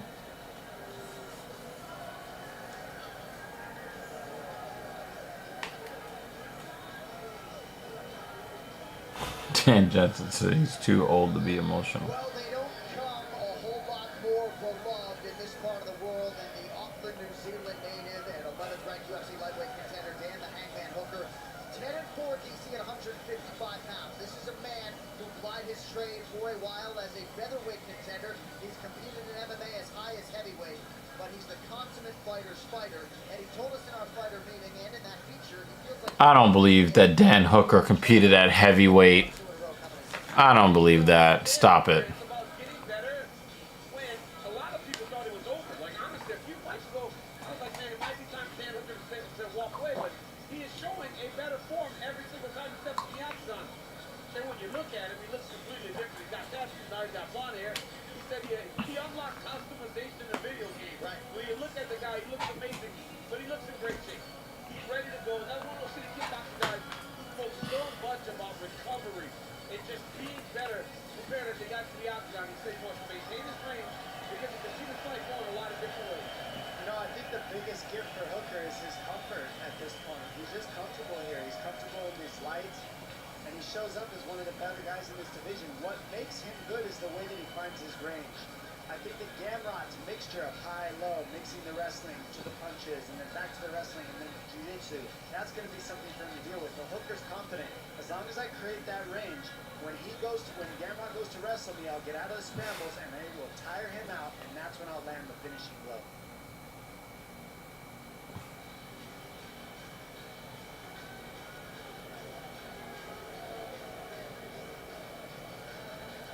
It would be mad funny if Gamrot goes to do some wrestling shit and Hooker just throws a knee up the middle and crumples him and that ends the fight.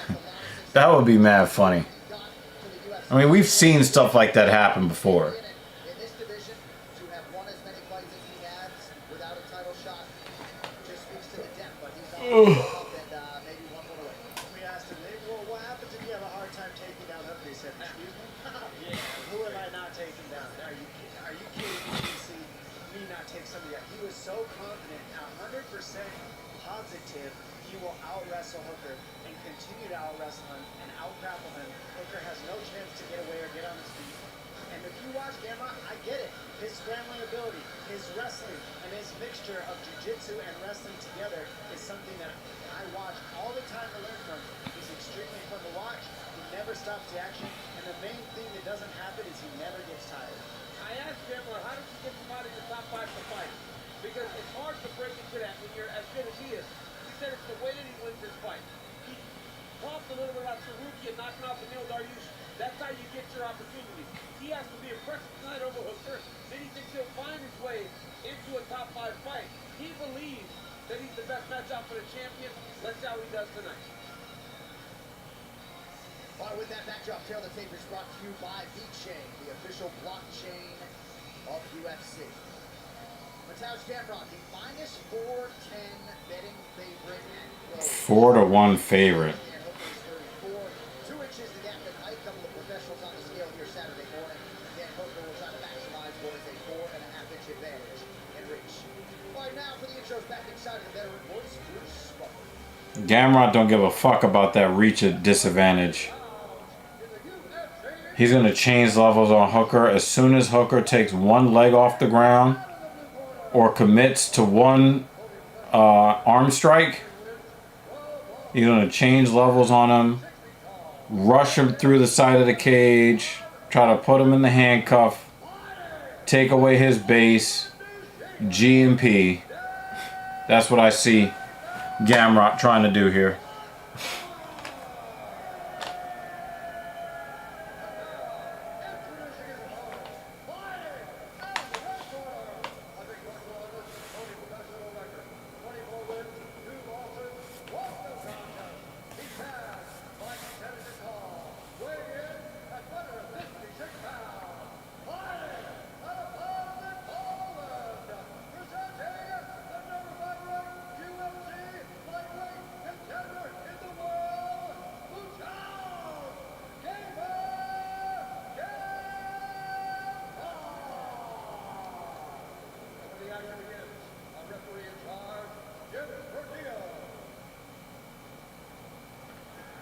All right, here we go. Wow. She's got cakes. Either she got a BBL or she's been hitting the gym. Probably a BBL, which makes it a lot less exciting.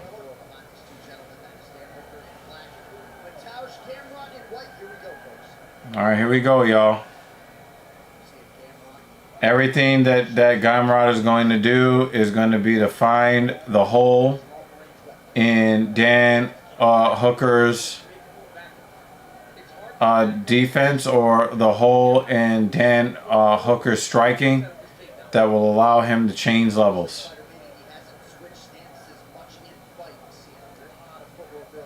Overhand right Gamrot.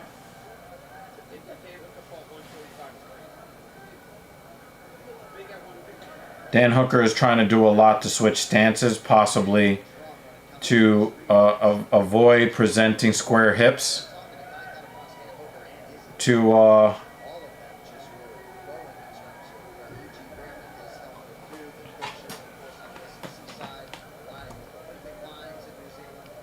wait, what happened? What's going? Hey, Banner, why are you deleting JH's messages?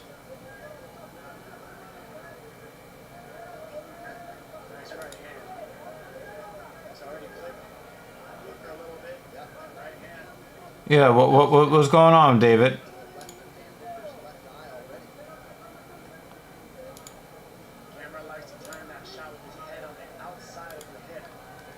Yeah, there was nothing questionable about what JH said.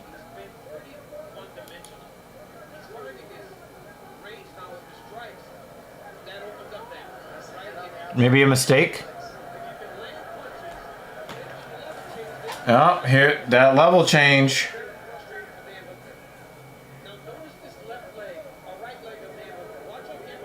And yeah, the crowd is booing because they know what's coming next. And it's 3 minutes of this too. Hooker's already bleeding.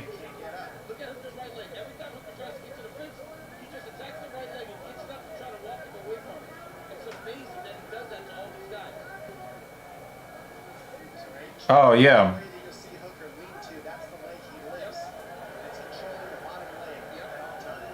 Oh, you were trying to reply to Dan. Yeah, I was like, yeah, Dan, you know, Jason didn't say anything improper. Sorry about that, JH. That was a mistake.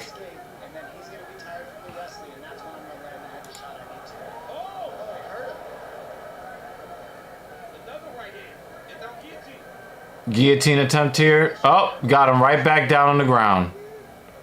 So he used the guillotine to force Dan to the ground to get that GMP going.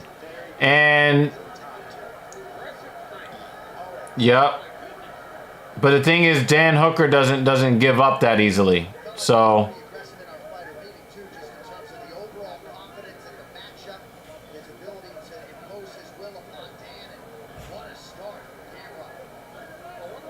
yep, this is pretty much how we thought it was gonna happen, right? David Banner made a mistake. He made a mistake. That's all. It's all good, JH. A mistake was made.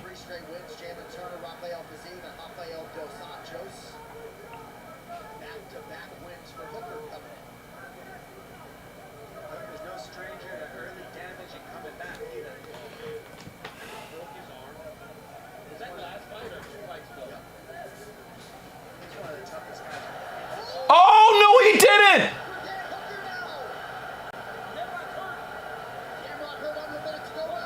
Oh, Gamrot is in trouble! What? Obviously, he's gonna grab him and grapple. No! I can't believe this is happening!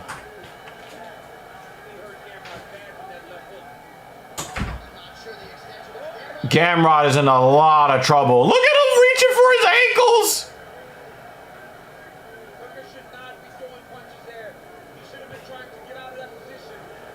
Oh, that was a crazy elbow to the lat. Wow. Gamrot is still in trouble. He's still trying to circle in.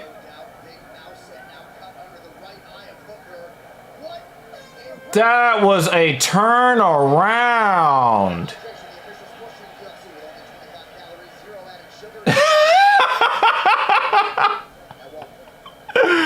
Yo, that was savage, JH. That was savage.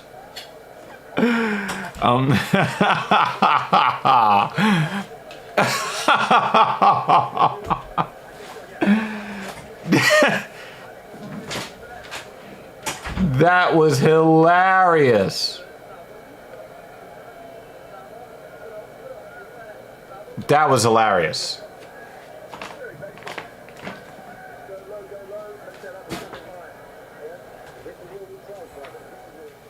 Right here you see Gamrot with a beautiful right hand.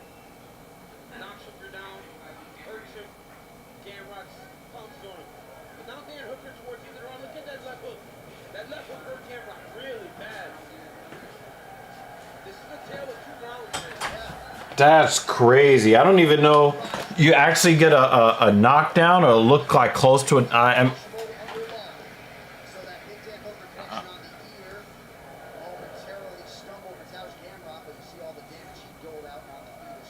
Yeah, you still got to give Gamrot round 1. But man, Hooker definitely changed the complexion of this fight. And I love what Hooker is doing, trying to go to the body. Trying to... Wow, nice takedown, Gamrot.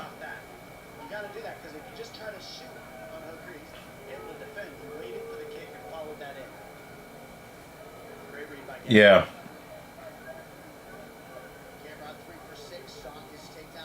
Gamrot did advance to position here. You catch a head and arm here, it's a problem.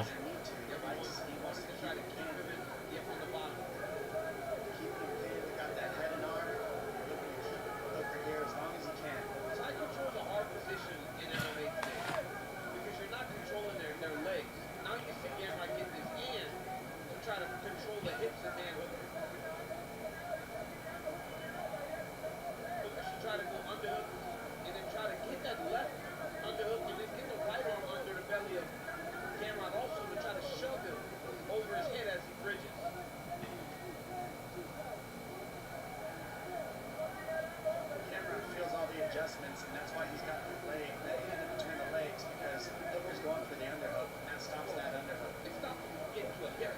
Yeah. Every time because man, in order to control that underhook, you really start to the process of getting up. You got to leverage your hip. So every time he does that, he goes and just collects his hip with his hands. Arm triangle is here for the taking. Let's see if he takes it. Hooker felt it. Hooker is trying to do his very best here in this defensive position here on the bottom. So you could tell that they've been training a lot of wrestling because they knew what Gamrot was. Oh, what a slide! The way Hooker just slid! That was slick! Hooker to try to get some of that energy out of him so he doesn't have all that knockout power. That was slick. If he would have gotten to his feet from that, that would have been crazy.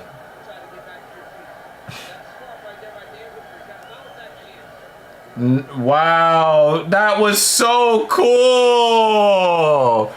Dan Hooker. That was so cool. The way he scooted like a dog with heartworms or whatever, fleas. Ooh, he scooted back. So, that was so slick. That was so slick. That is probably one of my favorite moments in this event to this point, man. That was slick.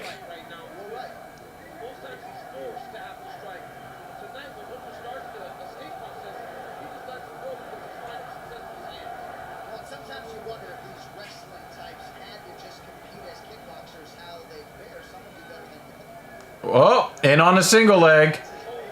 And he's in on a guillotine. Oh, the guillotine forced him to let it go. Nice sprawl. Good sprawl, Hooker. Wrestling in the world, but when guillotines and front chokes are allowed, it defends the wrestling a lot of times.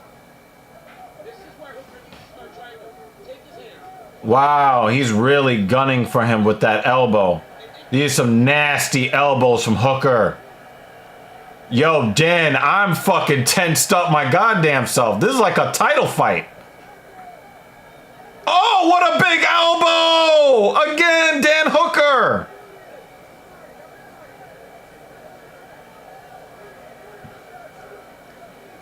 Wow, he is frustrating Gamrot. He is a grinder in the highest order, man. This guy just stays on you. Yo, yeah, I have to agree with you, Dan. Fight of the night, hands down. The man trying to make this fight as Big elbow. by just pressuring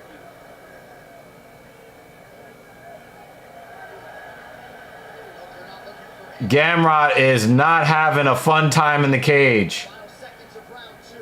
You know what's the craziest thing? It seems as though And Hooker is walking him down. Oh, shot to the body. Desperation again. Oh, Dan Hooker. Oh, this is wunderbar. Wow. Dan Hooker.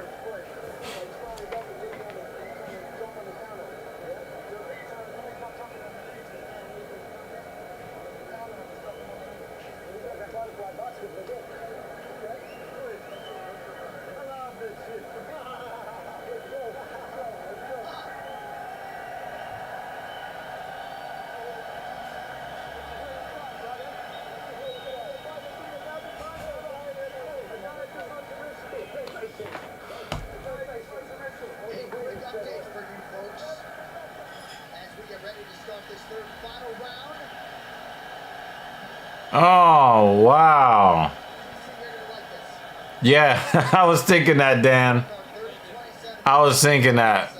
That dude is very high up on the CTE rankings, Dan Hooker. That's no main event, and Cartilage will step in. So, And Big Cartilage is a phenomenal. when does that happen? When do they actually make adjustments? It's happened before. It's happened before. All right, third and final round. Matoush, Cameron in white, Dan Hooker in black. I like that, John. I like that. Something Oh, straight right from Hooker. He's trying to kick to the body. Gamrot is trying to get him to the ground. Oh, he's going. Oh, oh. That's how he's defending on the takedowns with that guillotine. Both times your sister went to Spain. She bought one, forgot she bought it, went back to Spain, found it again, and was like, oh, I have two, one from each town. Oh, She visited that's Spain. cool. And I was like, well, I am part Spaniard. Yeah, so it makes It's sense, so right? cool. Yeah, I was like, this is so sweet, because I never see my name anywhere. Jake Miller says MMA map now tells me Hooker is better than Armin. Oh my god. Oh man, you're missing a really good fight. Hi guys. Well, Mom and Grandma are officially in the Uber on their way home. Oh, nice straight right from Gamrot. They had a lot of fun. And I'm hungry again. Gamrot is kind of pot-shotting right now. Gamrot, Hooker is trying to dig to the body. Oh, he's still digging to the body. Hands and feet. And now he's trying to get those combos off too. Gamrot's eye is starting to close. Now, Hooker's eye been closed, but he don't care.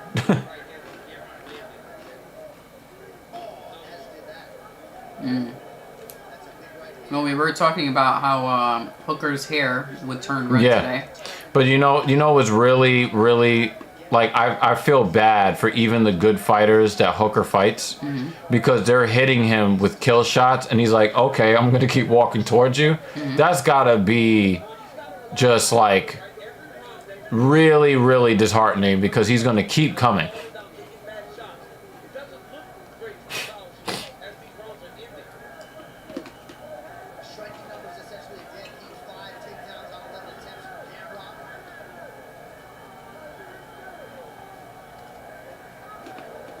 Oh, that right hand was effective for Gamrot there. Yeah, absolutely demoralizing. Midmo.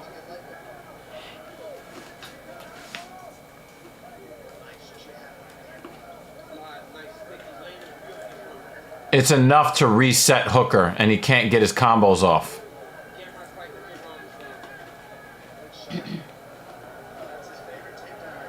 Gamrot needs to stop lunging for this takedown. He's getting sprawled on. He's getting elbowed.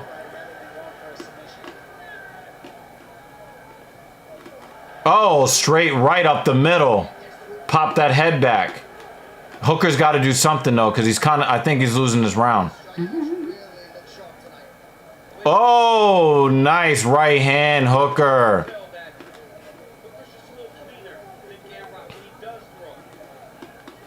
Gamrot, I think Gamrot has been sufficiently frustrated when it comes to the wrestling.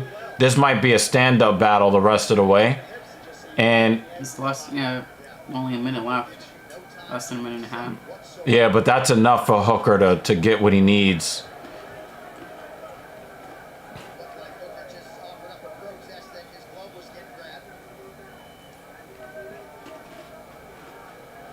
Remember, people were saying Hooker should fight Tony when he was on the skid? That motivated. Yeah. Oh, he's trying to get this choke!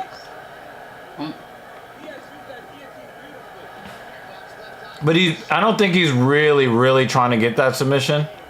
He'll take it if Gamrot gives it, but he's really trying to get Gamrot to, like, let go of these wrestling exchanges and force him to face him. 30 seconds left. Gamrot may need to Weidman punch. I hate you. and he's just gonna drop that elbow on him. And look, Gamrot is trying to hide between the legs to avoid getting punched. Weirdest end to a match. I hope Hooker gets the decision here. Oh, big left hand! I hope Hooker gets the decision, yo. I don't know if he won this fight, to be honest with you. I thought it was pretty clear that Gamrot won round 1. I thought Hooker won round 2. Round 3 is real. It is difficult. Oh, you got Gamrot winning all 3 rounds, Dan.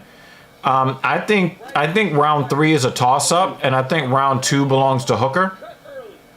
And round 1 to Gamrot.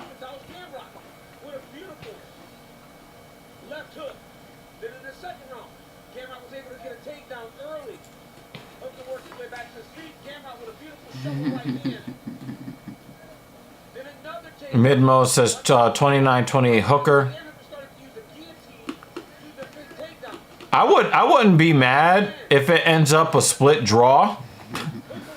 28-28, and then they have to run it back. I would not be mad.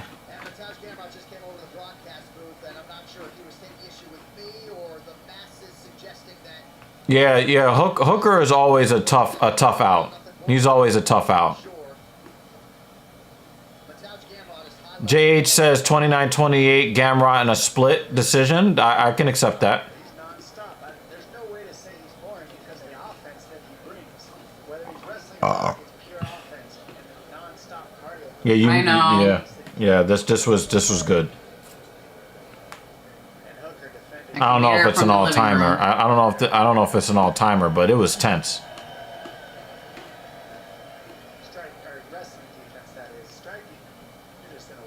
So Hooker secures his ranking on the CTE list.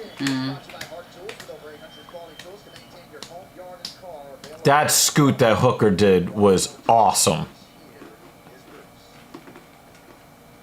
Ladies and gentlemen, after 3 rounds, we go to the judges' scorecards for decision. Big Beatty scores it. It's a split decision. 29-28, Mark Plessis scores it. Captain CTE. 29-28, Hooker. And Ben Cartlett scores the contest. 29-28 for the winner by split decision. They gave it to Dan!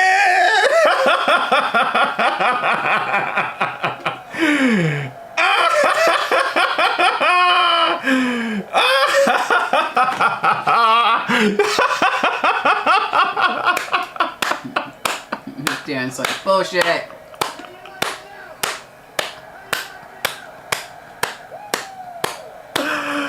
Oh, man! I had Hooker winning round 2, and I was pretty undecided about round 3, so I would have been all right with it in either direction. I don't think I pulled that roll, hey, Bubba, you get in the fight, get your hand raised, that's all that counts. Let's take a look at your work. Your wrestling defense was on point tonight. You started to attack this guillotine. Every time you were trying to take it down and get out to defend, but it was the striking and the pressure. Yeah, I thought it was a toss-up for round 3. Gamrot was threatening to run away with this in round 1, and all the nasty-ass elbows that Hooker threw when he desperation takedowns. Really showed. You guys all say you made some changes. It paid off for you, didn't it? Hey, boys, I'm just the starter. We got Kaito Brown coming out. We got Izzy in the main event. I see the time. Whoa, we're coming in to collect that. Whoa. You're going to be in the top 5. Damage is important, but effective striking is more than just damage.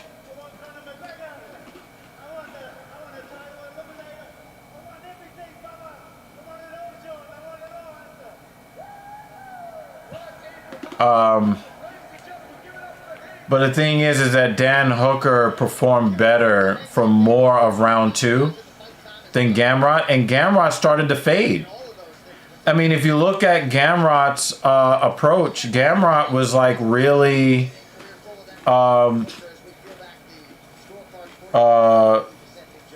Hooker did not win round 1. Well, come on, guys. Hooker didn't win round 1. Come on, guys. 2 guys gave Dan Hooker round 1? Dan, I don't know what to tell you. I don't know what to tell you. But the thing is that Hooker performed better. Hooker performed better for more of round 2, in my opinion. And he ended up in a dominant position with Gamrot going for desperation takedowns, getting beat up. I mean, Gamrot crawled in between his legs. Tap! Tap! Like, that was my Kurt Angle impression. Tap!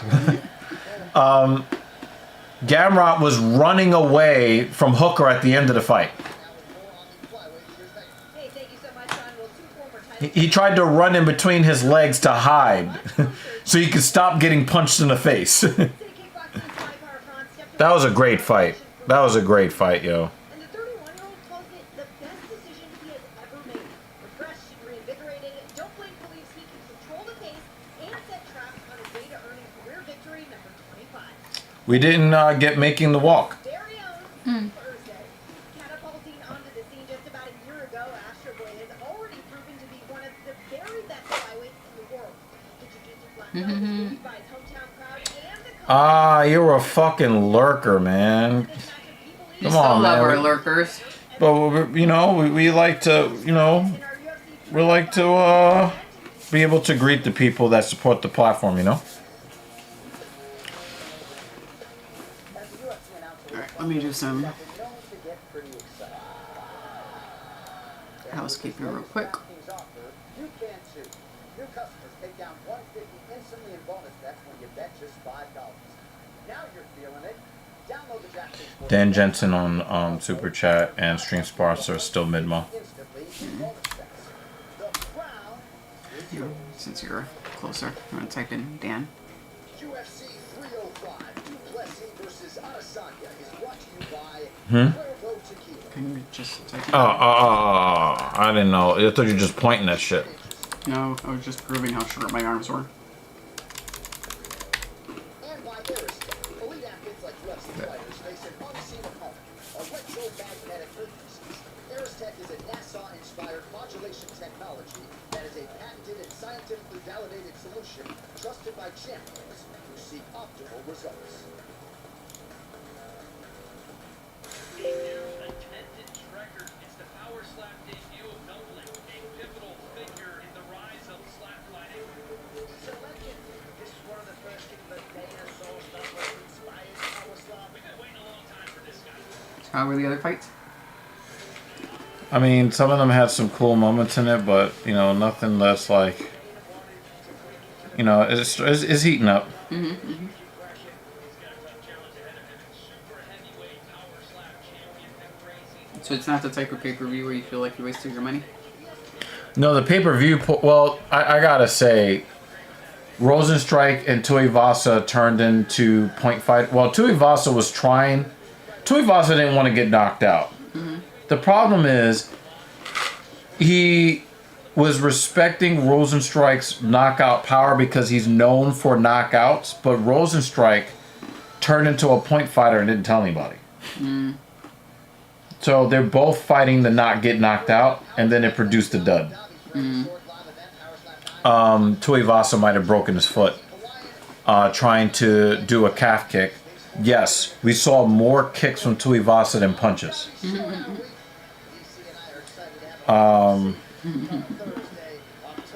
He tried to kick Rosenstrike's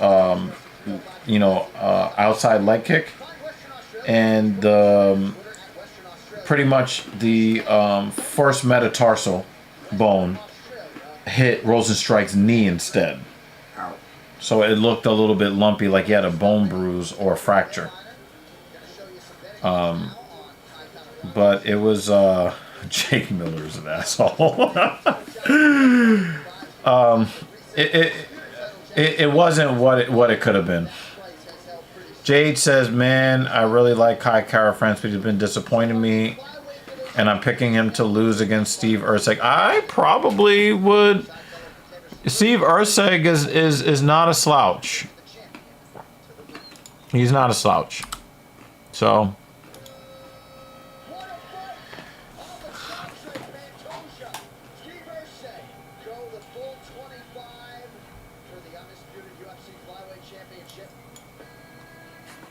It's something I visualized quite a long time. Everything I've done leading up to that point put me in a spot where not only did I have the skills to beat and become the champion, but the confidence to do so. That didn't happen, but mentally I think I was in a good spot. I thought I performed pretty well. I pushed the pace. Yeah, you know, Kai Kara France is more well known than Steve Erceg. He basically came out of nowhere, pretty much. But I won the fight. I learned that I can definitely hang with the big dogs. I've been doing a lot of things right. I want to prove that I'm the best. Steve Erceg has been so tremendous in such a short amount of time. Unbelievable at range. Power in those hands. Not only does he seem legit, he is legit. Astro Boy Steve Erceg. My goal has never been to go out and try to win a decision. I'm always trying to go out and end the contest. So there's no doubt in anyone's mind who the best on the night was. Holding the edge and experience in this matchup. Do you think that if I keep doing these leg presses, I'm going to need bigger shorts? Probably. I felt like I was more busier landing the cleaner punches and just variety of attacks. By the end, I felt like I was at least 3 rounds up. I'll be honest with you, I'm a little bit surprised by that decision. It's a tough one to swallow, but yes, the fight game. I can't swallow that. For this fight, Yeah, a lot of things have me missing my dad lately too, Midmo. It ain't just you, man. I don't know what it is. I feel my career best is yet to come, so we go out there and show the best version. And definitely wish my dad was still here. Deserve another title shot. He has improved and grown so much in the sport. This man has all the ability to become a world champion.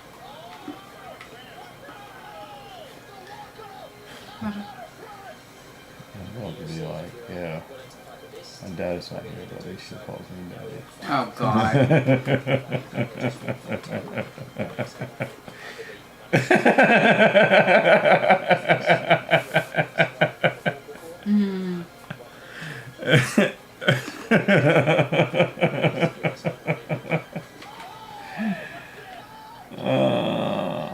I'm too tired to get up.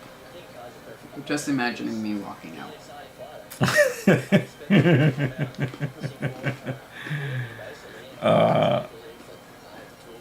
I don't know. I think I want to eat more real food.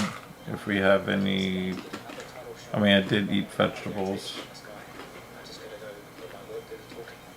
Maybe some junk food in a protein scoop might work for me. Maybe.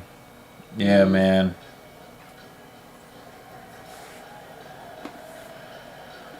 Yeah, my dad would be like, you know, it would be cool, man. If he were here. What do you think he would say about your new muscles? I think about that every single time I go to the gym. I think about that every single time without fail. I think he would joke and then follow it up with a compliment. Yeah. Yeah. I mean, that's one of the reasons I work so hard, you know.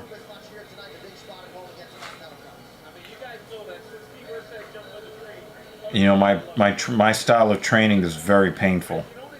He'd probably make a bra joke. He'd be like, soon you're gonna have to borrow Mrs. Evil's bras.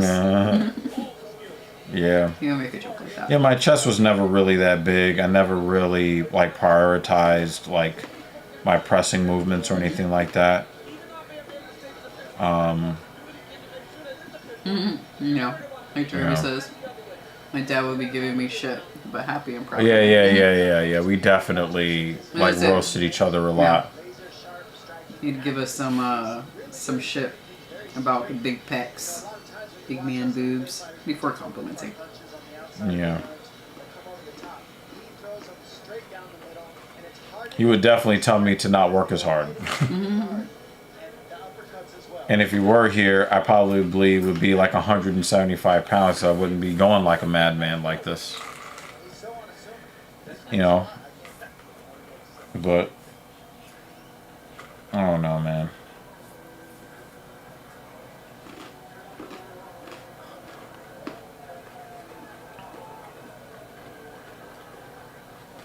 I kind of got annoyed earlier today.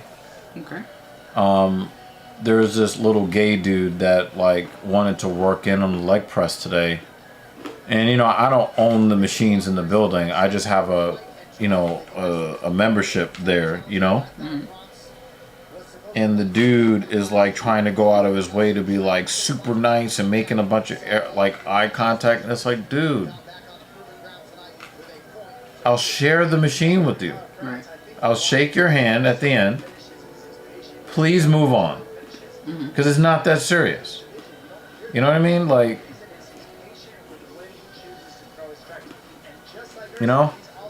And the thing is, like, you know, I get it. Like, there is either a large minority or a sizable majority of the guys that go to the gym are, you know, playing for that team, right? But, you know, I'm gonna have good gym etiquette and share the machine. You know, I just, hey man, like, that's nasty, Dan. You know, like, I just, like, guy, like, I'm trying to be cordial. I don't want to, you know, show anything that, any kind of body language that would get me canceled and get my membership canceled. But I told you, I think yesterday, that I really wish that I had a membership to a gym that had more attractive women at the gym. You know? Like, you know, there are a lot of pro and pro level bodybuilders that are at the gym, and they provide a lot of inspiration as far as like, oh, that's a physique I can work to if I continue to keep working hard, you know? But it's like, dude, like, I get it. You like men or whatever. Like, I'm not. Why are the same flags different colors? Did you check that? Did you see that? No. They both have the Australian flag, but the stars on Urseg's flag were white. And the stars on Cara France's flag were like bronze.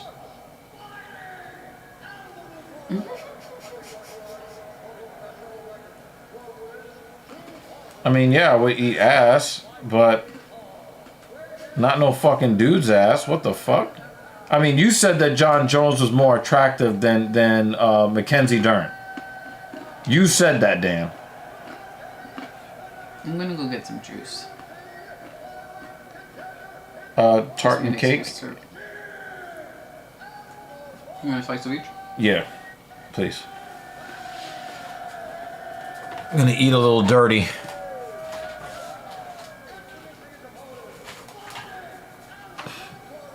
And it's like, you know, I'm like, I get it. Like, a lot of women complain about guys, you know, in the gym.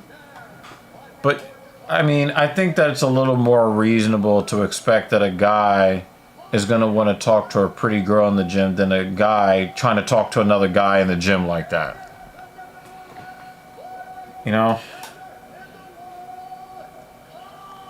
You specified who you thought is more attractive than Mackenzie Dern. You specified who that was. And it wasn't female. But then I gotta ask you, Dan, who would you prefer, John Jones or Jessica Androgynous? Thank you to the lovely Christy Pearson getting us started for round one. For Western Australia's own Steve Urseg taking on the Kiwi I'm not I'm really not I'm really not like invested in this fight.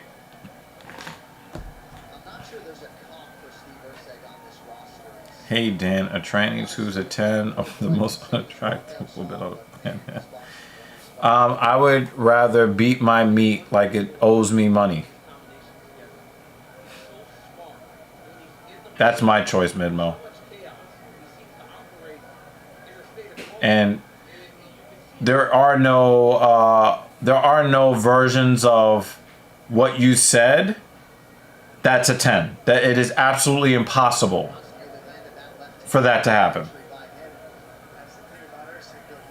A 10 is perfection. And a person that rolls like that believes they are imperfect, which is why they're doing all that weird stuff to themselves. Mutilations and all kind of, you know, weird hormone altering chemicals and all of that. So that's not even, it's not even possible. But yeah, for me, you know, the hub's got a lot of free content for me to release the tension.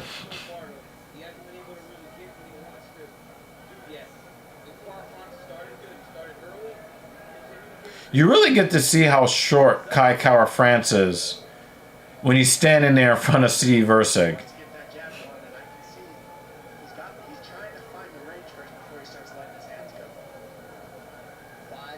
It looks like a flyweight fighting a bantamweight or a featherweight.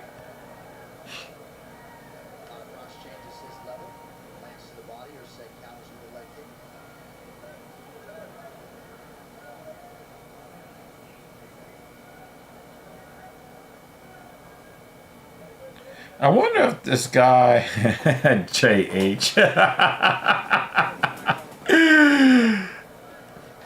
I wonder if these guys have sparred with each other before.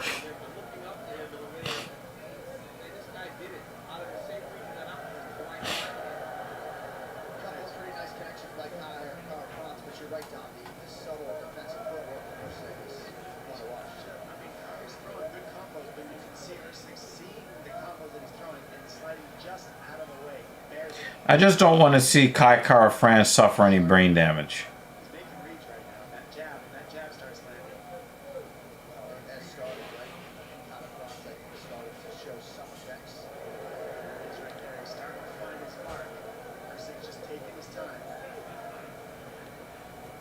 China had like the fake chest thing going on. I just don't like that. And for me, I really just don't want a woman that's that level of muscular. Like, I love a fit woman, but a woman still gotta have a woman's curvature to her body, even if she's very strong. I don't mind getting with a strong woman or a woman that is on the muscular side, but there's a limit. You know what I'm saying? A woman that can rival Dr. Evil's shoulder stamps. Erceg got knocked down. Wow. What drink did you want? You say you wanted a shake or... I forgot what you said. Wow!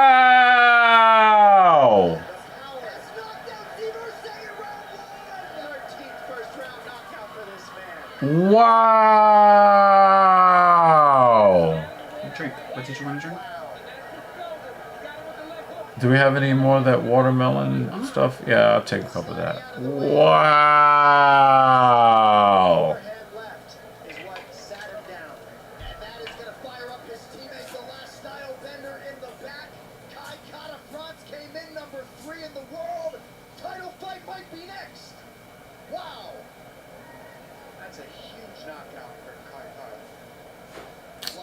I'm disappointed for Erceg, though. That dude just went from being competent judges. He just went from competent judges giving him the belt to Steps on his foot on the way out, just for good measure. That's the end of the shot. That's the end shot right there. That's the one that really put the lights out, is the right hand. Kai Kara has some serious power in his hands for this division. First round knockout. One more look. Yeah, damn, Tap. Urseg went from competent judging, making him a champion, to potentially being ranked like barely in the top 10 on a 2-fight losing streak. To step in there. Wow, what a result here in Perth as Kai Kara France spoils the homecoming. Official decision brought to you by Heart Tools with over That's crazy. Raw and Fall available at Walmart. That was crazy, y'all. Referee Rich Mitchell will call the stop to this contest at 1 minute 4 seconds of the very first round. Declaring the winner by TKO.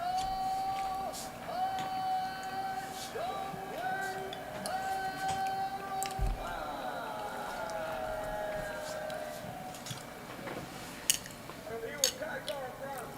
Welcome back to the octagon, my friend. Have some kind of way to come back and fight like that. You seem emotional. What are you thinking right now? How'd you guys like that, Chris? Beaten by a midget, yeah. Urseg did not manage his distance properly. He's a gentleman. He's the man. Yeah. That's the closest thing that I can.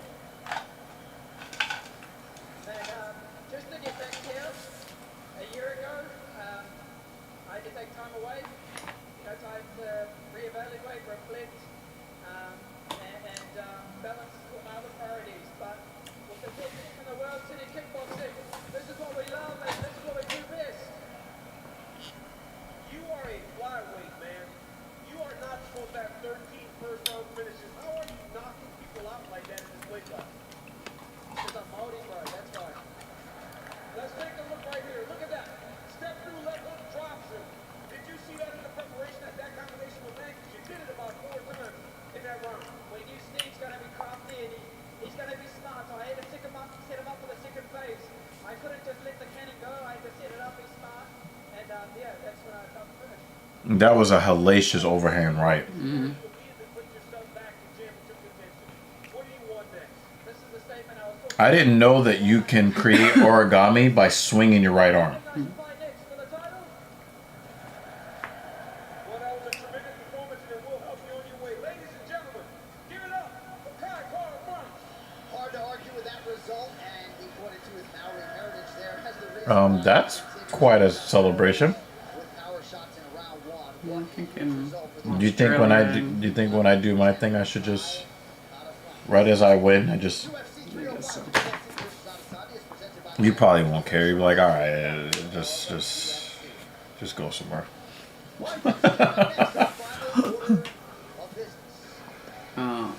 they're probably like 12 or 13 hours ahead of us. Mm-hmm.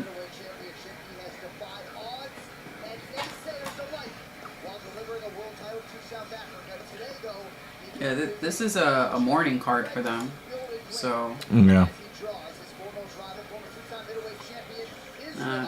because I know in South Korea, they're 13 hours ahead. So, I'd imagine that Be like the middle of the day. Australia would be something similar, 12 hours, 13 hours. Coming up in just moments from this year Perth WA. Your imagination is playing Coroner on August 30th. Experience a mind-bending, unpredictable sci-fi thriller. Slingshot. Rated R. September 14th in the Spirit. Believe me when I tell you, we're going to put on a one-of-one live sporting event that will never be matched again. Oh, yeah. The only reason why I lined that up is because of Thing 2. And I know that her home country is 13 hours away. So that's my time Dateline. Where are you in relation to South Korea? That's your Dateline NBC? Yes, my Dateline NBC. Thank you, Dan. South Korea. She's Korean.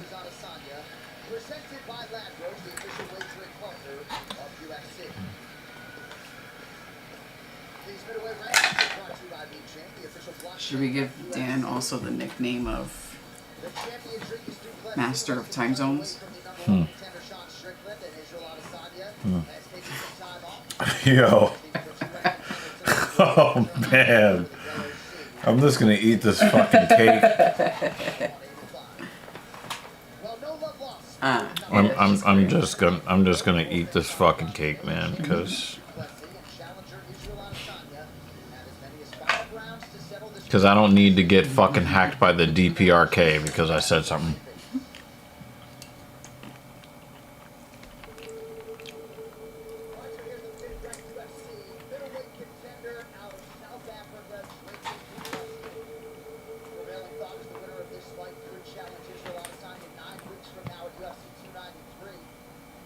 UFC 219 in Las Vegas. I was there cage-side watching, and this guy's ready to talk some speed.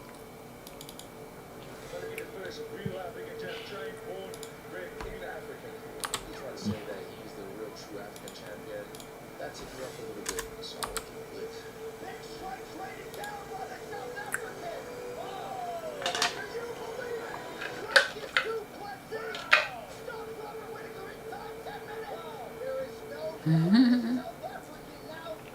Oh yeah, if you check out, I think I put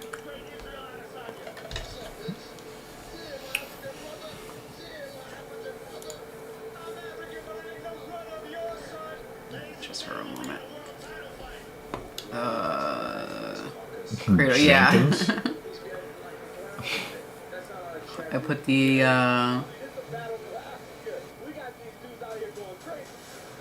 exact quote for him.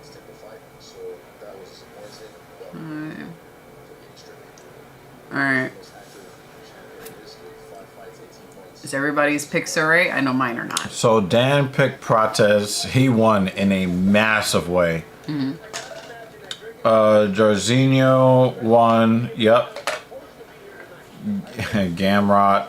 Nope. Steve Erceg. Nope. Fight of the night. He nailed that. Banner said Prates. Rosenstrike. Yep. Gamrot. Erceg. No.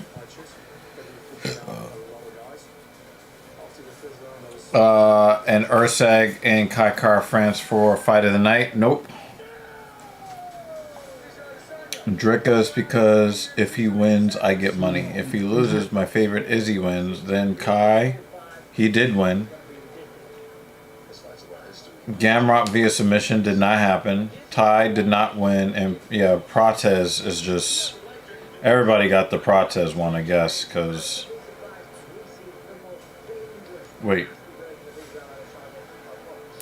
You didn't pick the Prates fight. Yeah, I only... Tafa lost in a bitch-ass way. He looked like a fucking bitch. Erceg lost. Gamrot lost. Tuivasa... Damn! No. Kulibao is just... He's just awesome. But you had a rough night. Did have a rough night. Hopefully it gets better with the last one. Well, thankfully she likes it rough. So... And I'm out. I'm gonna SpongeBob this shit. And I'm out. She doesn't even like SpongeBob. Goodbye.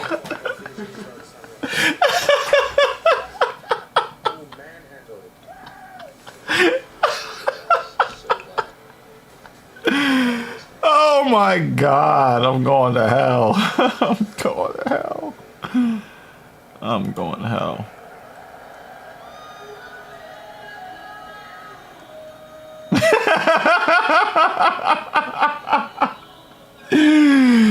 Oh my God, that was so much fun.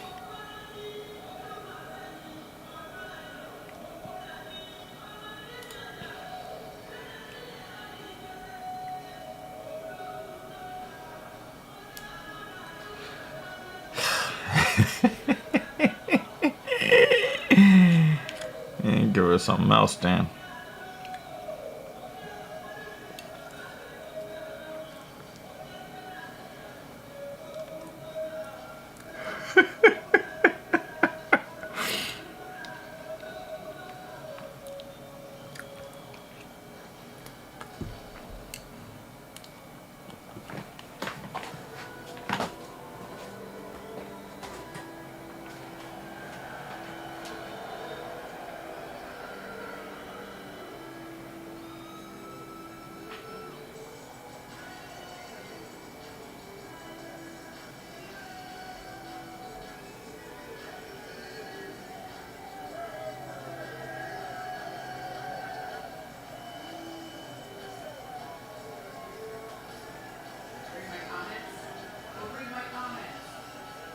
With a fresh gusto and appreciation for the game, still one of the greatest middleweights to ever do it, the last style bender, former two-time undisputed middleweight champion Israel Adesanya, 17th UFC appearance, and the calling card DC all week: fight smart, fight fast, fight hard, and let the rest take care of itself.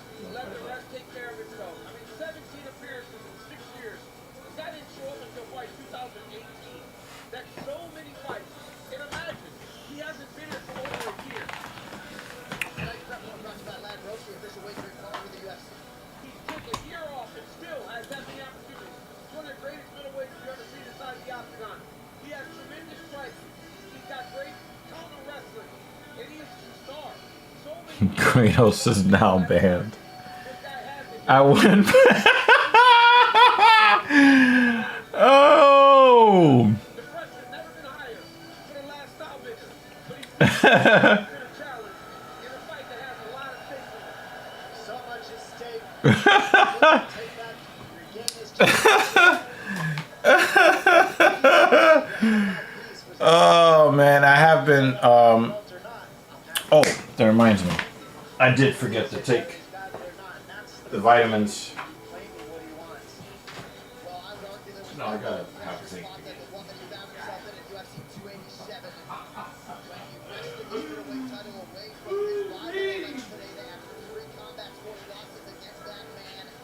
He was without answers for the Sean Strickland fight last September, but with a renewed focus and strength and conditioning commitment, the last style bender is back and looking to take it out on Plessis.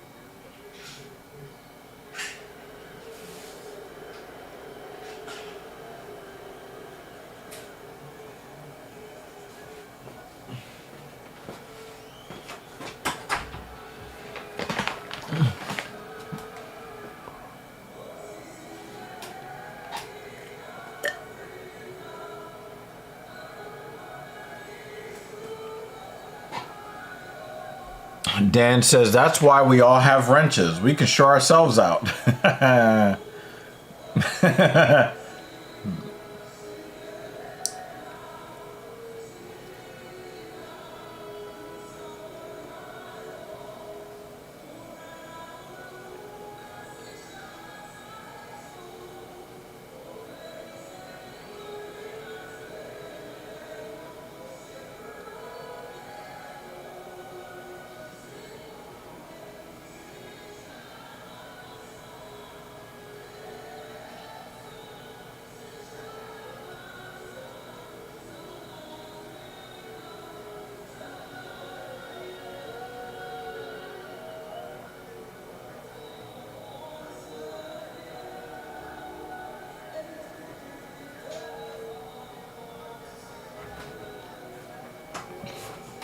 Hush. Okay, fine, I'm back.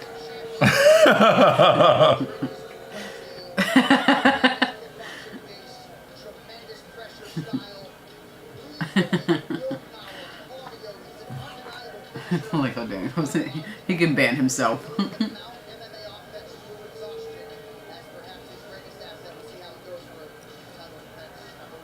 got a 90% finish rate, and 8 of those wins are in the first round by finish. 9 wins by knockout. That is the guy you want to be facing, Israel Adesanya, because Adesanya has outclassed everybody on the feet. This is a man that comes from a kickboxing athlete. Somebody came out to We Are the World. Just like Israel Adesanya. The difference is you see this man take people down. He was able to take down Sean Strickland multiple No, I think it might have been like the South African like national anthem or something like that, or something like that. But you know, I can't not mention that Dricus du Plessis. You can look at his name, you can look at his skin, you can look at his facial structure and know that he's white European. And we know what the Europeans did when they went to South Africa. They went there and then they took over the Africans' country, put a whole bunch of them in prison, and started that apartheid bullshit. So they invaded other people's land, used their natural resources. Now they want to call themselves natural Africans, when it's very clear that they're European. I just can't shake that. I can't shake that. I can't, you know, I can't ignore what my eyes are seeing. You know, it's painfully obvious.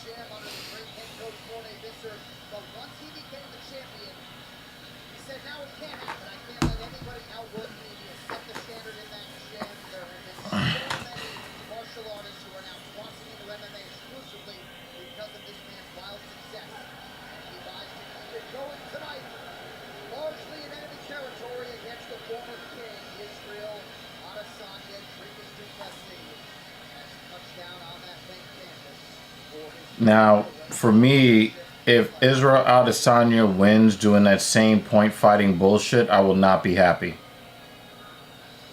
You know, if I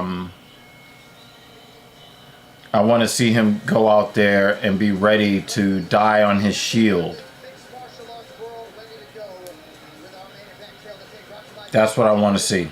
I want to see him ready to go out on. I want to.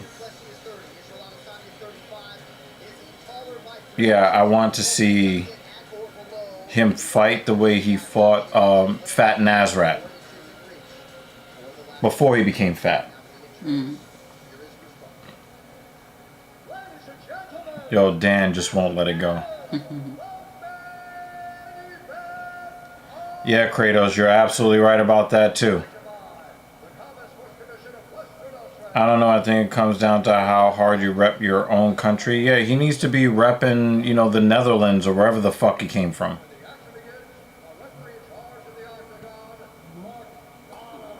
You know what I'm saying? Whatever European country you came from, you should be repping that shit.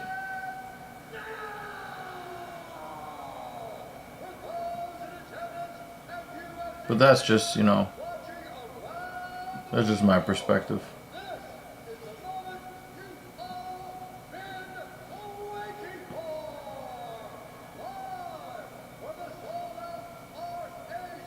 Oh, we don't have to mute this part? Thank goodness. Where's JL?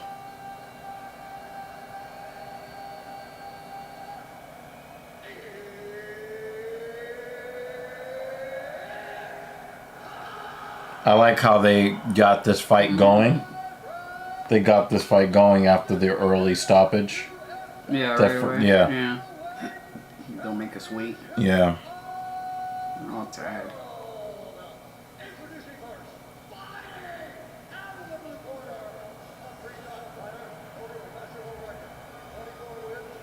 I'll put it to you like this, Midmo.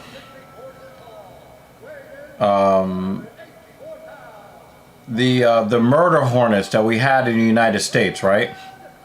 Some of those murder hornets, after the first invasive example, made a nest. Some of those murder hornets were born on U.S. soil. They're still an invasive species. You know? So that's just kind of like, you know, I'm uncomfortable. I'm uncomfortable with with all of that.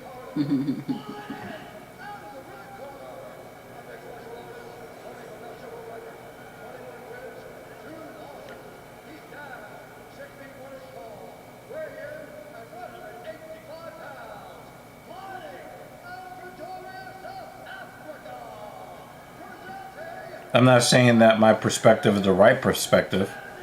That's just...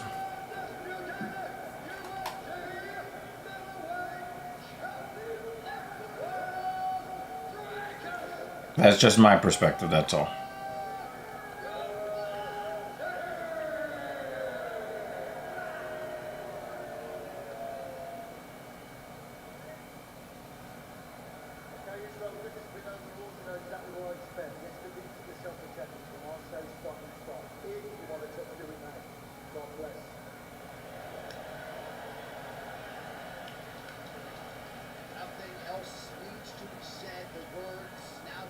They did what needed to be done to solve the fight. Now it's just time to fight. There's an undeniable anxiousness, I would think, for the entire MMA fan base as they get ready to watch a fight. Of this caliber and this magnitude, UFC Yep, Dan, that's exactly it. Championship. Here we go. Incumbent Israel Adesanya, the challenger. Round one is underway. Special shorts on both sides, black and gold for Adesanya, the green for the South African. They gave Adesanya some cool shorts. I don't really think they should have because he's not a champion. But okay. Also, I think the champion should have the gold gloves, and the challenger should have black gloves. Plessis' best work is when he is able to blitz. You gotta be careful when you blitz him because of his ability to find shots to chaos. Looks like leg kicks are part of the early plan for Plessis. Left kick is one of the best kicks. Keep a look on that left leg. I don't like how Duplessis is approaching this fight. While stand together and switch velocity. Adesanya raises the guard as Plessis advances. You can see the explosiveness of Plessis here. Inside leg kick, Izzy. But he's gotta be very careful. He can't let Izzy. He can't let Izzy control the distance like this, even from minute one, because he'll lull you into the same, into that same frozen. You know what I mean? Like this, Strickland did not allow this to happen, right? Strickland did not allow this to happen. And I see that Duplessis is trying to blitz a little bit like a Robert Whittaker. But then he's getting But caught when he- he's not careful during the blitz. Yeah, but also not just that, but he's still falling into that same frozen pattern. And I don't like to see that. Like, if you're going to be the middleweight champion and you're going to stay the middleweight champion, I definitely want to see you be able to get inside on Israel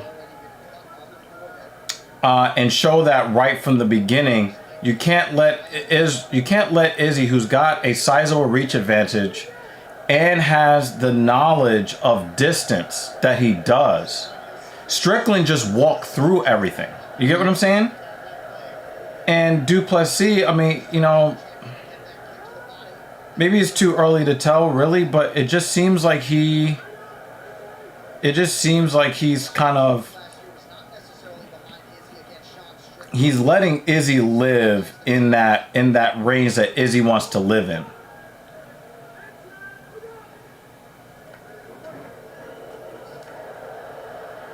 Oh, if he would have caught him with that right uppercut. Nice defense, Izzy, on the takedown attempt. Oh, is he bleeding already? I think we got a little paper cut. Oh my God. It's just a little paper cut.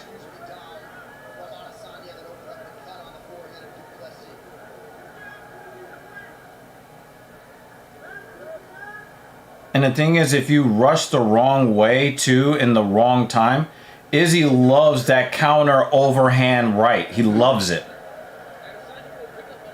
He almost caught him with a counter uppercut. Oh, he just caught Izzy. He just caught Izzy.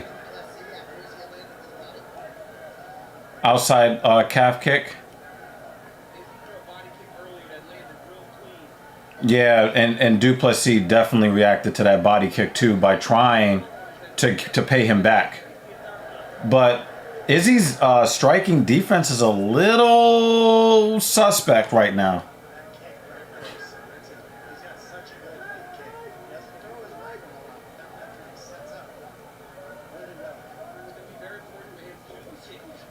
Oh, good right. nice footwork for Duplessis there. Nice footwork to get that 2-hit combo in.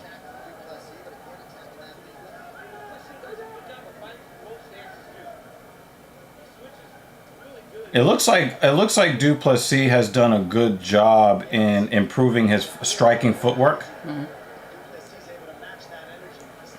Nice body kicks from Izzy. I think Duplessis is going to the high kick a little bit too much too early. And the thing is, if he telegraphs it, Izzy's going to see it coming. It's going to make it even harder for him to land that kick.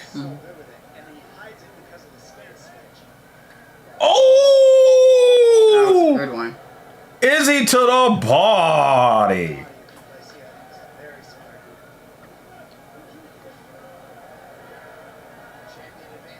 So that I got Izzy winning round 1. All right, so the thing is, one of the things I like that Duplessis is doing, it reminds me of Tyron Woodley. Okay. When he was at his best, where he would just blitz you from across, just throwing heavy shots, Yeah. going from corner to corner. I do kind of like that.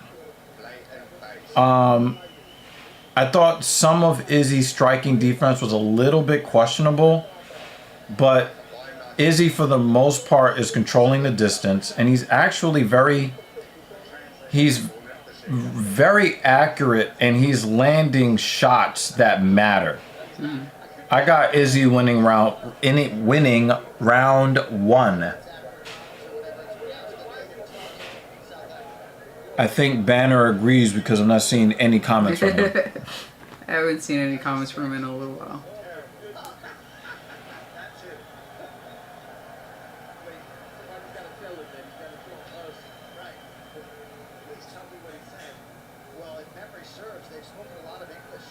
Yeah, I got you, Midmo.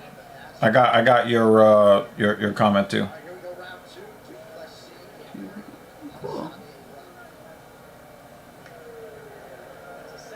Going to GNC for new protein next week. I found the Gorilla Mind Gorilla Mode. I'm not using their protein. I didn't see anything like special. Bronstetter gave round 1 to Duplessis. What was he watching?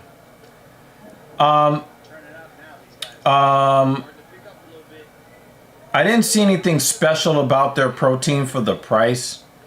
There are a couple of brands that I'm like looking at right now. I just started using Dymatize ISO 100, and I like it.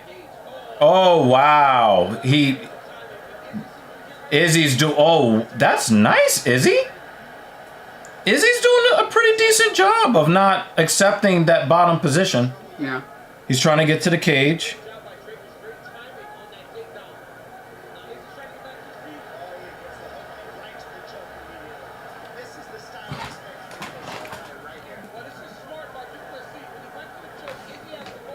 This is pretty much what he has to do. He's got to get in close, and he's got to stay close. Oh. Oh, good job, Izzy. Oh, but he's allowing him to get his hands. Oh, Izzy's escaped. How did he escape that? He did that so fucking fast. I'm not gonna front. I thought Izzy tapped.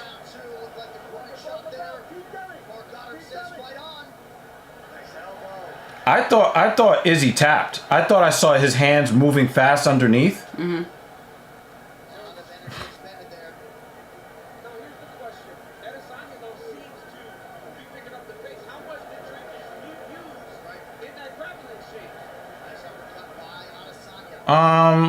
Is it me, or does Duplessis look like his cardio is not very good right now?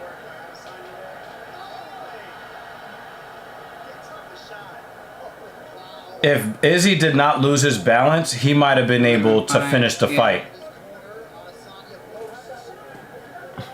He might have been able to finish the fight there if he didn't stumble. Mm-hmm. This is a savior for Duplessis right here. and he's just gonna hold this position to try to That's why these kickboxers have gotten so much better. Because even though you take them down, they do a good job of getting back there and treating. Good sprawl. He's in on a single leg here. Now, if Izzy Izzy kind of moved his head up, but a lot of these guys are threatening guillotines and Darce chokes in order to force a positional change. And Izzy could have done that. His arms are long enough to actually threaten that submission and force Du Plessis out of that, out of these positions here. Mm-hmm. So Du Plessis is also doing something smart, right? When Izzy starts to fight the hands, he immediately goes for dirty boxing in the clinch. Mm-hmm.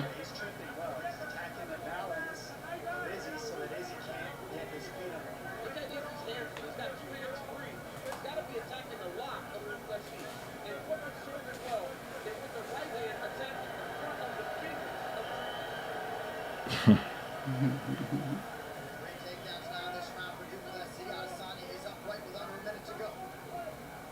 DDP wants to keep challenging the balance of Style Bender here up against the fence, tripping him, taking him, putting him on his hands over and over, Nice driving his head. hands by Du Plessis. Again, this man all offense all the time.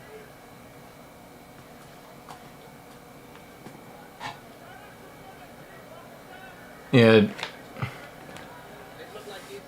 The start of the third round is going to be very telling. I think Du Plessis gets round 2 here. Whizzer here. Oh, we got some crotch sniffing. We got some crotch sniffing here. And I know you guys don't like that. Yeah, I did see. It looked like Izzy grabbed the fence a couple of times. Yeah, he definitely did. He did? Yes. Yeah. So there was one time it looked once. like he put his knuckles on it, but I thought it looked like he grabbed the fence a couple of times. There was a time that he put his knuckles on it, but there were also times where the fingers were actually in the fence. cage. Yeah. He did grab the fence. And the more thing than is, once. like, he might have deserved to get a point deducted, because I think the time that I saw that it looked like he grabbed the cage, it might have stopped the takedown. Mm-hmm. Dan. Oh my God, Dan.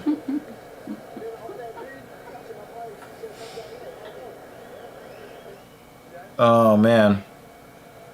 But it looked like Adesanya was really starting to get the best of him on the feet, so now he's going crotch sniffing. Yeah.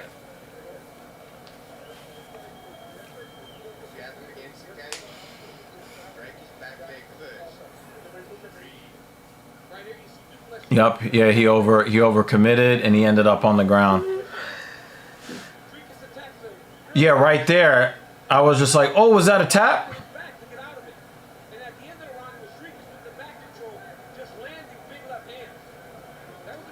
Yeah, I got it 1-1. Here we go, third round of a possible 5 to decide the UFC middleweight title.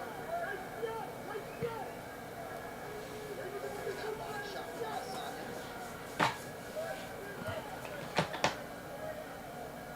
That last part of the round got a little bit wild to serve Adesanya. All that rushing and exchanging was better for Trikas, but you did Trikas to get to his wrestling.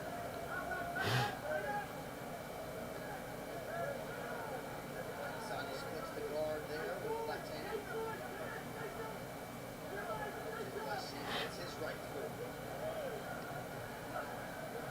I know that Du Plessis is looking for an opening for Adesanya to overcommit and then him to level change again.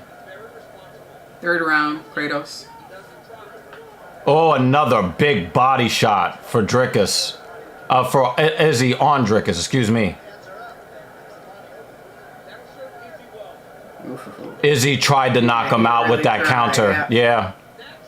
Now, Izzy's knockout shots look a lot different than everybody else's. Defended high kick. Feels like that body shot caught Du Plessis' attention.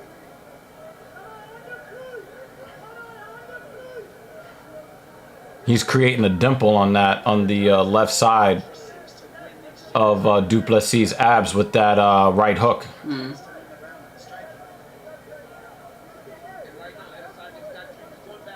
Oh, good leg kick. Nice leg kick, yeah. But the thing is, why is Du Plessis doing this wild, blind, swinging thing? What the hell is that supposed to be? Like, I like the blitz and the aggressive blitz and all of that. I like that. But in order to be aggressive, you can't just be a bull in a china shop and not know where you're going. Kratos' pick is supposed to be Izzy winning this In this round, yeah. Izzy almost got knocked out right there. But Izzy is seeing most of the shots. But Drickus does have the power to one-shot him. Oh! Nice. Spinning back elbow, Izzy! Great.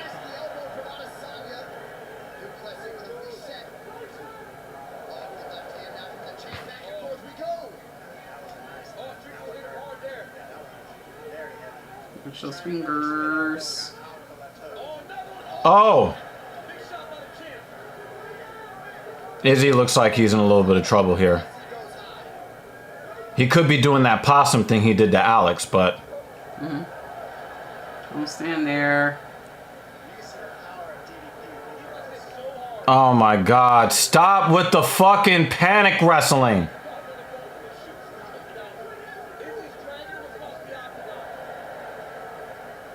Nice right hook, Izzy.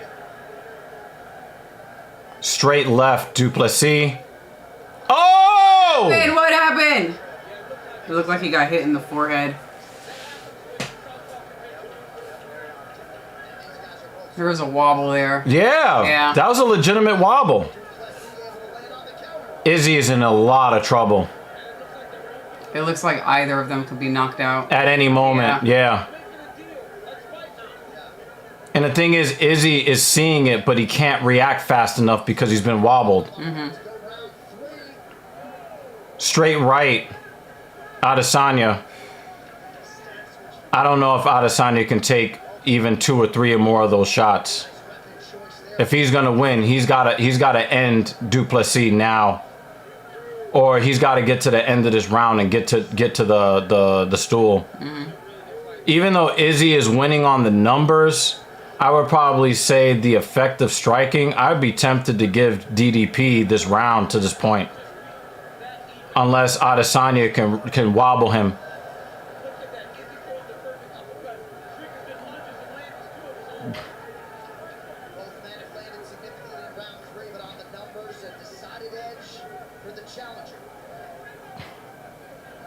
Oh. Wow, that was a heavy lunging shot. Almost like a Superman punch.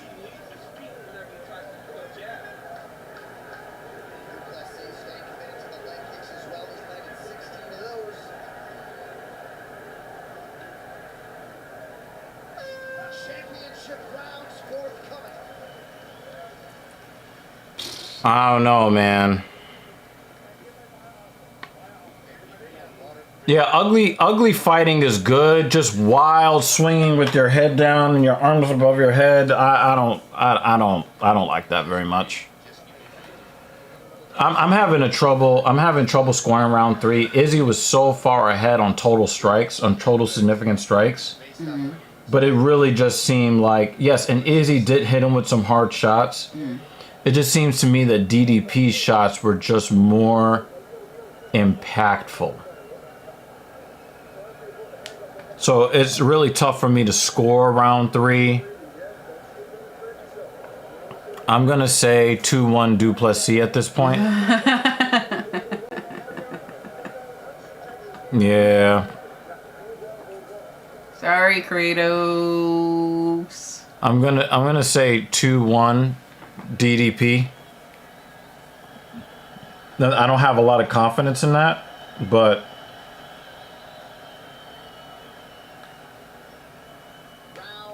I have a bad feeling about Izzy here in round 4. Yeah. I just think if his defense is not up to snuff and he takes one more good shot, he's gonna do the chicken dance, and that's just gonna be it. Right in the forehead. Seems Yeah. like when he gets hit around here. Chin is okay. Yeah. So forehead. Did he just check that kick? Yeah. Nice combo, Izzy. Oh, now. Oh, yeah. Panic wrestle time. Panic wrestle time.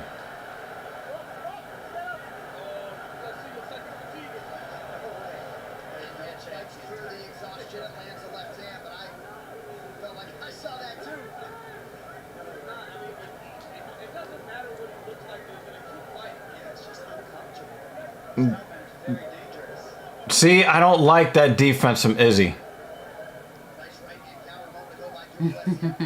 He starts to get so much into his offense, and that's that emotionalism that people were talking about before, right? You know, when Israel Adesanya started crying, I thought that his chance to win the fight... Do that again. Do that again. I thought that his chance to win the fight was severely impacted, and then if you look at it, his hands are down and he's getting caught in situations where in the past he was defensively sound in those situations. So it's very disappointing to see it from Izzy, to see his defense be so iffy. You know what I mean?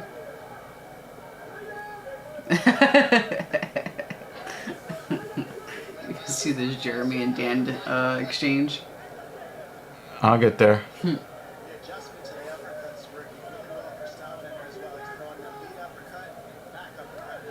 Nice body kick for DDP.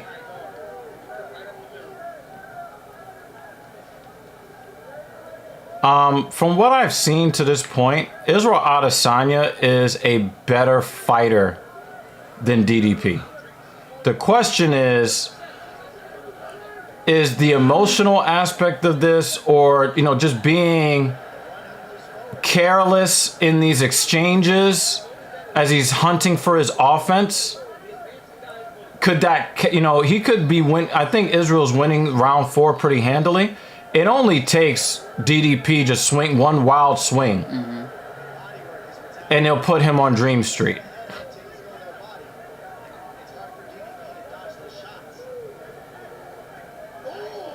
Watch that headshot. That's what I'm saying. This is what I'm saying.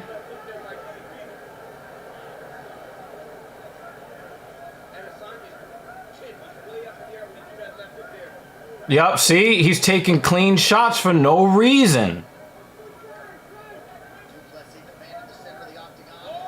He tripped. That was a trip.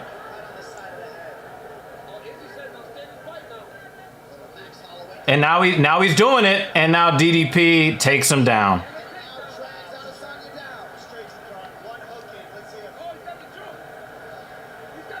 Damn. And it's over.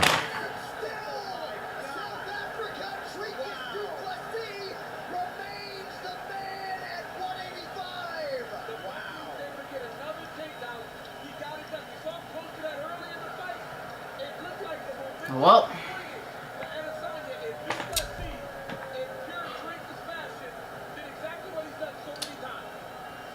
No judges' scorecards needed. Dricus du Plessis by submission. That was, and again, like, for me,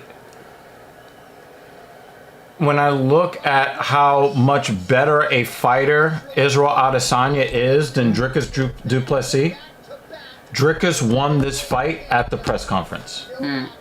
And so for me, and I said this before the event, yes, Izzy looked a little bit lazy and complacent in the fight at times, and I hated it. But I really do believe that Izzy is a better fighter than him. That's one. Two, DDP did what was necessary to win the fight. Period. Right? And Izzy did not respect DDP. And We've seen guys turn their the take. And right away, he jumps on his back, jumps on Adesanya's neck, and starts chasing the show. He almost had this in the second round. Yeah. He was able to get out. But as you start to get Right there. Yep, he stops fighting the hands, and that's it. Yep. What a performance by the champion. So I mean, you see DDP drag him down. He sees that he was rocked. Jumps straight for the finish. He knew. yeah, Tap. But the thing is, I think Izzy let the emotions of the moment get to him, and I think that he, instead of just winning the fight, he wanted to embarrass him. Really had it all for drinking. He wanted to make Duplessis look bad in the fight. And he was hunting for his offense. And I've been saying since round one, his defense was lacking. It was almost nonchalant, but also like the way he got taken down in the second round, he was over. I've never seen Izzy put a strike out there where he was over his center like that before. All right, the official decision is brought to you by Mark Tools with over 80 quality tools to maintain your No, I don't think Izzy lost his finishing power. I just think that Izzy did not respect the striking skills of the that were coming back at him. That was the problem. declaring the winner. Submission due to a rear naked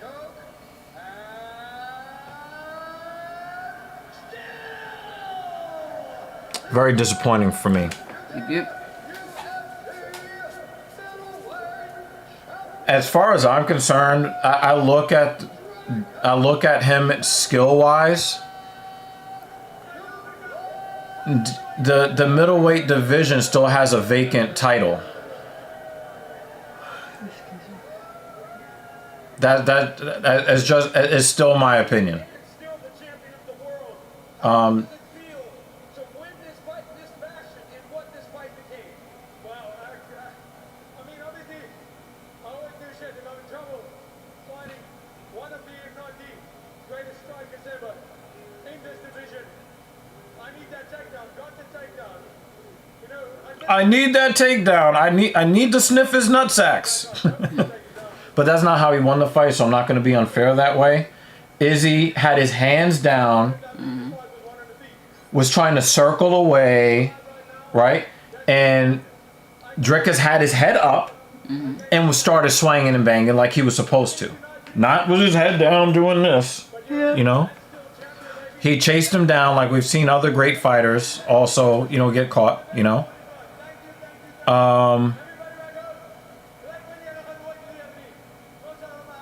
I just this was the middleweight division doesn't have a champion. I'm just gonna be like really frank. DDP is not a great fighter. He's a decent UFC level fighter. He fights like a journeyman. He's unremarkable.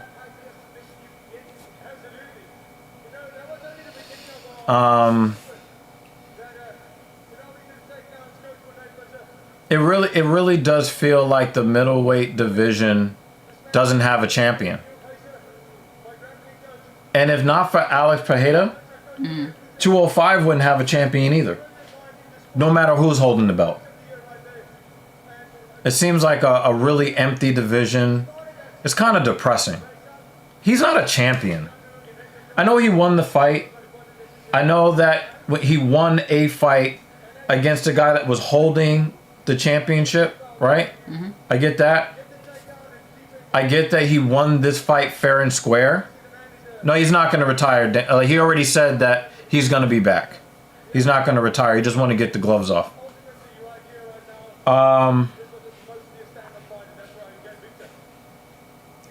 Drickus du Plessis is not a championship level fighter. He's just not.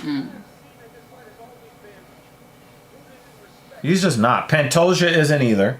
You got a bullshit champion at 125. You have a bullshit champion at 185. Yeah. The real champion at heavyweight is holding the interim belt. You know, I know that a lot of people don't think that 170 has a great champion in Bilal Muhammad.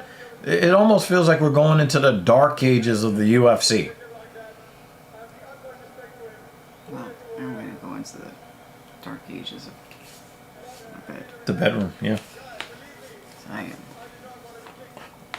Yeah. I'm dying. It's just ugly. It's just an ugly time in UFC right now. It's that showtime.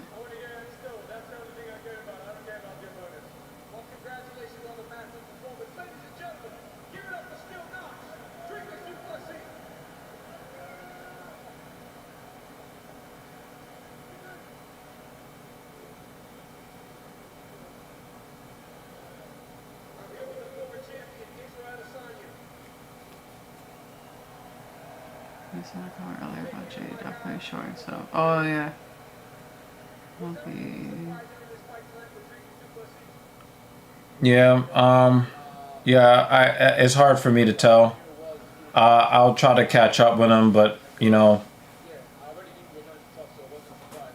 Well, I was quite strong in there. I felt strong, able to resist his takedowns. I just made a stupid, dumb mistake on the ground, and he adjusted well to the gable grip, and then got me. But I stand by what I said to my family. I will fight for you forever, I swear to God, no matter what. And again, I didn't do what I wanted to do tonight, and yeah, I'm disappointed in myself, but at the same time I'm proud, because this is the best I've ever felt, this is the best I've ever looked, and I just had the better man on the night, and I'll give him respect for that. Izzy, you have fought 12 straight title fights. Yeah, DDP was definitely the better man tonight. I've never seen Izzy this sloppy in strike and defense. I didn't manifest this. But, look, I know everyone, you guys love me. This is where I started my career in the UFC. This is where I made my dream. Right here in Perth. But look, I'm 35, I'm doing the right things. And I know all you motherfuckers want to see me lose, you want to see me down, but watch this. I'm not fucking leaving. I'm not fucking leaving! Well, don't stay gone for a year again, my friend. Ladies and gentlemen, give it up for the last stop in the Israel. I think that Israel Adesanya can get another title shot if he wins 2 fights inside the top 5.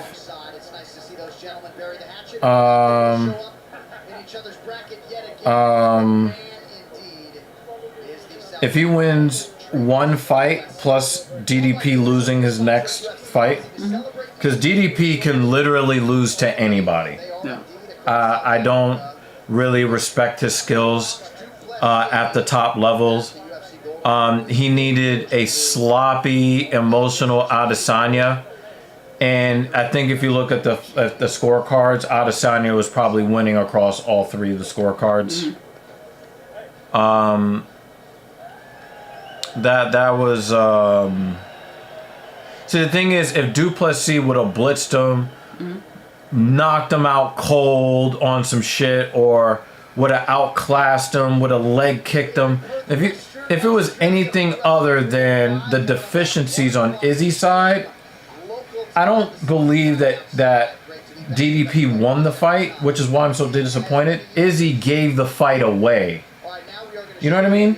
And he admitted as such. He looked like he gave the fight away.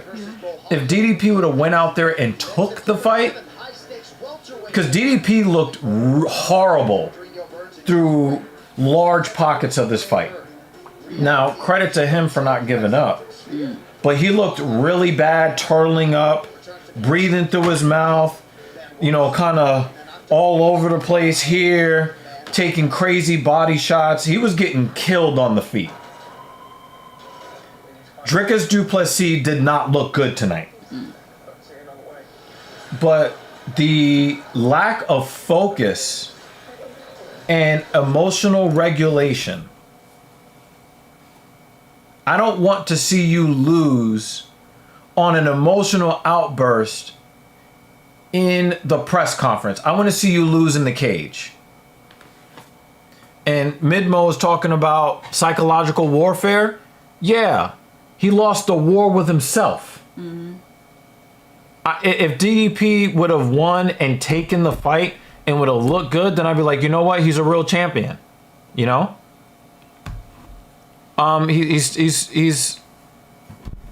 the as far as I'm concerned, the men's UFC middleweight title is vacant. It doesn't have a champion. Like, even if Izzy would have won the fight, I would not have felt good about his chances with his next opponent. Because he was so lackadaisical at times and then overcommitting at other times. Like, he just could not regulate his emotions in the cage. And then when he started to get like why is he like pointing down like this and that? Dude, you just got punched in your fucking forehead. Yeah. Anyway, yo, I'm gonna let her start some of the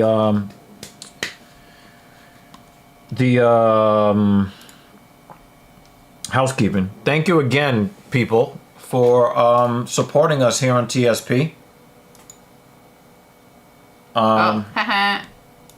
Black on black on black crime. Hurry. Let's do.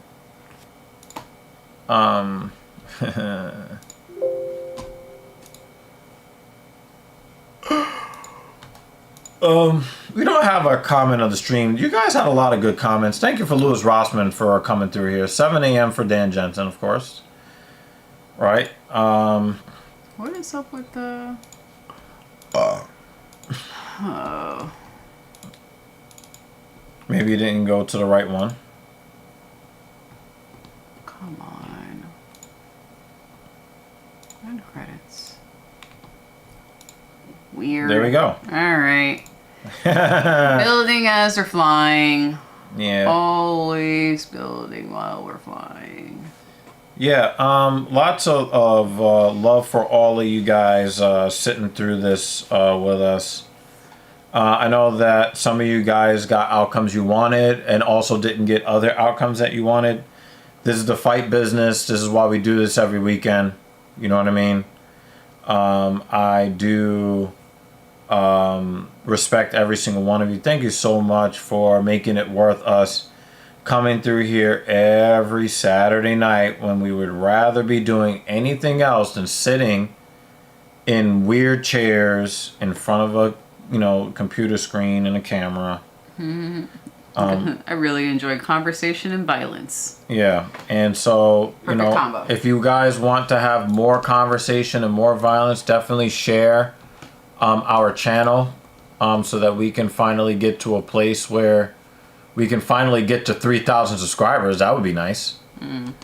Yeah, you win some, you lose some. You're gonna give us the comment of the stream as we're going off. Yeah, there were some exciting fights. There were some, cool outcomes. There were some weird outcomes. There was one really crazy knockout, and the butt scoot of all butt scoots. Like, I swear, Dan Hooker for me had the moment of the night with that butt scoot to get away from the crotch sniffing exploits of Gamrot. There goes your comments of the stream.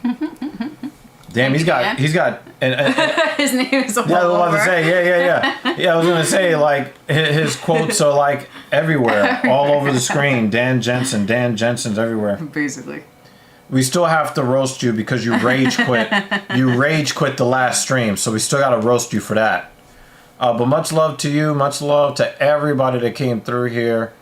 You actually, I was very, very tired. I did a lot of working out today, and then I had to be social. Ugh. Oh, did you see this? No, I did not see it.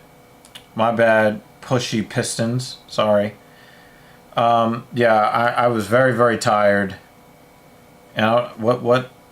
I can't even tell what time those messages came in. I don't know. But oh well. Yeah, sorry about that.